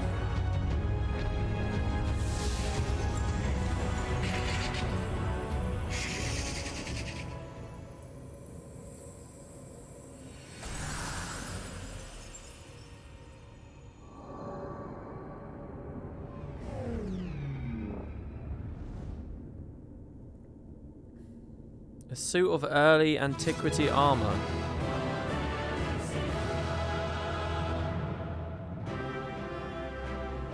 Good stuff, guys. Cool, cool.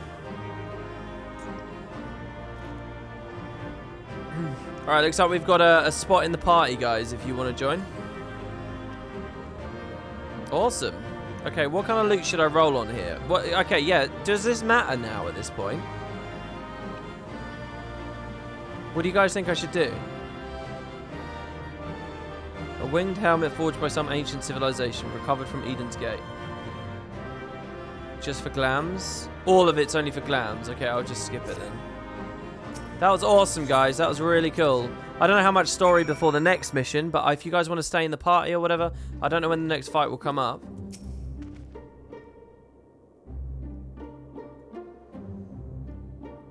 They're all upgrades for me right now. Oh. Oh, I should have collected then, shouldn't I? Well, I do have a bunch of...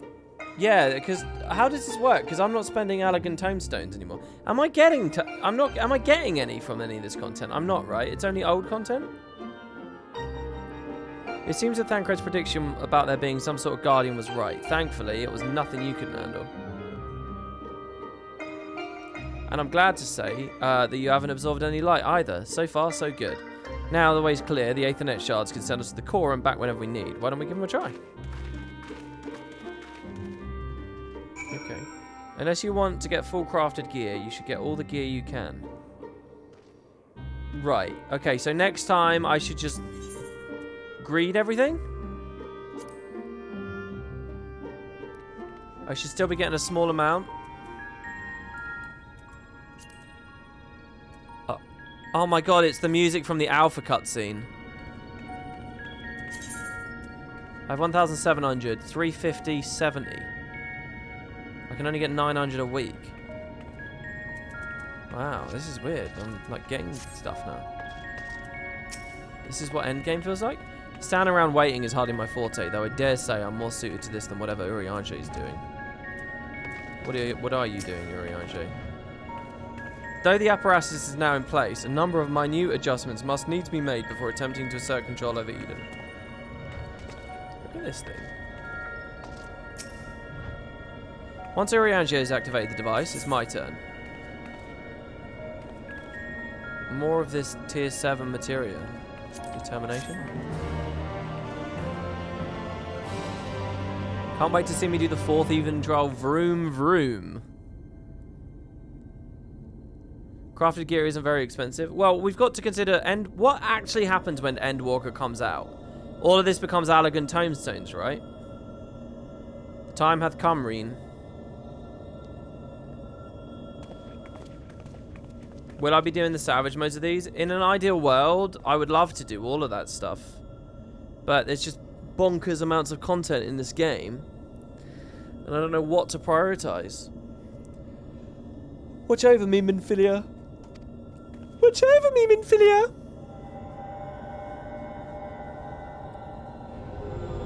Oh, I've got to do some shoulder press. Is this supposed to happen? Complication, of course. Eden is offering considerable resistance. Not now, not when I'm so close.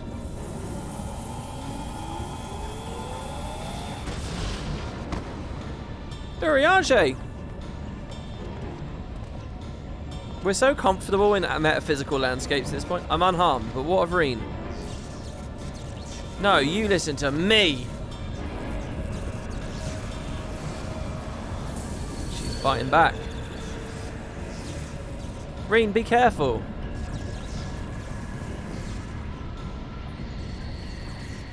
This shit is just bonkers, man.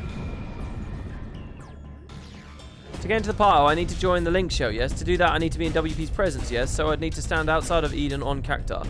Okay, you don't need to be in the Link shell. It's just helpful. If you just send me a whisper and you're on Cactar, I'll just right-click you and invite you. It's not a problem. But yeah, if you want to be in the Link shell, it helps. What the fuck? Eden's like a giant-ass airship, eh? Whoa. Whoa.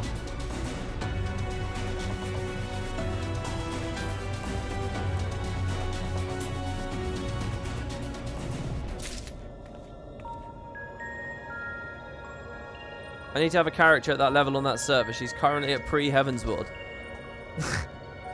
Pre-Heavensward. You mean ARR? You mean the beginning? Look, you know, it doesn't take that long to get here. Just someone count up all the hours I've done on these streams since I started this. I started in Heavensward. So, you know, just to add those couple of little bits of time up and then just, you know, add like an hour maybe tops. To be fair, I bet I could do it in a day. Skipping, if you were spam skipping and you skipped every cutscene, I bet I could get there in a day. What are current speed runs of the whole story? Does anyone... Does that... that must exist. This community's massive, right? It took you 2 weeks skipping. You've done that run? It's 8 days straight. Bullshit, man. At my pace, like a 6-hour stream, a day is like a whole patch, right? If you're skipping, you could do it so fast. And also, you wouldn't be doing a bunch of what I've streamed. You would skip all the side stuff.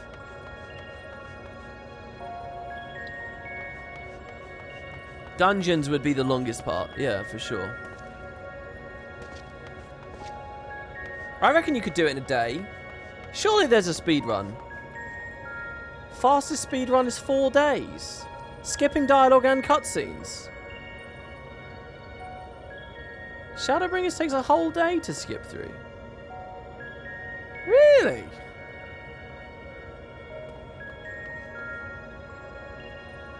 Oh, I'll take it back. I take it back. I take it back. I'm wrong. I'm definitely wrong then. That's crazy. Reen appears to have recovered. When I say a day, I mean 24 hours, for what it's worth. Reen appears to have recovered from a battle of wills with Eden. It worked. I'm in control now, I think. To be clear, when I said a day, I meant Heavensward till now. I wasn't including Crystal Tower and ARR. But still.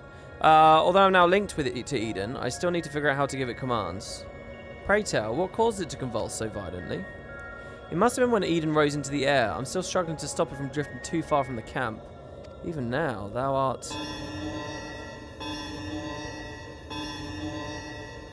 Watched Arcane Season 1, took you to the 8th episode to warm up to it. You're getting too old? It grabbed me by the balls. I loved it in the first 3 episodes. Was pretty lukewarm the next 4 episodes. And liked it again by the end. It's not a perfect show, but you know what I've learned, guys? Seriously. I've learned that, like, I've got to stop setting perfection as the bar. I think I've consumed enough media and been hysterically fanboy about enough things over enough years at this point that I will never find a perfect thing. And I've just got to stop setting the bar at perfection. I've got to be happy to call something like a 9 out of 10, even though I could go on and on and on about all the little things that I personally would change that would make it better. I think perfection is like, I'm too obsessed with it, you know. So I don't know. I think maybe I'll be a bit more savvy as a consumer if I stop doing that. So yeah, I sort of I let myself be a little bit less uptight about Arcane's flaws, and in general I think it was really good. Are you saying 14 is not perfect? It's definitely not perfect. It's a good story, particularly among its peers in an MMO, where unfortunately standards are very low. May I point out that yesterday, the conclusion of Shadowbringers, the moment that impressed me most was that it felt like it was on par with normal Final Fantasy games. And that was mind-blowingly good to me. But we are still just talking about it getting on par with normal Final Fantasy games, alright? Let's not kid ourselves. Reen, what's going on?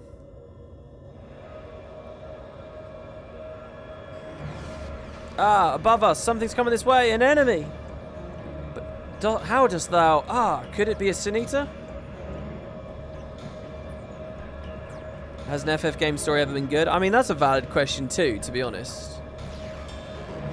I can't see that they're all a bit too melodramatic and they're all a bit too convoluted for me, to be perfectly honest. What is it? They're inside too, lots of them, trying to reach the core. Uninvited guests, eh? If I'd known they were coming, I would have tidied the place up. Japes are a poor substitute for a viable stratagem. This is interesting. Thancred Urianger, we don't really see much like interacting. In that case, I suggest you and I deal with the ones who are already inside. And Macon can welcome our airborne adversary. Reen, find out if Eden has any defenses we can make use of, preferably ones that don't recognize us as the enemy. I'm not sure about that, but I can use the ether currents to send you wherever you need to go. That's my go. Alright, everyone, we've got work to do.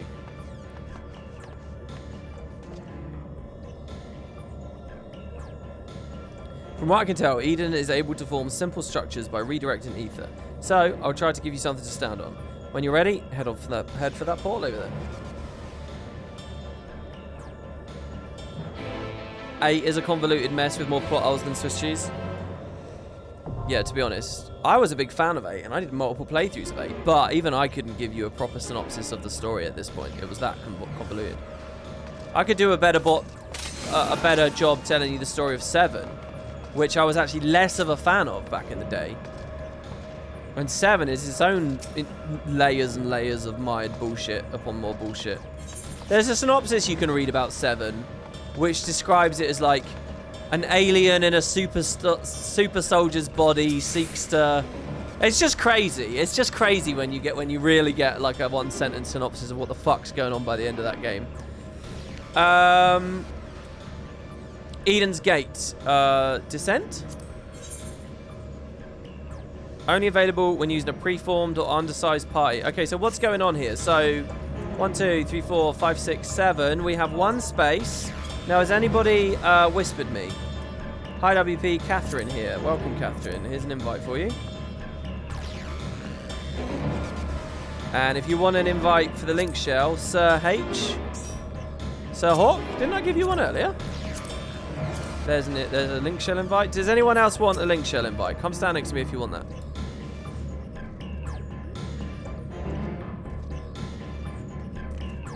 Isn't 7 crazy for the filler? I wouldn't say that. Not in my memory of it. I mean, maybe I would go back as an adult. Alright, min-eye level. Descent. Having finally come over Eden in the Battle of Wills, Reen is now in control of the enormous Sin Eater, which now drifts high above the empty. Your celebrations are short-lived, however, as Reen detects the presence of unknown enemies making their ways towards the core. While Thancred and Urianger rush to intercept a swarm of foes approaching from inside, you head to the upper reaches to face a threat from the above. Location, the Halo. Wow. You know, they never really did explain the golden halo above the mountain. You still prefer a good JRPG story over a Western RPG? Yeah, me too in general. You know, one of my favourite JRPGs is not a Final Fantasy JRPG, it's Lost Odyssey. Which I think did come from some of the minds at Square. Eden's Gate. And was way less convoluted, that game.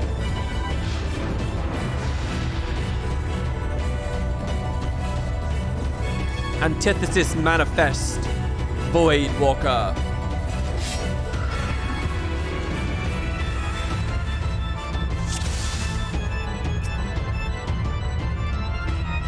Alright. Here we go. Ready? Ready, check? Oh, I should have just done a countdown. Alright, everyone's ready. Countdown.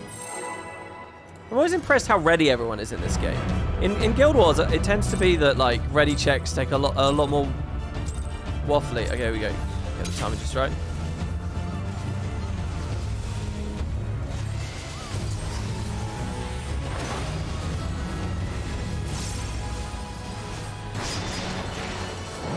shit.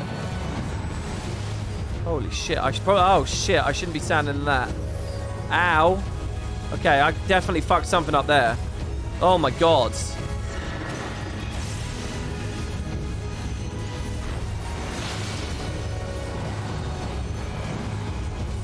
Oh, wow. I've hardly taken a second to appreciate what it is we're fighting and what we're doing here. Wait, there's Void Scent here. Sorry, are these just straight up Void... Are there Void Scent in this story?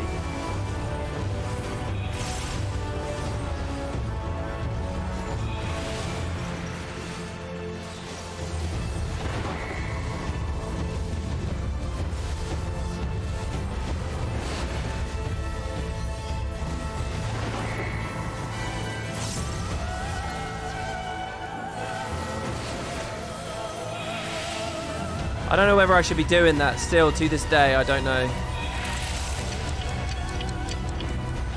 What the fuck is that clock?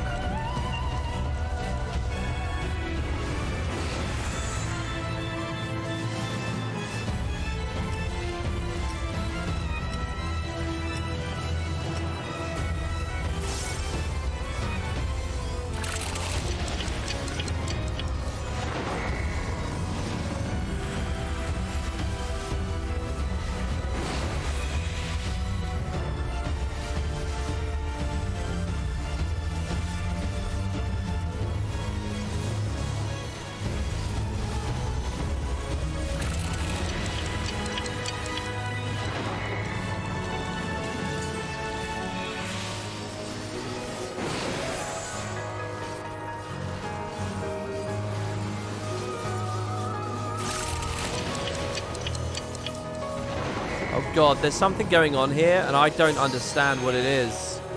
I definitely don't understand a mechanic right now. And I'm terrified that I'm about to fuck it up for everyone.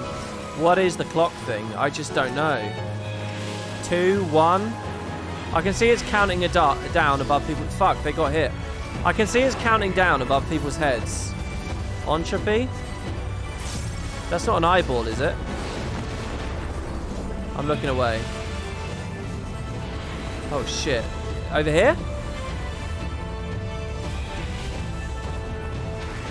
Oh. Oh, not in that. Doom Void Guillotine. Holy fuck, that's cool. Oh, it's this thing again. Oh. Oh, well, this is fine, right? I'm okay here. Maybe I should put some mitigation up, because it's a bit fucking bonkers right now. In the middle. Sorry, Blackest Night is up. Sorry. Oh my god, I got that just... Oh shit, it's these things again. Oh. Get around that. Living Shadow, Shadow Flame, Dark Missionary. Tried to give that to the team. I was kind of out of position there though. That's fine. Another fucking thing. Entropy again. I feel like I shouldn't look at that. What the fuck are these things? Should I stand on it? That guy wants to stand on it? Oh shit, I should go over to them. Oh, did that? I'm going to put it over. That's it. Get in my salted earth. Is he in it? As long as the ring's there, right?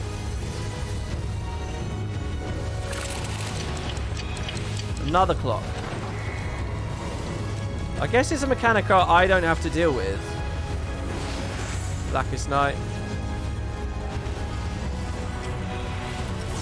5, 4, 3, 2, 1. So what? They just need to get away from each other. That's just like another way of doing the get away from each other mechanic. What the fuck is that arm? Oh, I should arm's length the next one of those. Rampart. Oh god, we're getting a bit low, aren't we? Soul Eater, give me some health. Blackest Night. Oh, I should have... Oh. Oh, we're actually wiping. He's actually really healthy. The boss has got so much health.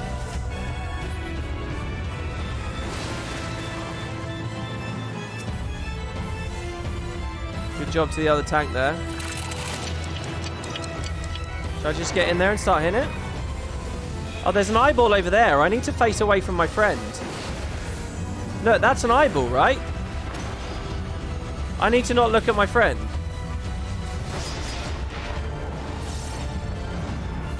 Shit. But how do I know when...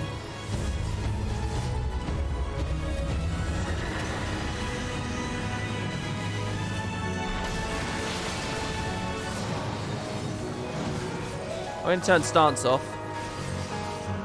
Since the other guys, you know. Wow, we're recovering. I thought we'd wiped. Entropy. What does entropy do? What is it? Just some kind of mass AoE? Unfortunately, it's not magic damage, so I can't really... I can't help people with missionary. Dark missionary. Okay. Arm's length. Hell yeah. Can't push me away. Oh, it's those things. Okay, I could have contributed to that, couldn't I? I could have helped with that. I should have done one of those.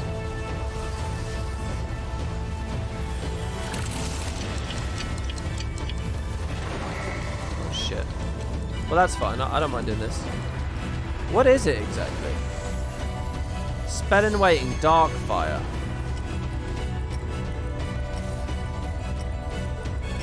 What is dark fire? Do I want...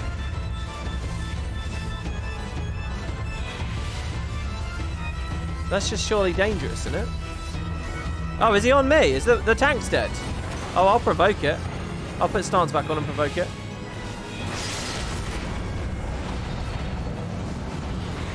Holy fuck.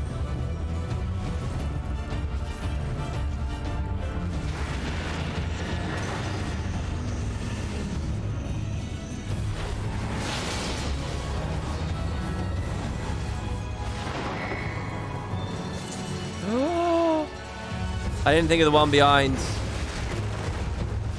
Are we recovering again? I'm going to put all my mitigation on because they need me to be healthy here, right? Well, not all of it, but I'm going to, you know... I'm going to try my best to be as tanky as possible for as long as possible. Another entropy. Dark missionary, I don't think really helps though.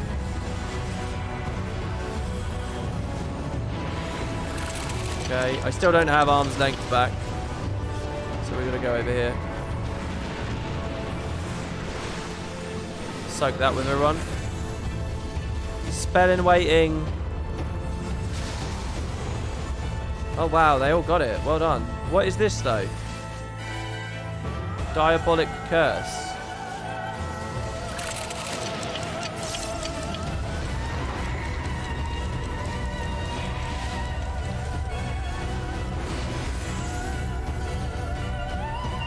Stay.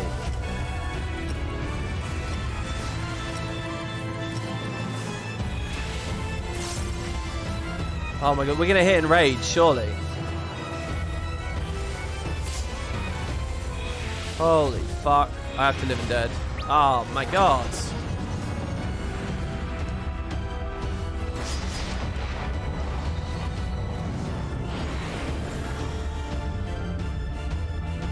Alright, wow, okay, so chat, what's the advice here? What do you guys think?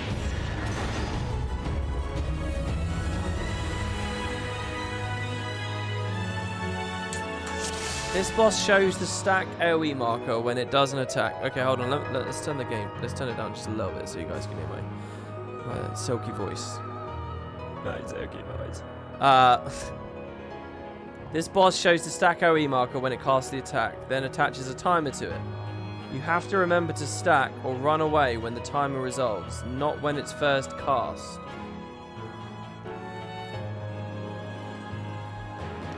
The clock puts a delay on the next spell the boss casts. Hint, spell in waiting. So when he uses spell in waiting, it delays the AoE. So the attack doesn't actually happen when the tail shows. It happens when the debuff ends. Okay, so telegraphs don't mean shit. If you do enough damage to bring out 50% of his HP twice, it will die. People kept moving out of the delayed stack, and so people would die because only 3 people were in it. So when I see like all the arrows rushing into someone, like it's like stack on this guy, that doesn't mean stack now. So what's going to happen? The arrows will appear, the arrows will disappear, but the debuff will still be there, and it's when the debuff ends, everybody needs to get on there.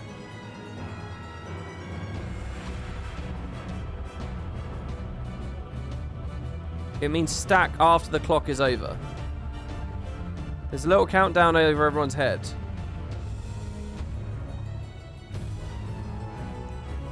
Okay, so here's the take. Ready? Tell me if there's any problem with this. The boss casts spell and waiting or whatever. We see a bunch of arrows rushing onto someone. The arrows then disappear. Nothing's going on, but people still have a debuff on them. The debuff is counting down. When the debuff ends, suddenly the thing will happen, and you need to be at the right moment. What you're doing is you're remembering whether arrows appeared before, or whether it's either arrows or it's the big ring around you, right? It's not always delayed. So I will know whether it's delayed based on whether there's a marker over my head.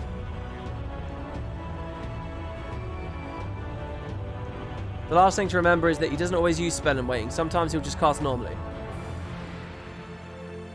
Alright, that sounds simple enough. Hopefully everyone else in the party got a sense of that. Let's do a count. Let's do a ready check. I'll try to, armed with that knowledge, I'll try to identify what's going on. Okay, countdown, 10 seconds. Ready, everybody?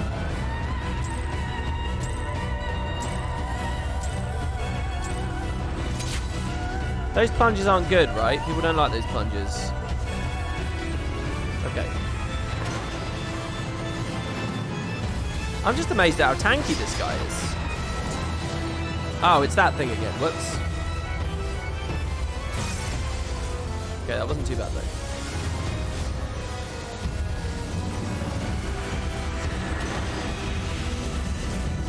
So we'll move in on that. That's not a spell in waiting. A rift is open.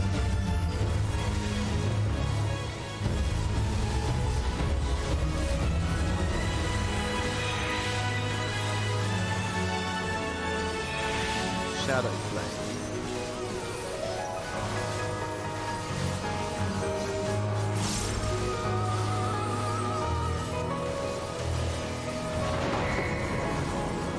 So dark fire, but there's no icons on anyone's heads, so we do spread out on that. That's not a spell in waiting. That was just it. That's just a regular thing as well, right? That's not a spell in waiting.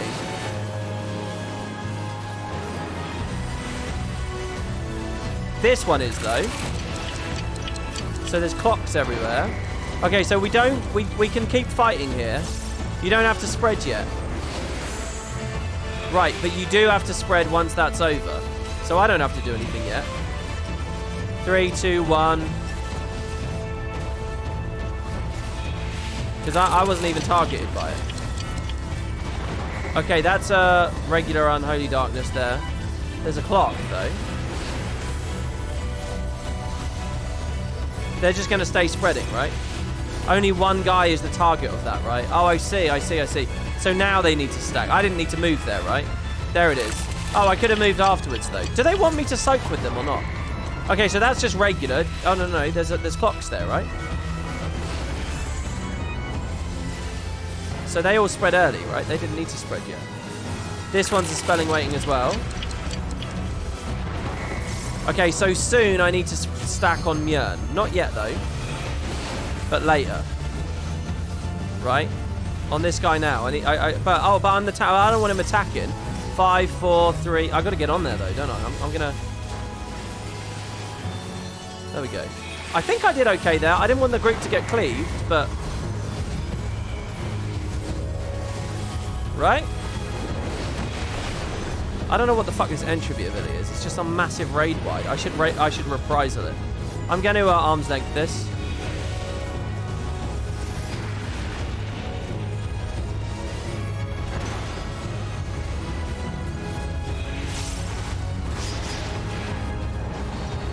Oh, it's this thing again.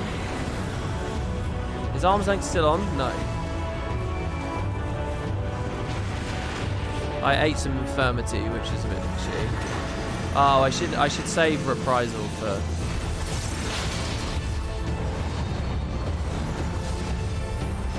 Okay, those things are coming in, so we want to just get away from those. Is there a game to that? Should I be obstructing those or anything? Shadow Flame, Dark Missionary for the team? The Blackest Night. Entropy. Rampart. Stand on this thing.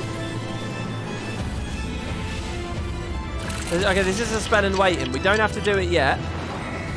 But it's going to be stacked on someone later. We don't have to do it right away.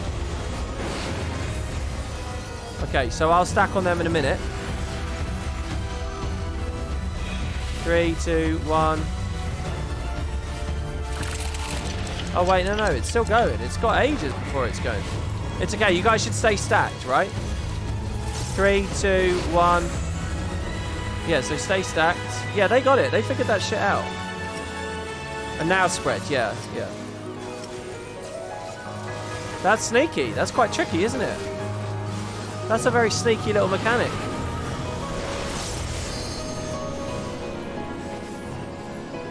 How the fuck are we meant to do these two mechanics at once? Everyone's getting pushed around.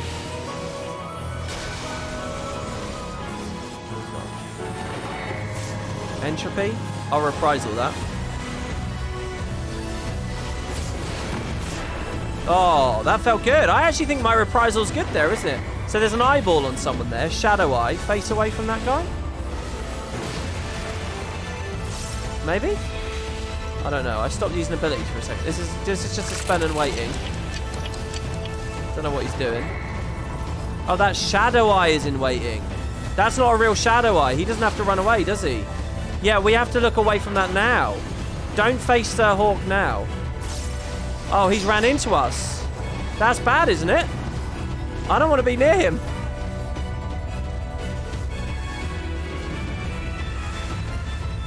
Three, 4. So don't face over in that corner.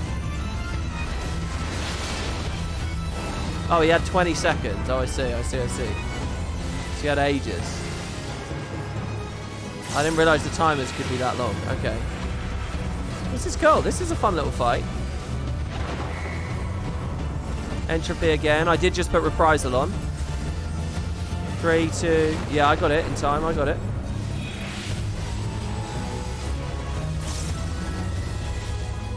Spell and waiting. I'm going to arm's length this. And I'll stay standing on this, because why not? Blackest Night it.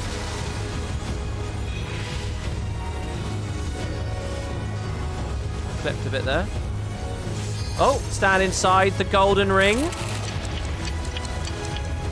This one's just a spell and wait in. So that doesn't matter. But they probably do want to spread soon. Alright, there it is. Get Living Shadow up. Blackest Night. The healers have got a lot to do here. Reprisal for the Shadow Flame. Delirium. Christ knows how long ago I could have been doing this. Probably a long time.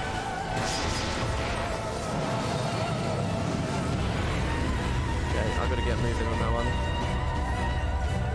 Oh, don't push me into the demon. Oh. Oh, back in the middle. I'll give everyone some magic resist. I don't really know if it's helping much, but whatever. Shadow Eye. That's a real Shadow Eye. That's not in waiting. So I'm going to do that. Is it face or will it just be far away, I wonder? It must be face because it's an eye, isn't it?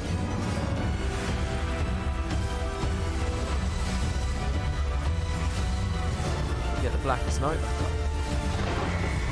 Entropy. Can't really help people that.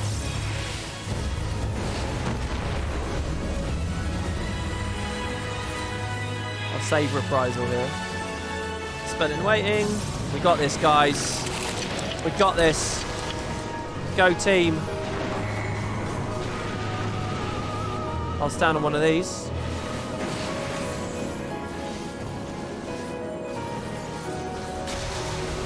wonder what happens if you don't have people on those. Probably owies, right? Probably just hurts. Someone could limit break now.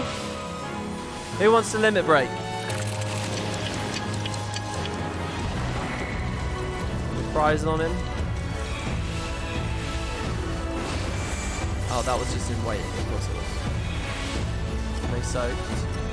Now get away, get away.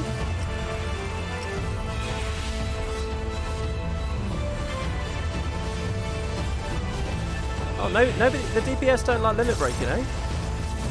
Is there something I don't understand about that? Why wouldn't we do it here? Doom of the Living, there you go, someone did it. Oh, super late though. A tankless job, 1. Dark Knight. Doom of the Living, that sounded cool.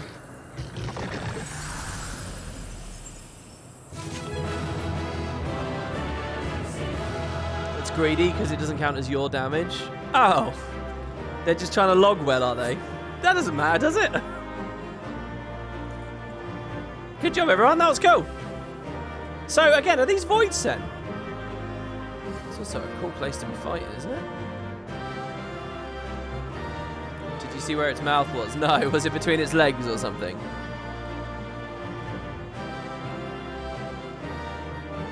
Who's this? Is this one of us? Good job, everybody. That was cool.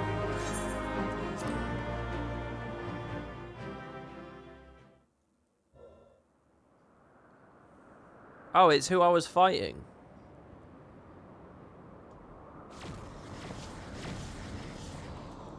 Macon, thank goodness you are unharmed. We came as soon as we took care of the unwanted guests. They were a stubborn bunch and quite unlike anything I've ever seen in the first.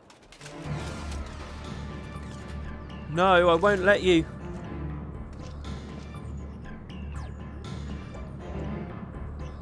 Damn the light, damn you all.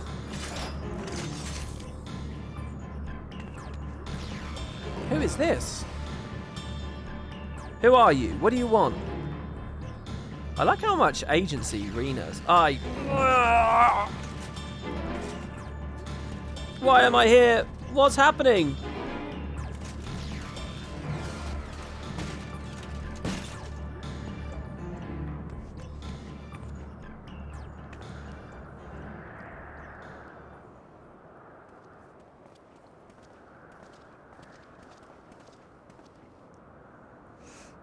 She's alive, but there's something strange about her aether.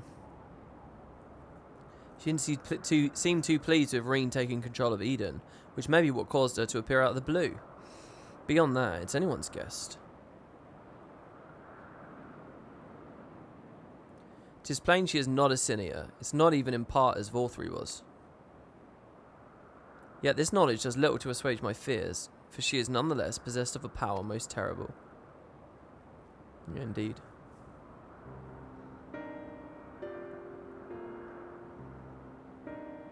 On the other hand, if she's feeling cooperative, she might be able to tell us more about Eden. I'll keep an eye on her until she wakes up. There's no telling what will happen when she does, but I'll make it clear that we mean her no harm. Well, further harm at the very least. This is like void sense shit, right? What if this is... So what is this? Someone who realizes to fight the dark, they... Okay, here's my theory. Here's my theory. Before the flood, a bunch of people, I don't know where they're from or who they are or whatever, but they see the problem with the light tipping in the balance. So they create a pact with the Void Scent or some shit in an attempt to save this world.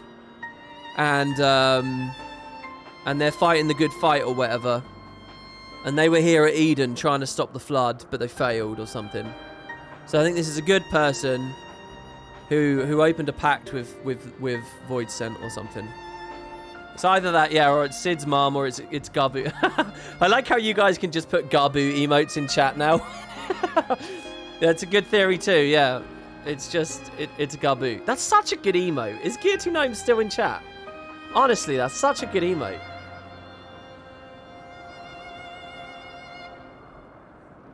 I kind of want to see the other one.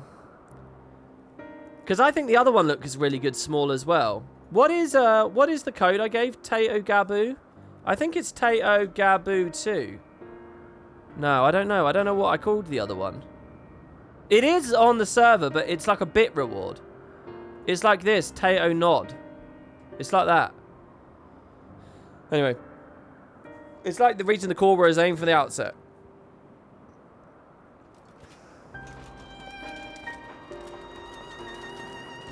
He's really talented, aren't they?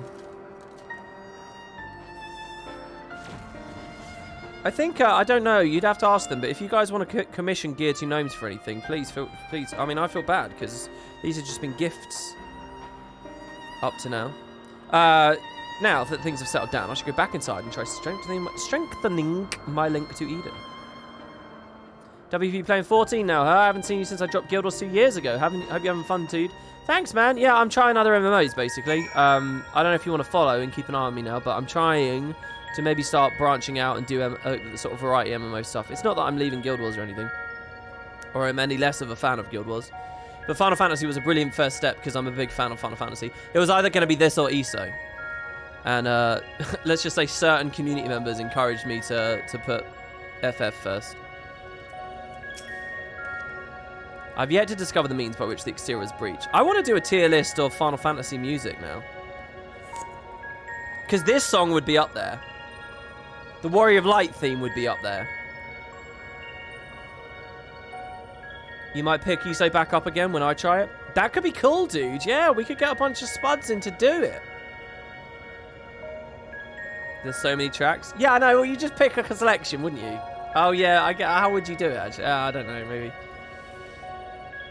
Amarok gets his own tier. I've yet to discover the means by which the exterior was breached, though it would appear that the fiends that Thancred and I slew were of similar nature to those led by their own adversary. Void Sent, in other words. See? Oh, this is so inspired. This is such a cool idea for a story. A Void Sent story here on the first?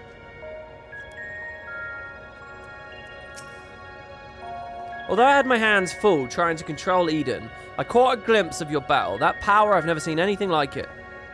What thou witnessed was the tearing of the fabric of reality, the creation of a rift through which Void Sent may enter. But pray tell, Reen, didst thou make any other observations? I couldn't sense any light at all in that girl or her servants, and I can't really explain how, but she reminded me of Emmett Selk. Holy shit, she's not one of the Convocation, is she? Though I think it unlikely she's an Ascian, she may yet be thrall to Zodiac. Oh yeah, I guess all the members of the Convocation. Well, hold on though.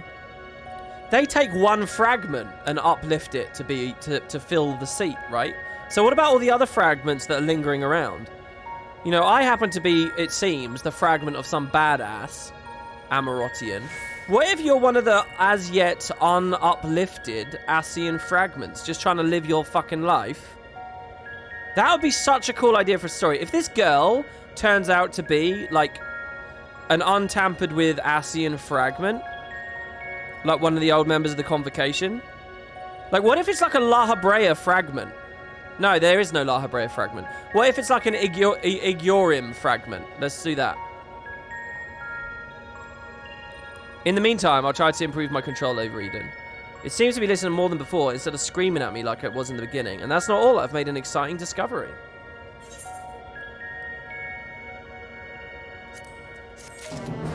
It's a Garbu fragment. What if Garbu's soul is the fragment of one of the members of the Convocation that got sundered? Oh, if I was at the studio, I'd write that story. Okay. Reen's newly formed bond with Eden has led to a surprising discovery. I feel a lot more confident in my ability to control Eden now. Of course, this is only the beginning. And we shall accompany thee wheresoever this path may lead, but pray tell, what manner of discovery have you made? I understand how Eden's power works, and therefore the true nature of the flood of light. Yes, it's affected by balance of all of the aether and the empty, shifting it so far towards the umbral that it stopped flowing altogether. The power to tip the scales. And to tip them back again. That's what Eden does. It controls the balance of aether over a wide area, forcing it from one alignment to the other. Oh. Left alone, it still poses a threat, but if I can harness its power, I think I could use it to breathe life back into the empty. You could push it all astral. The trouble is, I still haven't the foggiest idea of where to start. And if I go about this the wrong way, I'll do more harm than good. Thou didst not need bear this burden alone, Reen, nor should thou. 'Tis no simple matter of awakening that which lies dormant. All things in nature are inextricably linked. The elements maintain a fragile harmony, without which life cannot prosper. So, what should we do? A solution hath begun to take shape in my mind, though it will require further discussion. For the time being, let us return to the camp. 'Twould be remiss for us not to involve Thancred. Okay. WP, he's still working on the MMO/game project you talked about in the past. I have some 3D modeling and game dev experience in case you're looking for volunteers. Oh, well, that's really lovely of you. No, my thing is, I hold no illusions of ever being able to make a game. I don't have the technical capability. I don't have the money to have a studio or anything. So, shy of me having some ludicrously prosperous career doing this and then able to fund something like that, it's not really a thing. What I'm making is, I'm writing a book, basically. The book is a strategy guide for a game that doesn't exist. Does that make sense? So I'm designing a game, I'm making it. The game will exist on paper, but it's not. But what I'm doing is I'm writing a book for the game that doesn't exist. So that way I can kind of make it exist. There's lots of cheaty things you can do with that as well. Like you can explain how the game is played, and you can write guides about how things are completed, without actually having to design decent balance. And you can skip stuff, you know? You can skip having to figure out how to, like, avoid gold sellers, and you can skip having to avoid, you know, how hackable your game is, and all that kind of real-world shit. You don't have to think of any of that. I'm just writing a book, right? So that's what I'm doing. So I'm making a game, and I'm exploring and doing it. And, you know, I'm trying to make it as authentic as possible. So my design decisions do... You know, they are impacted by shit like, oh, well, I'm doing this because I don't want too much real-world RMT. I'm doing this because I don't want it to be too grindy here or whatever. I'm treating it like it's real. But the truth is, you can kind of be a bit sneaky writing a guide. So, yeah, I mean, the only place that art and stuff comes into it is to make the strategy guide filled with art to read and look at. And, you know, so to speak, ostensible screenshots of the game and stuff. Which is why I bought a tablet recently, one of the reasons, because I'd like a little bit of artistic ability to do that stuff, you know, make icons and make maps and shit. So anyway, that's the idea. So anyway, that's very lovely of you, but yeah. I'm curious to know what connection that girl has to Eden, if only she told us a bit more before she collapsed. I know. Okay, what the hell is a Garbu? Garbu is like this little kobold. It's like a little gross little gremlin creature that became enslaved, but we became vaguely close to in a side story. Well, no, it was main story, but it was a little beat, and became enthralled by a primal. So basically, it became like a mindless slave, and we care about it, and it's basically a very tragic, sad story. And we're hoping one day it will no longer be tempered. It will no longer be a thrall, and so. It was a story they introduced, and I've been thinking about constantly, and it's basically irrelevant to all the stories so far. But I've spent so much saying, "Is it Garbu?" that it's kind of become an email. How has my artistic endeavor been? Rubbish so far. I've really struggled with the software. I haven't done anything with it for about a week. I actually regret buying the tablet at the moment because I've not got it into my routine to use it. I've been streaming this game constantly. I mean, really. So. But we'll see. When this ebbs, maybe that will flow. My friends, I've begun to struck upon a method by which we may see this world restored. Yeah, look at that Garbu right there. Look at that Garbu. Urianger, before you go any further, allow me to make a potentially very long story slightly shorter. The plan is to control Eden and realign the Aether of the Empty, right? Yes. In essence, yes. However, unleashing elemental energies haphazardly will not suffice.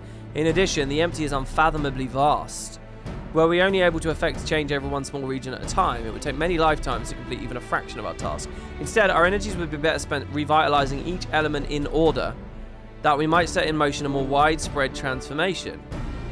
One at a time. Right, okay. I hate to say this, but I don't think Eden will be able to draw out a single element without affecting the others. For that very reason, we shall select a location in which the ambient aether we wish to restore is at most potent. Even in a dormant state, certain elements will be more prevalent and therefore more easily manipulated. Then we rebalance the aether and return it to the land. Whereupon it shall be born of ethereal currents to the farthest reaches of the empty. But what's to prevent that element from breaking free of Eden's hold and causing a disaster of some sort? It must needs be contained. The question is how. Macon, indulge me for a moment. Pray imagine a corporeal manifestation of each of the individual elements. What do you see? I see a crystal. Moogles? What? Pray imagine a corporeal manifestation of each of the individual elements. What do you see? Wait, is that's what Moogles are? They're elementals, right? Moogles?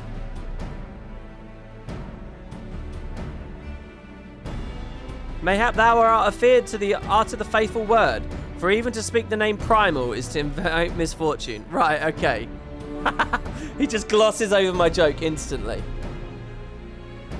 A corporeal manifestation of each of the individual elements. Right, so the primals are elemental themed. So what the fuck is Ravano and Susano? Though invite it we must, as the aether is drawn forth and realigned by Eden, we shall. Is this the thing with the primals? As the aether is drawn forth and realigned by Eden, we shall perform a summoning, as Master Louis Soir once did on. What the fuck? This is going off the walls. As one who hath laid low countless primals, thy memories will shape the aether into a deiform entity, which must be subsequently dispersed in the traditional fashion. So defeat, in other words. But is that even possible? Susano is the manifestation of the lulls. Seriously, what element is that?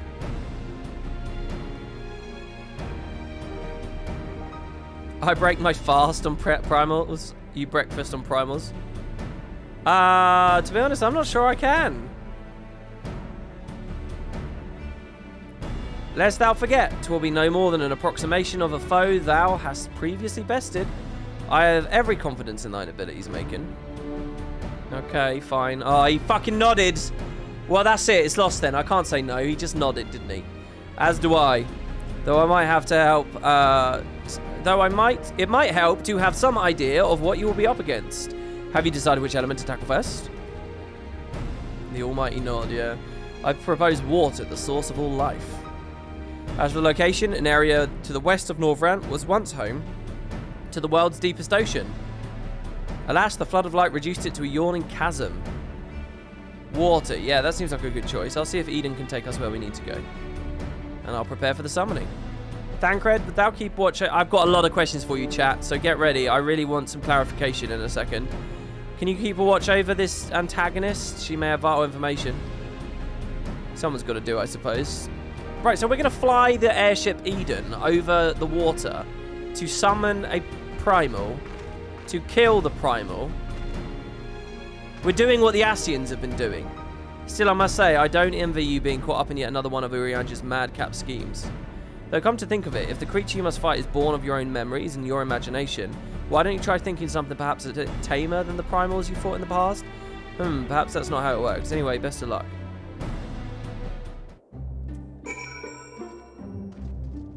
Yeah, Uriange's idea. Okay. Hold on. Let's get to the start of the thing before I... Oh, wow. Look at this shit. Look at the fucking airship over there. I want an airship. I want an airship.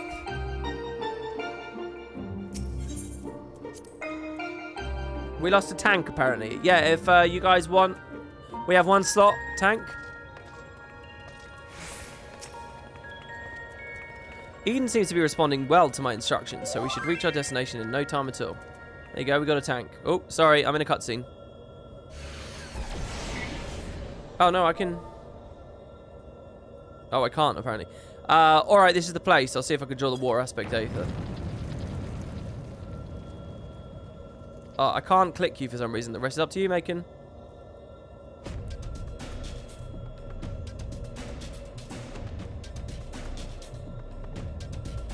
Memories of Leviathan come flooding back.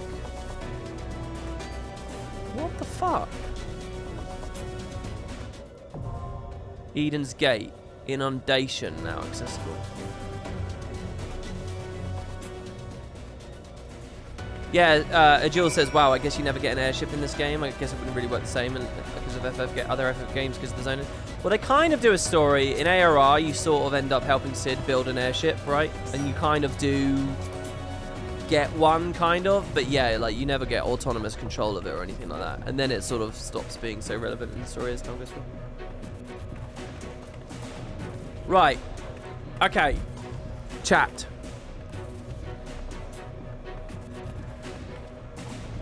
What is the logic behind... What... Okay, so the burn is full of aether, but it's all umbralized. It's all light, right? It's all umbral. It's all light. So it stopped moving. So it's fucking dead. So we're trying to, like, stop it all being umbral. We're trying to mix in some astral. It's all passive. We're trying to get it a little bit more active. Right? So the aether has, like, you know, there's fire aether in it and there's water aether in it, but it's all passive. So we're trying to get...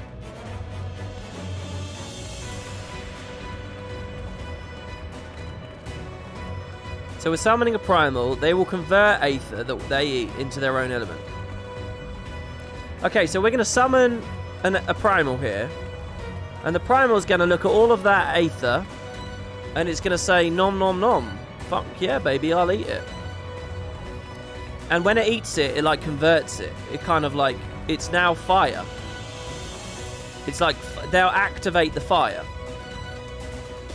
So there'll be... So the primals will make astral aether in there. Is that fair to say?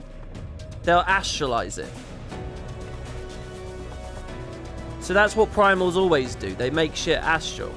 Too much, and you end up like the 13th. But just a little bit, it's probably a good deal. Right? So we get the primal to eat some of it. We basically fix the fiery bit. We astralize the fire bit. Then once we feel like the primal's had his food, we kill him, and it all releases back. And that's generally of a benefit to us. Right?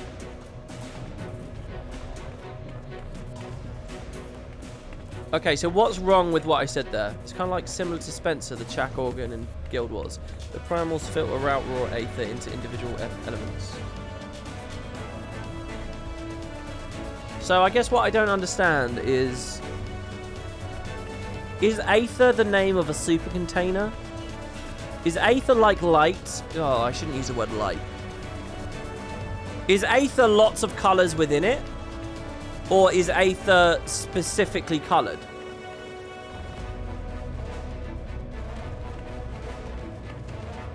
Saying aether is just energy doesn't actually answer the question. Do you understand? Neither does saying everything is made from aether. Okay, how can I phrase this? How do I communicate what I'm trying to ask? I'm trying to ask... Okay, let's say I've got a unit of aether. Is that unit of aether only able to be one element that's either astral or umbral? Or is a unit of aether comprised of all the elements that are either astral or umbral? Do you understand what I'm asking? Is it a colour? Or is it made up of colours? None of you are answering the question.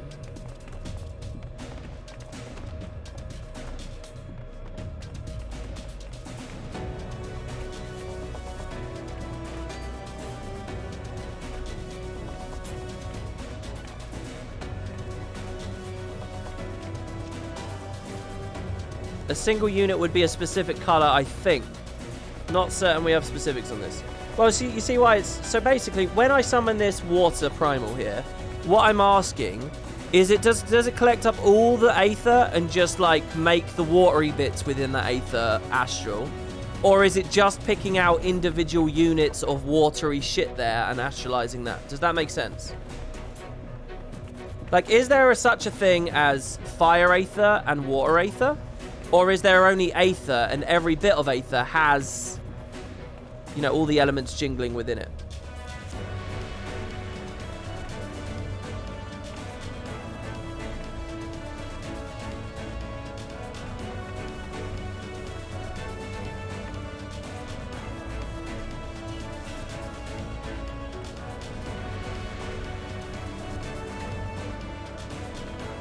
More towards the left. Okay. So when I think about the burn, I should think of it like a big pile of sand. And some grains are fire, some grains are water, some grains are earth, some grains are lightning, whatever, right? The key thing is that they're all umbral at the moment. And I want them to be astral.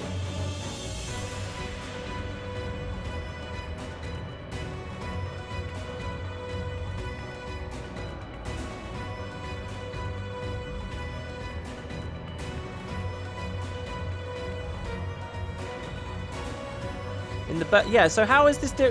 aren't we creating a burn here, almost? I thought primals made things that look like the burn. How the fuck does they... The burn has no aether at all. So how is this helping the aether instead of just removing it? How does this plan not produce a burn? Primals will starve the world if you don't kill them. Oh, it's because here we're going to kill it. Right.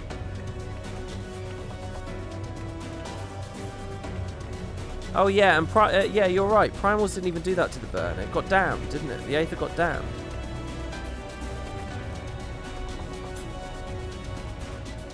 Yeah, primals don't destroy aether, they hoard it. So when we kill it...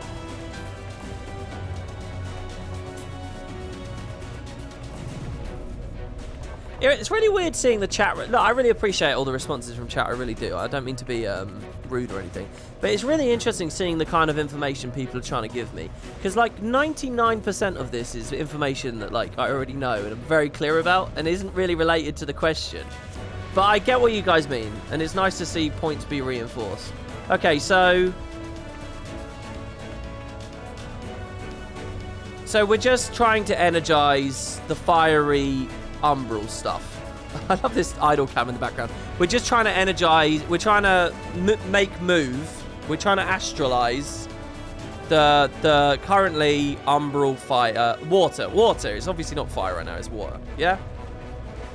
So this raid series, I would anticipate. What are we going to do? We're gonna do 6 primals. Some questions are difficult to answer due to being cutting edge of spoilers. Interesting. Hey chat, it's weird you're giving me strange answers to vague questions about pretend science. No, it's not that at all. Come on, don't be so rude. Right, okay. I get it.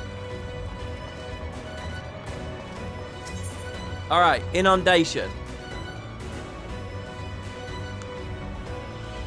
So the Ascians told the Warriors of Darkness to summon and to get... Do you remember after Heaven's Ward, the Warriors of Darkness were here encouraging people to summon primals, giving them aether, and then hunting them down?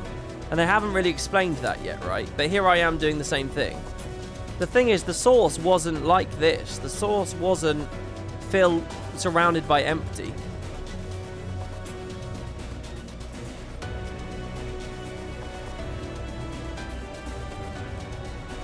I think that was a different story. The Ascians' goals there were to try and make the Beastmen summon even more powerful primals.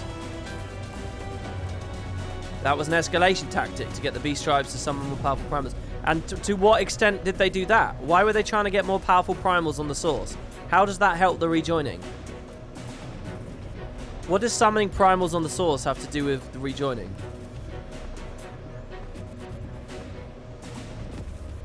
To create chaos. How does chaos on the source help with the rejoining? You move the goalposts, I'll walk to the goalpost and ask the same question again. The chaos causes a calamity.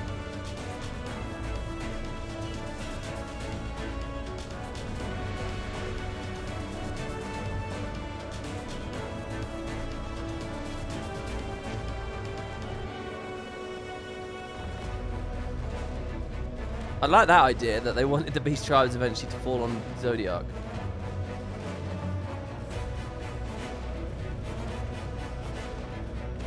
Right, okay. Every calamity is preceded by chaos, be it war or natural disaster.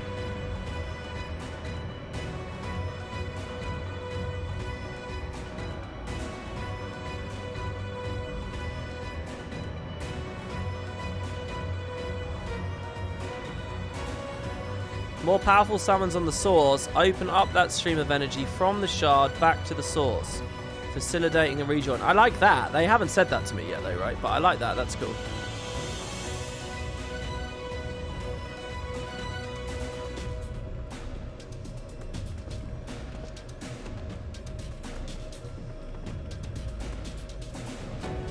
Okay.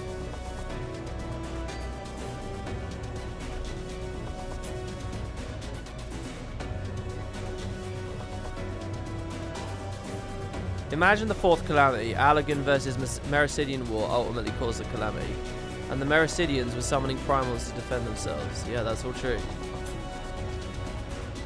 If you want a calamity, you need to prime the source and the shard with an overabundance of water aether. Oh, if you want a water calamity, you need to...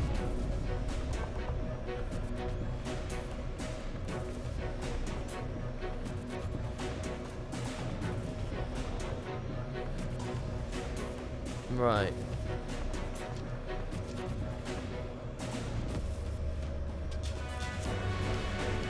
It's the void problem, right? Because they didn't cause a calamity on the source. It caused it just to blow up.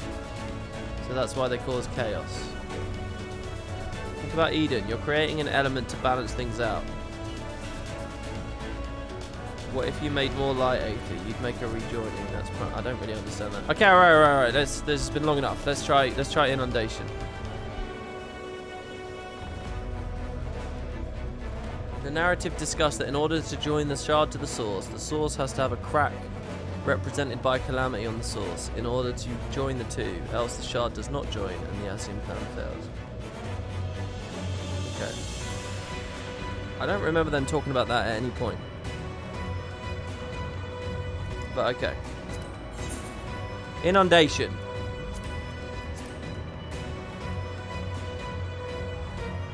Reen is now able to concentrate on the task of turning Eden's immense power to the task of balancing the ethereal alignment of the empty.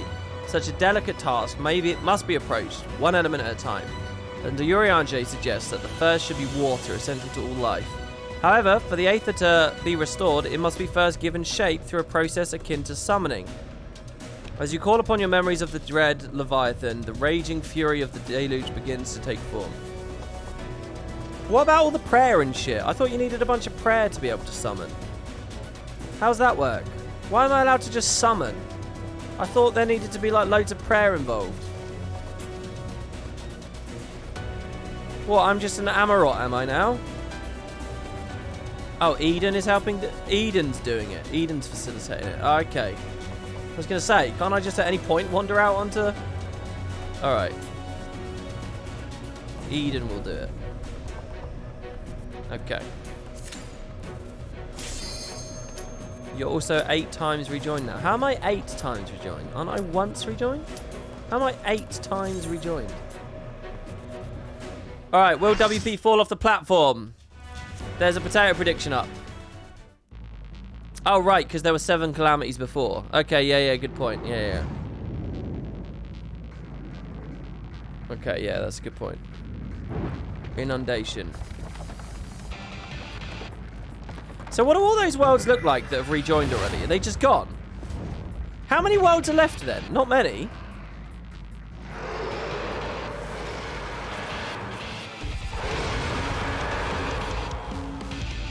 Wow.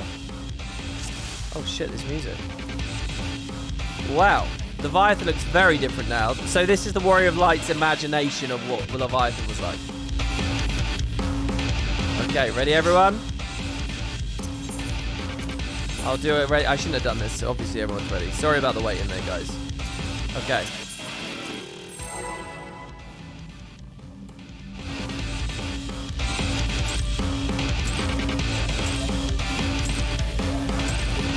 All right.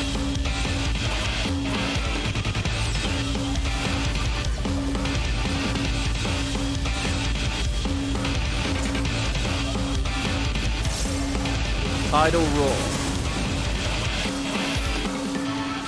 Should I stand in front? I never know where to stand in these. I never know what to do with myself. Rip current. Oh, shit. Okay, that must be a tank buster. I think I got that guy next to me killed. Did I get that guy killed? I'm so sorry. Holy shit. Okay, what was that called? Rip Current. I'm gonna need to remember that.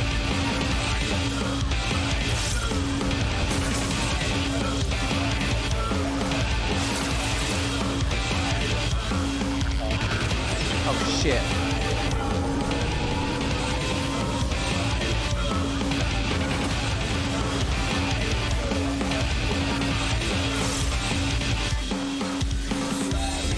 Was that the one? Tidal Roar? Rip Current, that's the one.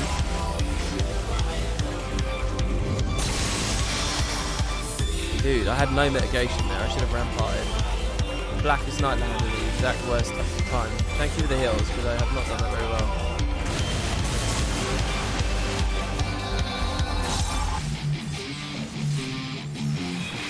Oh shit, why have I been rescued? What did I do wrong?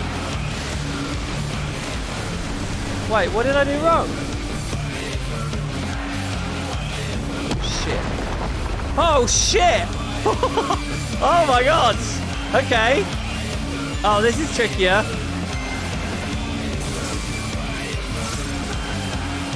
Oh my god! They didn't give me much time on that as well. Tidal Roar? Is that the thing again? No, that's that thing. Temporary Current?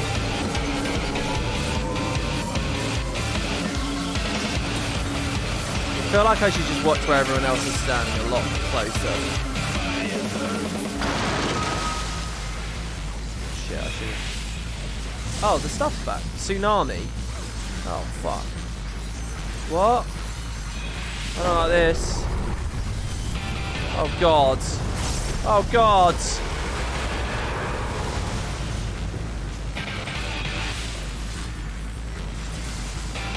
Okay, stay away from that guy. Stay on that guy. Oh. Okay.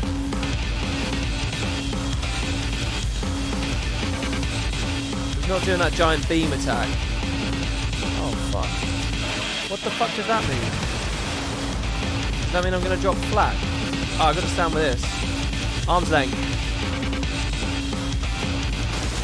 Oh my god, it didn't even help. Alright, let's get our summon up. Tidal Roar again. Oh, I was late with that, I think. I was late. Quite helpful.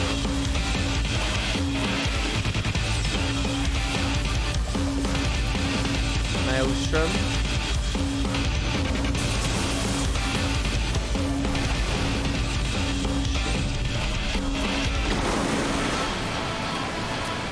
What are we doing?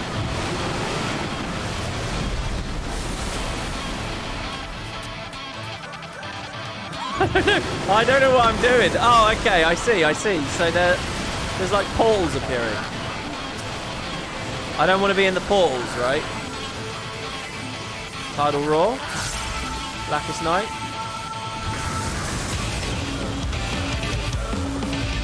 Rip Current. Is that the thing again? I put Rampart on this one. Yeah, okay. Would I need higher eye level for the next wave? Tidal Wave? Reprisal, that one? It's LB2. Oh shit, what the fuck is that? What is that? Oh, okay. Undersea Quake. Oh shit, everyone's coming over here. Okay. Oh my god, it's chopped in half. Oh, what if I got isolated over there?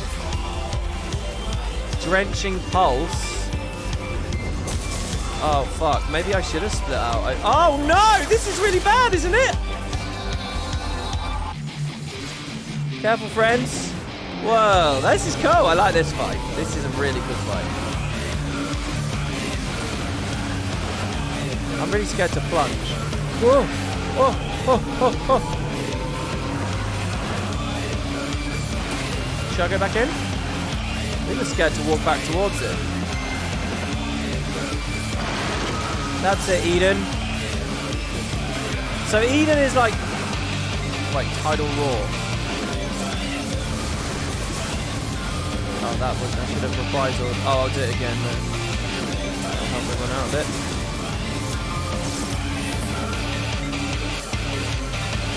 Rip current, that's on me, right? That's the big fucking...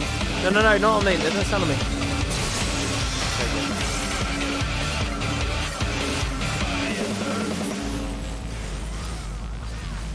Drenching pulse.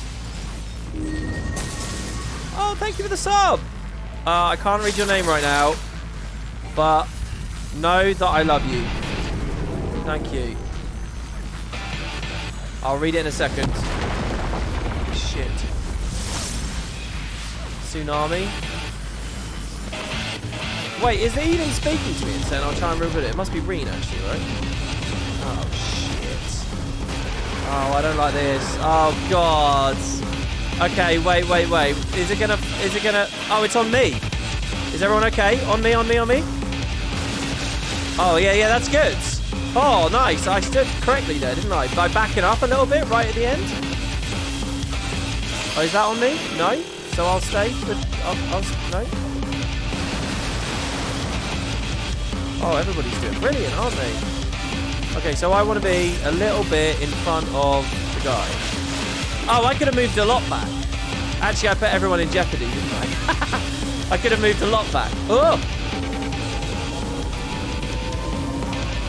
Oh, that sound effect is great, isn't it?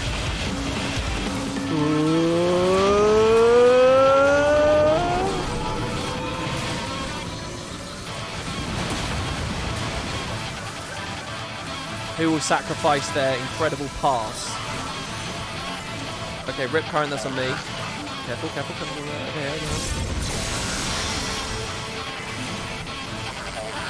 Oh, I could totally kill the team. I'm glad that happened earlier. Shit, Tidal Roar again. Because it made me realise...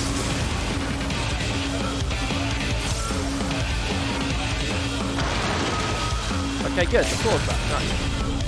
I didn't think the floor would come back. Doom of the Living.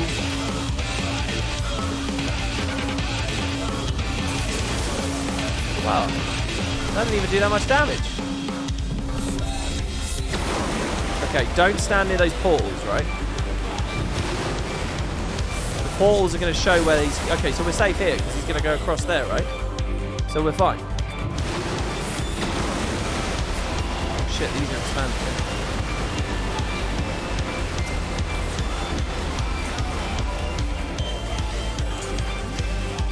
Raw. Reprisal, probably a bit late. Sorry, everyone. Rip current, that's on me. Blackest Night. Oh, look at that. Blackest Night is such good mitigation. Did you see that? It didn't even take much damage. Tidal Wave. Yeah. Oh, wow. I didn't realise I had the game really loud there. Nice.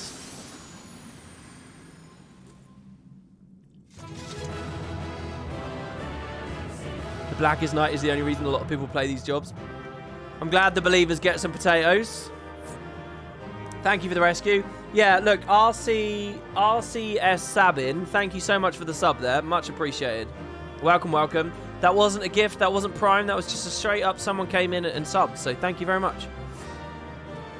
The more people that do that, I got a chance to get on the front page of Twitch, by the way, so I really do value that. Thank you. Let's look at this place here, by the way. Okay. So let me read the dialogue as well.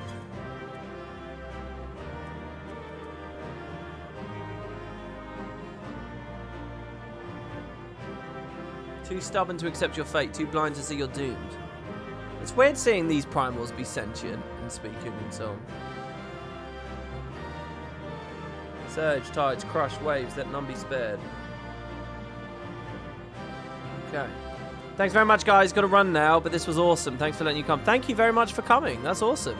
Yeah, if anybody wants to jump in and continue playing, we've got a slot.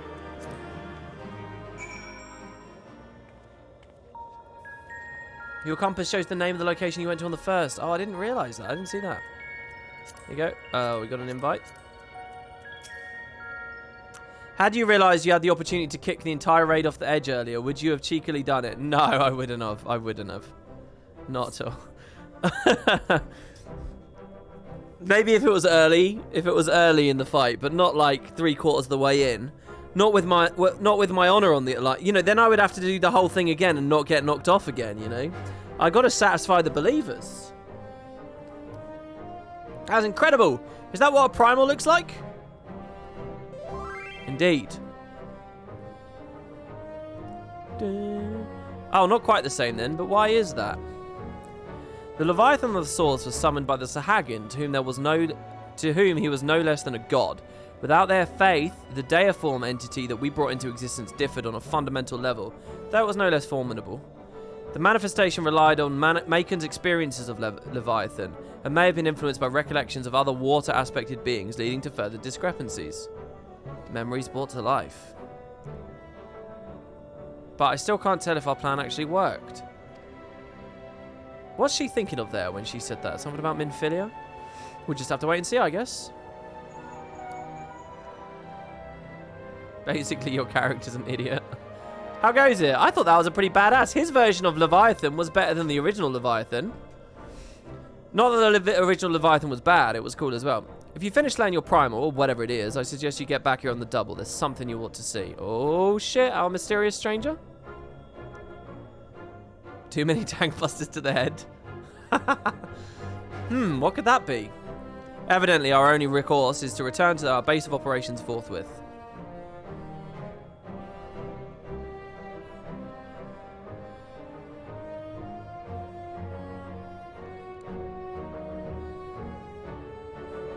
According to Kotaku, the devs behind DC Universe Online are making a Marvel MMO.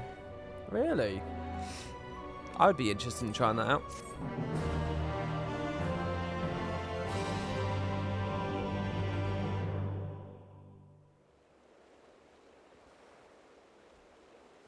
I pictured End of Dragons could have a moment like this, in a room in the mist looking at the different dragon spheres. Having a reimagining of all the dragons. That's an interesting idea.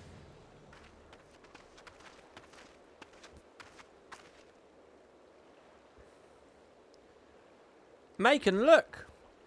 Oh, did original Leviathan not even have 2 heads? To be fair, my memory of original Leviathan's a bit sporty right now. I'd probably do worse.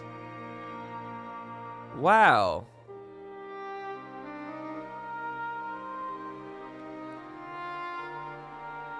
So this came out of what we just did. By the 12's good grace, 'tis a marvel to behold. I never thought that a whole lake would suddenly appear like this. And we're just getting started. I only hope the burden is not too much for you, Macon. Oh, this is badass. So everything I do, is it properly So what's going to happen? We'll see grass here later? Does this specific vista keep... Oh, am I going to be in control now? I'm looking out over this. And now there's water out there. Oh, really good. Bravo. Bravo. That's fucking awesome. Oh. So our first appearance, it was buried. Then it was in the sky. And now this has happened. Oh, I'm very keen to see where this goes visually. That is cool.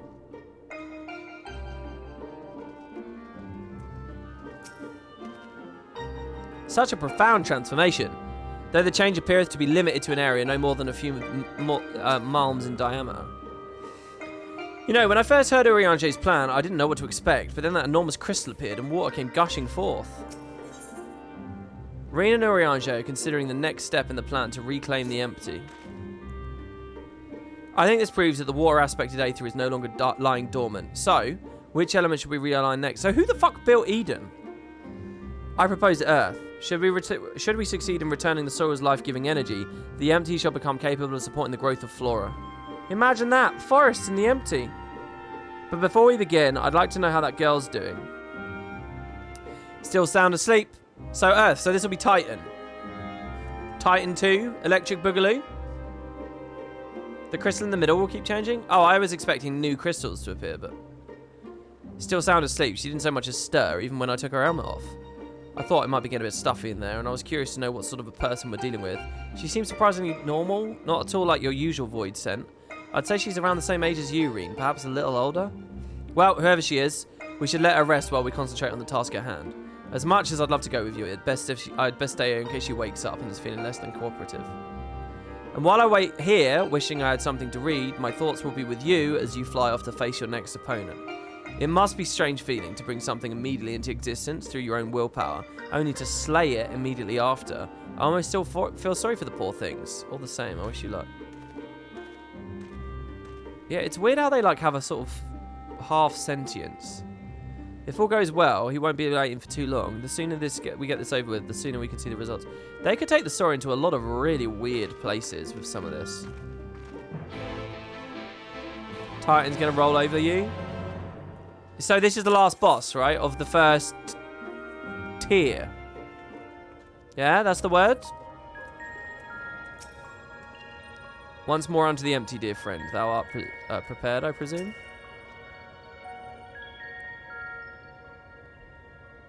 Now, before we embark on our journey, there's one final question I feel I should ask. Where are we going? I would suggest a certain region that lie east of Northrant, which was once home to the great Mount Atlas. And for the Earth aspected primal we wish to invoke, what could be more fitting choice than Titan? So is there a Mount Atlas on the source, is what I'm starting to wonder. I don't think I've heard of that one. What's it like?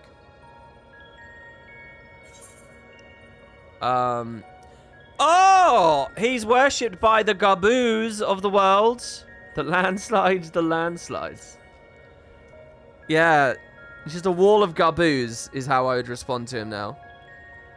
Thancred mentioned those. They're your world's equivalent of the Maud, yes? They are indeed. But if our last battle is anything to go by, this one will be different from the Titan that Macon remembers, yes? It would be wise to consider the two as entirely separate beings. As such, thou must needs conceive new stratagems if thou art to triumph in the battle to come. Past experience will avail thee naught, I fear. Alright, Macon. Once you're ready, we'll be on our way. I don't really remember anything about landslides in ARR. What am I missing there, chat?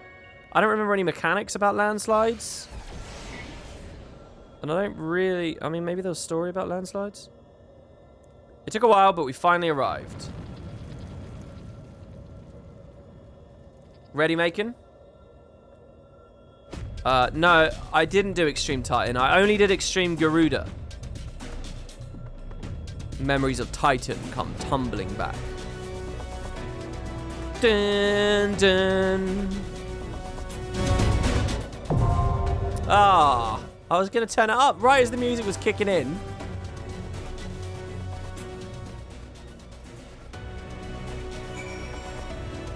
Landslides in AR are terrible to dodge due to very low tick rate. Oh, I'm getting trolled, am I? Alright. 1, 2, 3, 4, 5, 6, 7. We've got space for one more party member. Oh. The invite didn't go through. I heard the whisper sound in the cutscene. 1, 2, 3, 4, 5, 6, 7, 8. We're a full party, aren't we?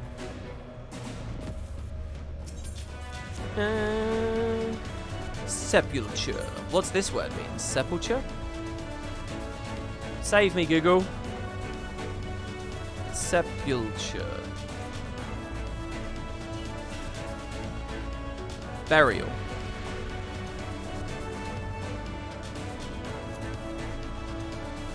Having successfully realigned the element of water following your triumph over Leviathan, the next candidate for restoration is Earth, in the hope that the empty will soon become available to support life.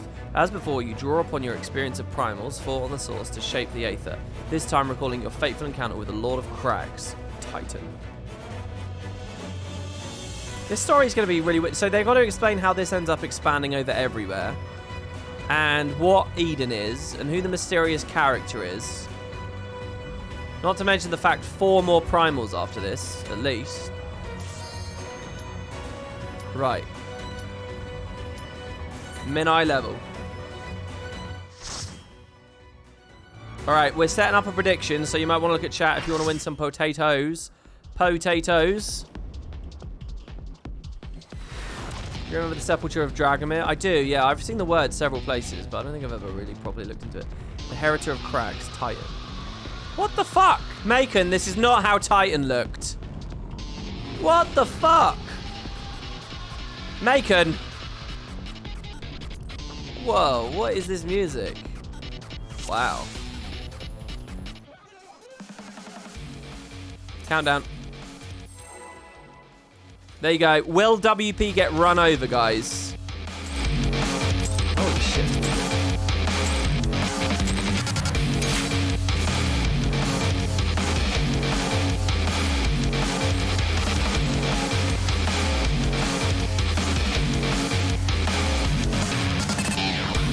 Voice of the land.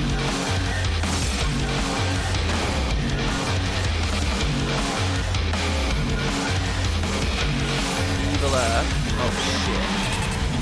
Oh shit. Oh shit. Ow.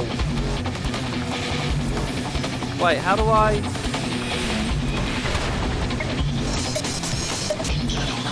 How do I figure it out what he's doing? Stone Crusher. That sounds like a tank buster to the Shadow Wolf. Yeah, okay. Physical vulnerability up though. Okay, keep away from those, I guess. Arm's length in case it's a knockback.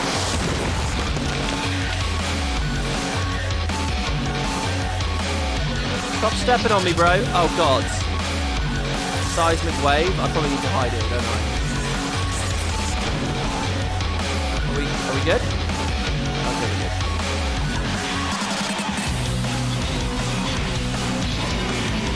Geocrust. Oh.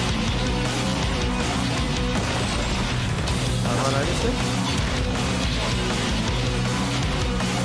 Massive landslide. There's no salvation for something like that. What?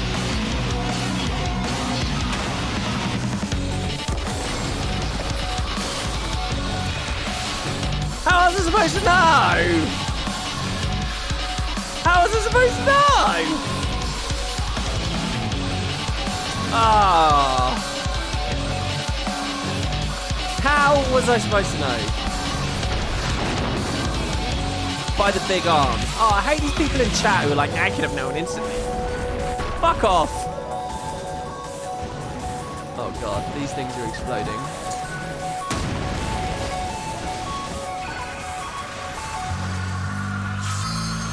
Alright.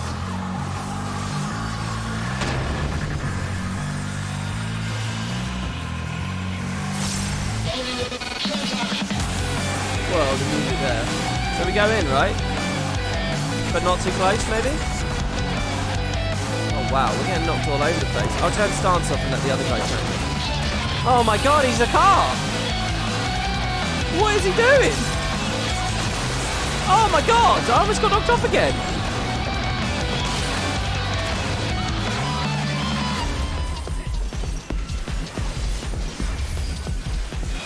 Okay, I'm assuming he'll do it again. No, Earthen Fury, I don't know what that is. I'm going to reprisal it. Oh my god, what is this? Filthy. We're all damaged over time. Stone Crusher. I'm just going to stand with the group. I'm going to trust that the group knows what's up. Boulder Box.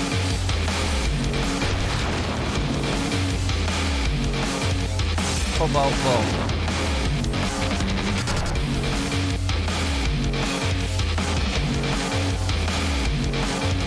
This one's glowing orange as well though, guys. Oh. Yeah? Oh, this is cool. You just zerg like a little lemming and you can do mechanics. Voice of the land. Oh shit, is the tank dead? No. He's a red one. Crumbling down. Where do you guys think safe? Over here? Over here. And then we're going to step left, right? I see. Seismic wave. Shit.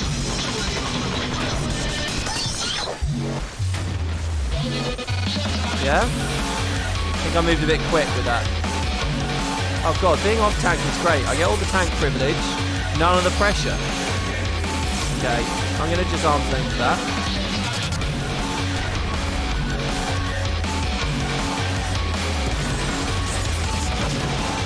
Oh shit, he's in a car again.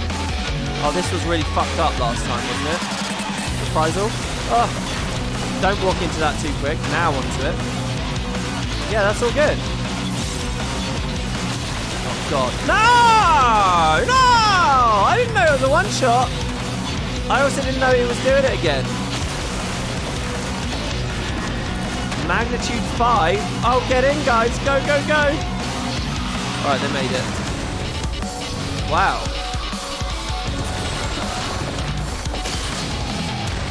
Oh, the people winning the potatoes.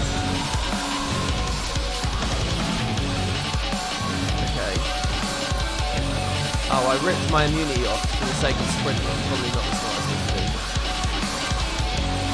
Oh, easy potatoes. The fight's only halfway. If you guys want to do another prediction. WP take aggro. Okay.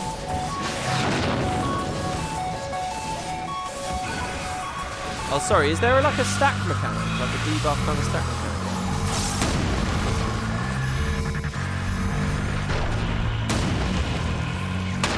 Did I go in too early? I did. Oh, I love that bit.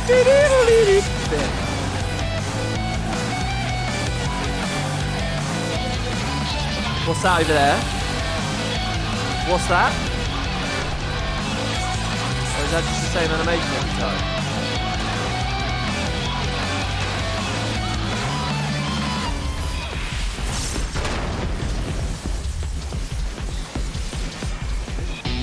Stone Crusher, that's the big attack, isn't it?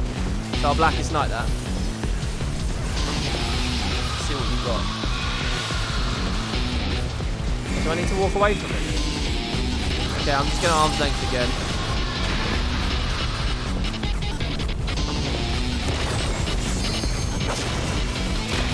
I'm losing aggro. Does that mean that guy wants it? If I shirk now, is he happy with that? Massive landslide. Oh my god. Oh my god.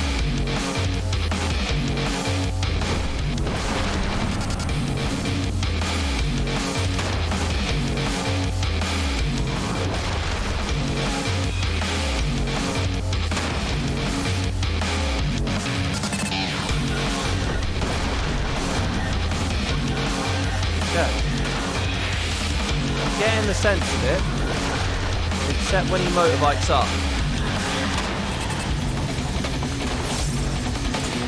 Please don't jump or climb away. I'm trying to assault with it.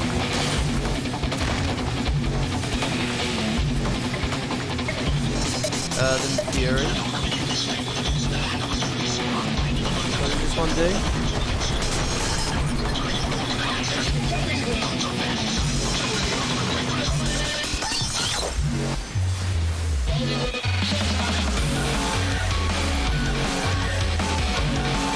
WP take aggro, okay. Provoke.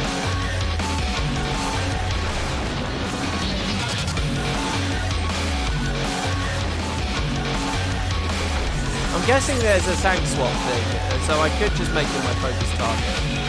So I can see whatever. Am I fucking this up? Oh. I was thinking so much about the fact that I probably should be looking at stack stick building or something. Let's put it on. What is this? Is it this shield thing on him? Yeah, and I was completely oblivious to everything that's happening.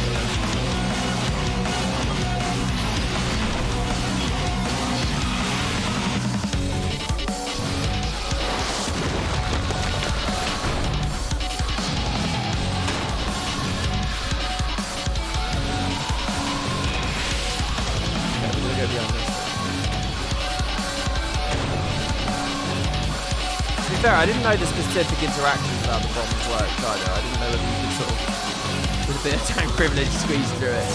I wasn't completely oblivious. If you guys didn't see, I did actually pop a fuck ton of my medication thinking it might make it.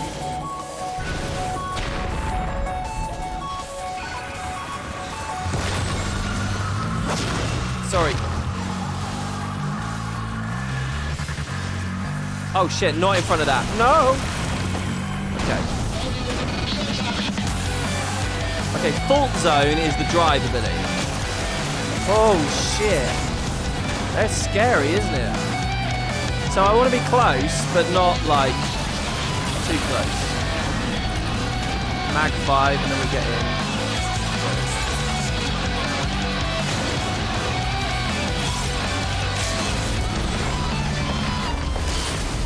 Holy shit, what the fuck is this?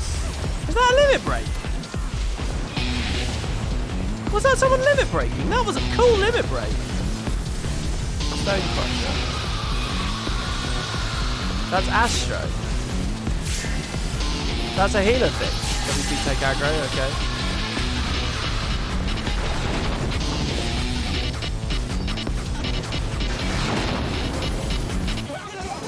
Do you want me to hide behind the bomb? Do I hide with you or what? This bomb's gonna blow up anyway, isn't it?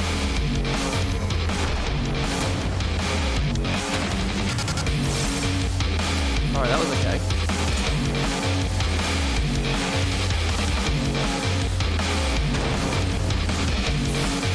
Alright. Didn't do it too well there, but we got it, we got it. Ah.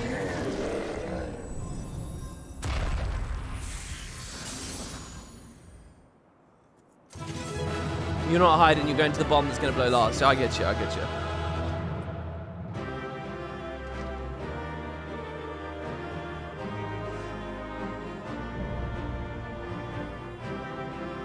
Eden's Gate complete. Yeah, so wait, was that LB needed? Was loads of people dead? I didn't even realise. That was nicely done. You don't know what Chaos Party Finder can bring to that fight, really? I mean, I've been very impressed with everyone we've been playing with the whole time. Hey, look, the mini's there. I'll roll for that shit. I don't know about all this other stuff, though, guys. Are you sure that I should fill my inventory with all this crap? Yeah?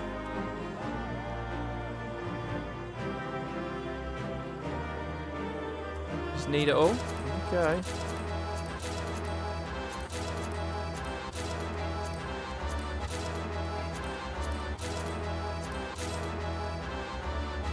Okay, and I'll wait to see if I get lucky with a minion, right? Oh, no, it's over. Okay, let's go.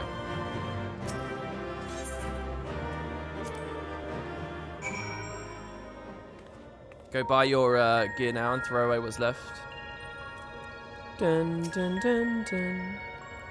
Welcome back. You must be exhausted. For a creature made of rock, he was a lot more agile than I was expecting. I wonder, was the Titan of your world a tough opponent too? He wasn't a fucking motorbike. Yeah, if I put 1 foot wrong, I would have fallen to my doom. It's true. He deletes the outer ring of the arena. So, all it would have taken is a momentary lapse in concentration. I don't like the sound of that. Yeah, you know what's worse? You have a little momentary lapse of concentration, and you get a bunch of people making fun of you, you know? It's a hard knock life. But more importantly, you've defeated another elemental being, which means we're a step closer to reclaiming the empty. Oh, all-Titan vehicle, ATV. Right, okay. I can't wait to see how much of a difference we've made this time. Yeah, let's go out. I want to go out and see this. I want to sort material and stuff as well. They should delay Endwalker like another year or so. I'm ready, man. I'm happy to wait, you know?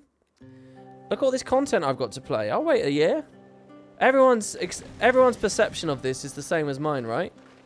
So, surely it is reasonable.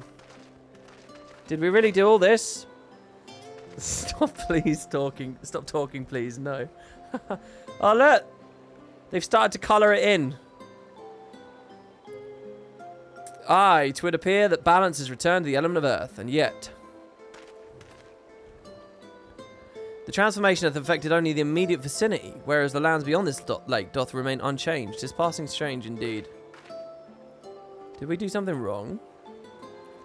Though this falleth short of the outcome I'd envisioned, 'tis plain our efforts were not in vain. Mayhap this localized... It's weird that Ishtola's not in this story. Right? Like, she could... I don't know. With, like, sensing the Aether and stuff. But here's the thing, right? The people in the raid story tend not to be in the MSQ much, right? So, does this mean that maybe Urianger's not in 5.1234 too much? And Ishtola is? Mayhap this localized phenomenon is a result of an intersection of ethereal currents. Therefore, it is reasonable to assume similar locations in the empty have undergone comparable alterations.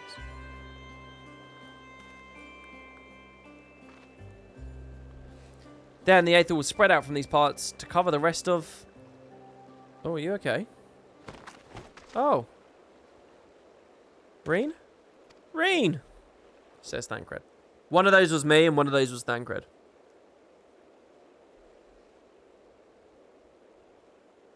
Are you stopping Eden now? Wing 2 is 5.2. Yes. Yeah, I'm going to go in patch order, which is what I've done for all the other expansions. Except Heaven's Ward, I did Alexander all in one day, and it was a bit much, I think. Are you alright? I also might skip the near stuff. Just in the sense of, like, getting some movement. I might skip Alliance raids. Shadowbringers Alliance raids. Perhaps asserting her will over Eden has taken its toll. Not skip forever, but just for the immediate nearby, you know, so that we can keep doing the MSQ and stuff. I'm not saying forever, but, you know, maybe in the short term. If it's completely disconnected, I mean, what I might do is, like, the first quest, just to learn, like, what the concept is. You know, kind of like how I learned what the concept is of Eureka, but I didn't actually go there. Reen appears to have been overcome by exhaustion.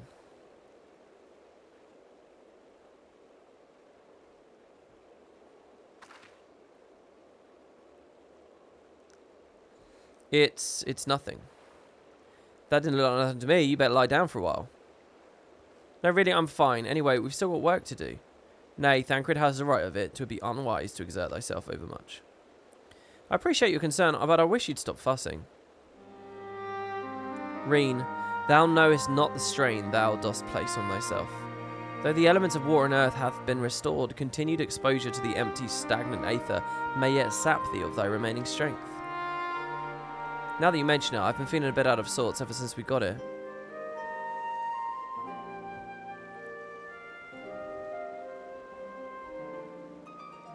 I shall probably get away from the empty and rest for a while. Pray do so. Meanwhile, I'll remain. The restoration of the first two elements have produced unexpected results, and I require time to analyse our findings. However, I must ask thee to refrain from discussing our work in the empty, even with our closest comrades. I can't believe all of this was at the launch of Shadowbringers, essentially. 2 weeks, fine, but you know that the devs basically had it ready to go before then. Why? I thought they'd welcome the news. And indeed they shall. They must have such efficient processes for making all these cutscenes and putting all this dialogue and shit in. And indeed they shall, once we have more to show of our efforts. Nevertheless, this mission is one of surpassing danger. I'm loath to place our dearest friends at risk unless absolutely necessary. You have their best interests at heart, I'm sure, but to be perfectly honest, I prefer not keep secrets from people that I trust with my life. I don't want to make a habit of this, but I'll do as you ask.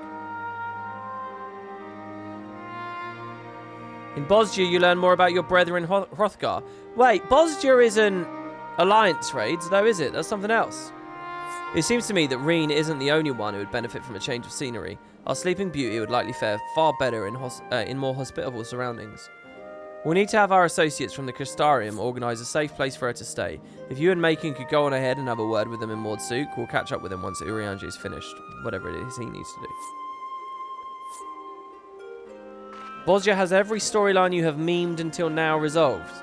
Are you telling me Gaboo is resolved in Bosgia?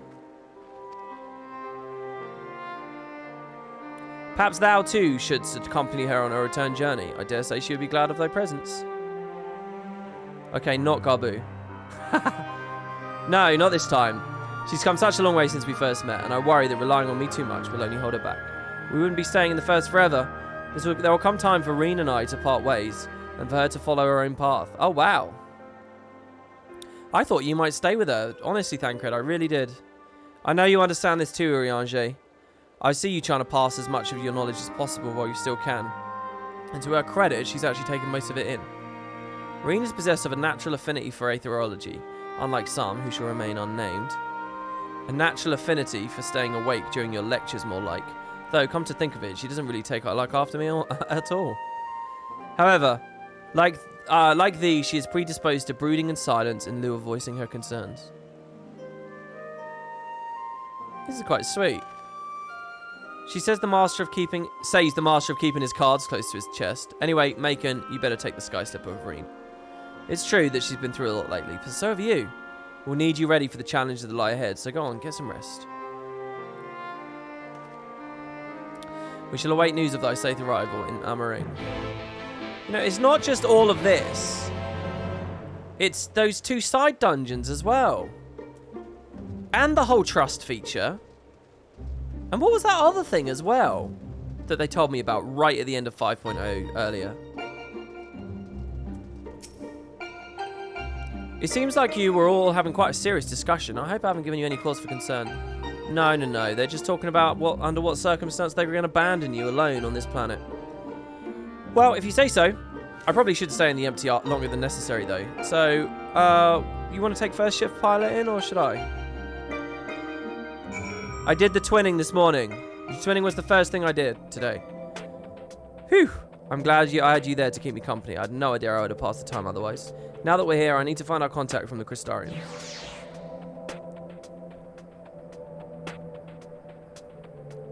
But before that, I was hoping I could have a word with you. Something's been on my mind. This might not be the best place for it, though. Those creatures over there look a bit hungry.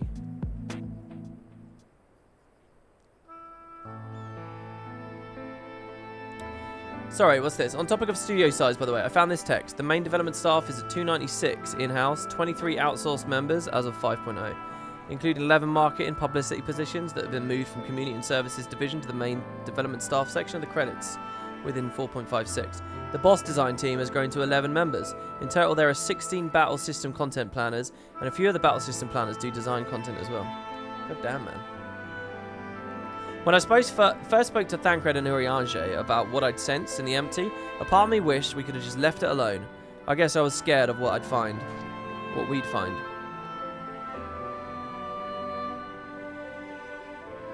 But now that we found Eden, I know that I made the right choice. And if I'd given in to my fear, I probably would have spent the rest of my life wondering what that might have been.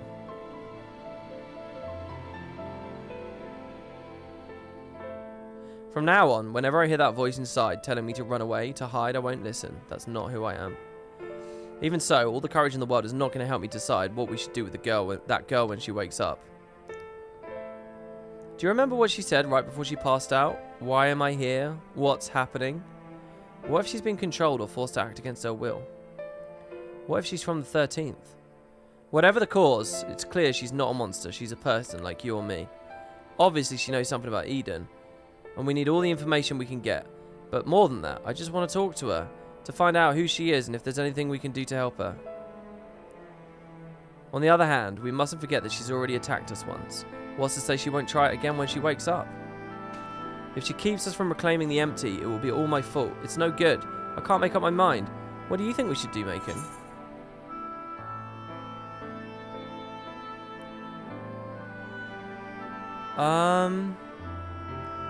Even Emmett Salk had his reasons. We should at least hear her out.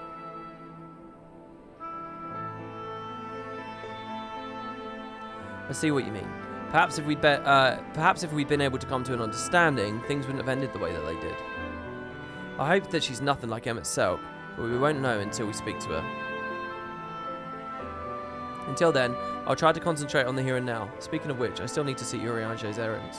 The people we're on our way to meet lent us the Sky Slipper and most of the apparatus we've been using, and since we've been sworn to secrecy, I assume the same applies to them and their colleagues. Anyway, once that's over with, we can find a place to relax.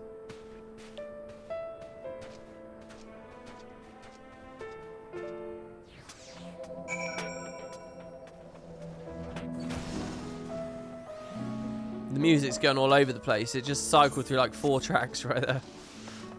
Hello, all the Gabu friends. Gel.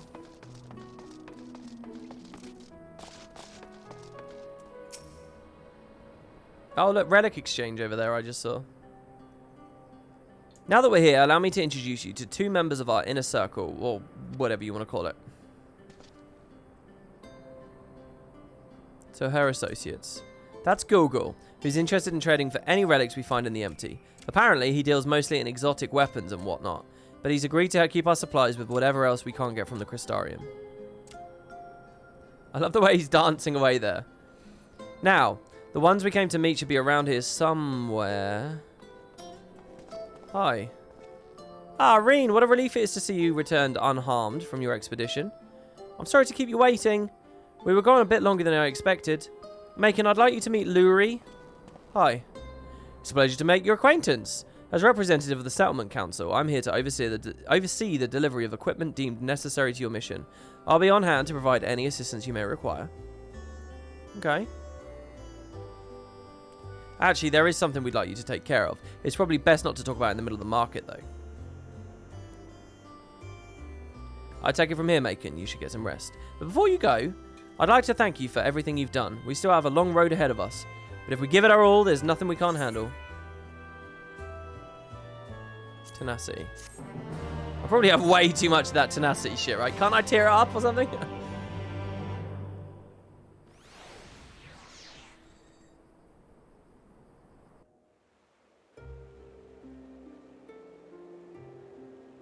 Okay, so this must... We haven't segued into the next patch, have we, accidentally? I couldn't imagine when we have. I see.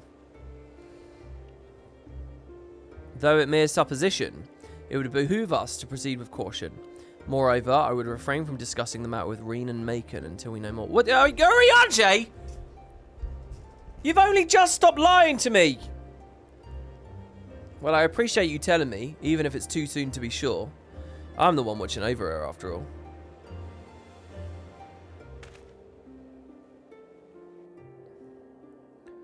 Unbelievable! I guess that might happen in Endwalker, not the very fucking same expect. The Oracle of Darkness. Oh, shit. I pray it's not true.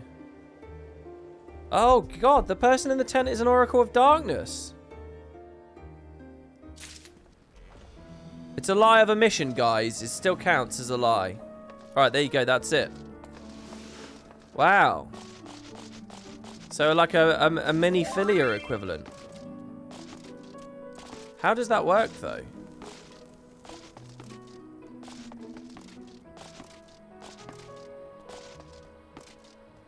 Who's the equivalent of Minfilia?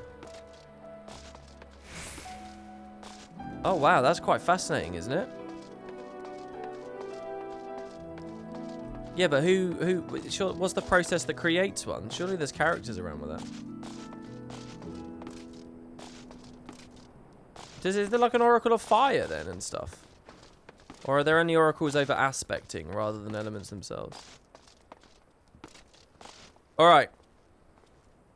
So, does anyone have any ideas for some cool Shadowbringers features left that we could just sort of chill out with? Or is that basically... That's it, we're caught up now, right? Do you guys know of anything that I've missed so far in the expansion? There's no, like, big fucking optional dungeon I've missed. During Stormblood, it actually turned out we had missed one. Trade in your gear. Oh, yeah, where do I go to do that? Ruby weapon. Bear in mind, we're on 5.01 right now. We're not on 5.1. We're on 5.01. Go to Yulmore.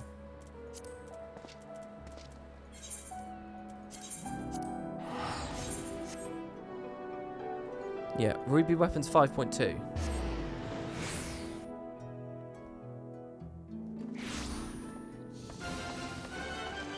We're not even at 5.1. We're talking about end of Shadowbringers stuff. That's what we're talking about.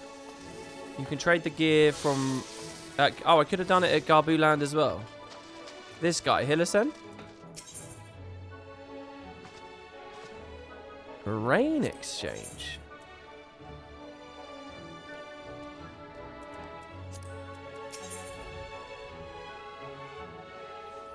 Neo Ishgard. That must be Biggs the Third or something related. It's the very long desk.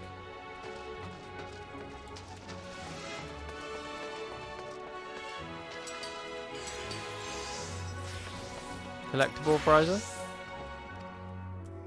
Scrap exchange. Resplendent tool exchange. Splendors exchange. Different long desk. What? That's clearly the long desk. These are short desks. Materia, gear. This is who I was speaking to a second ago. Up the steps. Is the desk behind this fountain?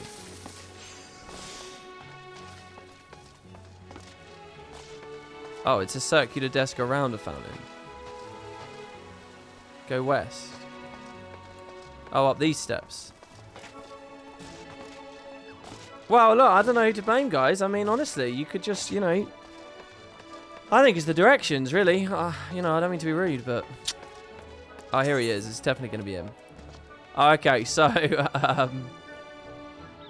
Eden's Gate.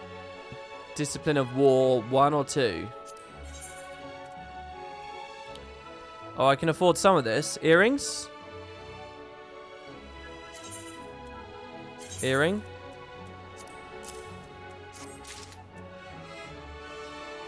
Is it 2 earrings you wear in this game, or is it 2 rings you wear in this game? Fending. A choker. Oh, we get a new... It's 2 rings. Well, there we go. We're out now. So is that it? Yeah? Oh, yeah. I have the pre-order earring, but now we can replace it, right? Alright. So my eye level is now 439. You have 1 ear and 2 fingers. There is a quest called One Final Journey from Flarmin in Wardona. Oh, nice! Hell yeah, we'll go do that. This is a Shadowbringers launch thing, is it? Holy shit, I've been challenged to a match of Triple Triad with a reward of 180. Okay. Deck of Kings. Oh shit. I've never played against another player. Oh my god. I'm red. He's got Ishtola. Runar and Matoya.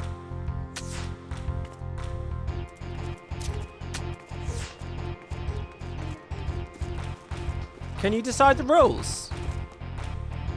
He could take me with Matoya, but then I'd take her back. Oh, he decides not to do that. Interesting.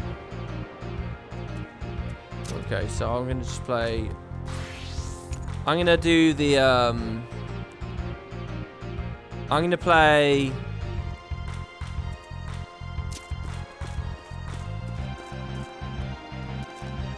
I'm going to play it this way. If he flips the Behemoth, I'm going to take it back. No matter what he does, I will reclaim that Behemoth. And then it's going to be left on a good side. Okay, so he does that, so I do this. And he's vulnerable here. Runar's vulnerable. So he probably plays on the bottom, but I've got a pretty good up attack. Oh wow, he flipped that back. With he's got 2 Ishtola. Oh my god, he has Heaven's Ward, regular, and Shadowbringers Ishtola. Very nice. Very respectable. Oh. So how do I win now? Oh, this sucks. I do actually have the stats for it, but I don't think I can win. I think I think it's a draw, isn't it? It's either a draw or I just straight up lose. I don't have the stats. Fucking Matoya is too strong on the top and bottom. And that's the only field of play to strike from now. Damn. There's no way out. Oh. What does small damage mean? Very nice. Is that every Ishtola card available in the game? Okay, wait. Where do I go for the Flarmin quest? Where do we go for Flarmin?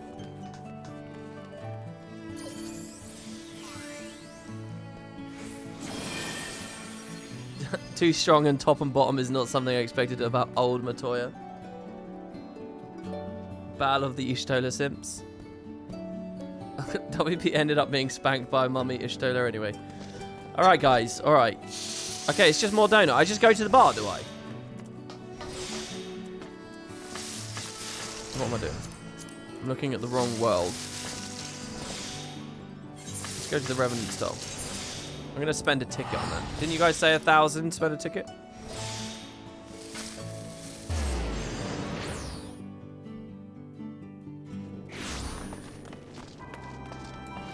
Okay.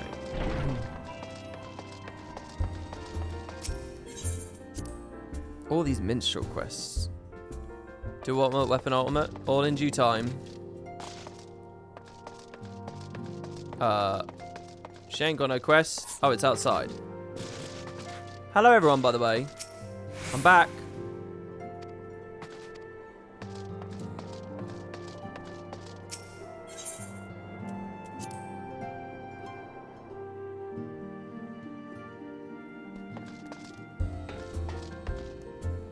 Well, it's not the minstrel. I guess it's going to be a level 80 quest.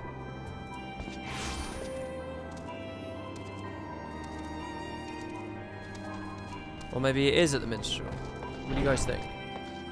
She was really good as well, that triple triad match up there. Thanks, Dragon X. Welcome, welcome, man.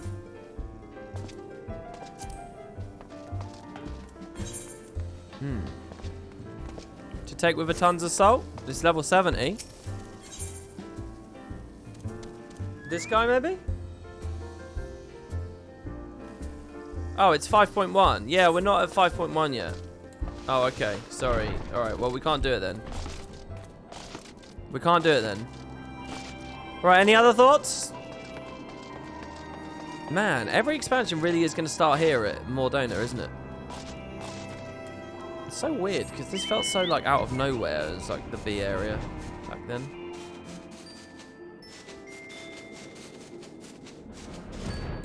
Well, I guess we'll just leave it there then. Hildebrand. It's going to take a little bit too long. I think we'll have to dedicate a whole stream to Hildebrand. So, guys, I'm going to leave it there. I'm gonna end today's stream there. I know it's a bit shorter than the other days, but hey, so we've been streaming 6 hours. And so I would consider us to be done with Shadowbringers main now. Tomorrow will be 5.1. MSQ 5.1. Once we're done with that, I might take a quick peek into the start of the Nier story. I don't know. But yeah, we'll see, and we'll just continue along with the main quest line. So, listen, thank you, everyone who came. Thanks for the modding. Thanks for the couple of subs we had. Much appreciated. Honestly, I had a bit less energy today, but you guys all stayed, and you know, you chatted away, and it was really, really cool. So thank you, guys. I hope you have a great evening. I'm going to take it easy now. Hopefully get an early-ish night so that I can actually make a YouTube video tomorrow, and it should all be good. Hey, there's another sub. That's from Dragon X. So thanks, guys. And if you missed out, yeah, maybe take a look over on the VODs for the end of the story yesterday. And we'll see where this continues to go. Thank you for indulging all my crazy lore questions and teaching me as a noob all the things I need to know as we continue along. And I'll be back tomorrow. That's Macon for day. See you next time, guys. Ta-ta. Oh, yeah, and thanks to everyone who came in-game and played the raids with me. They were definitely cool as well. Cheers, guys. Bye-bye.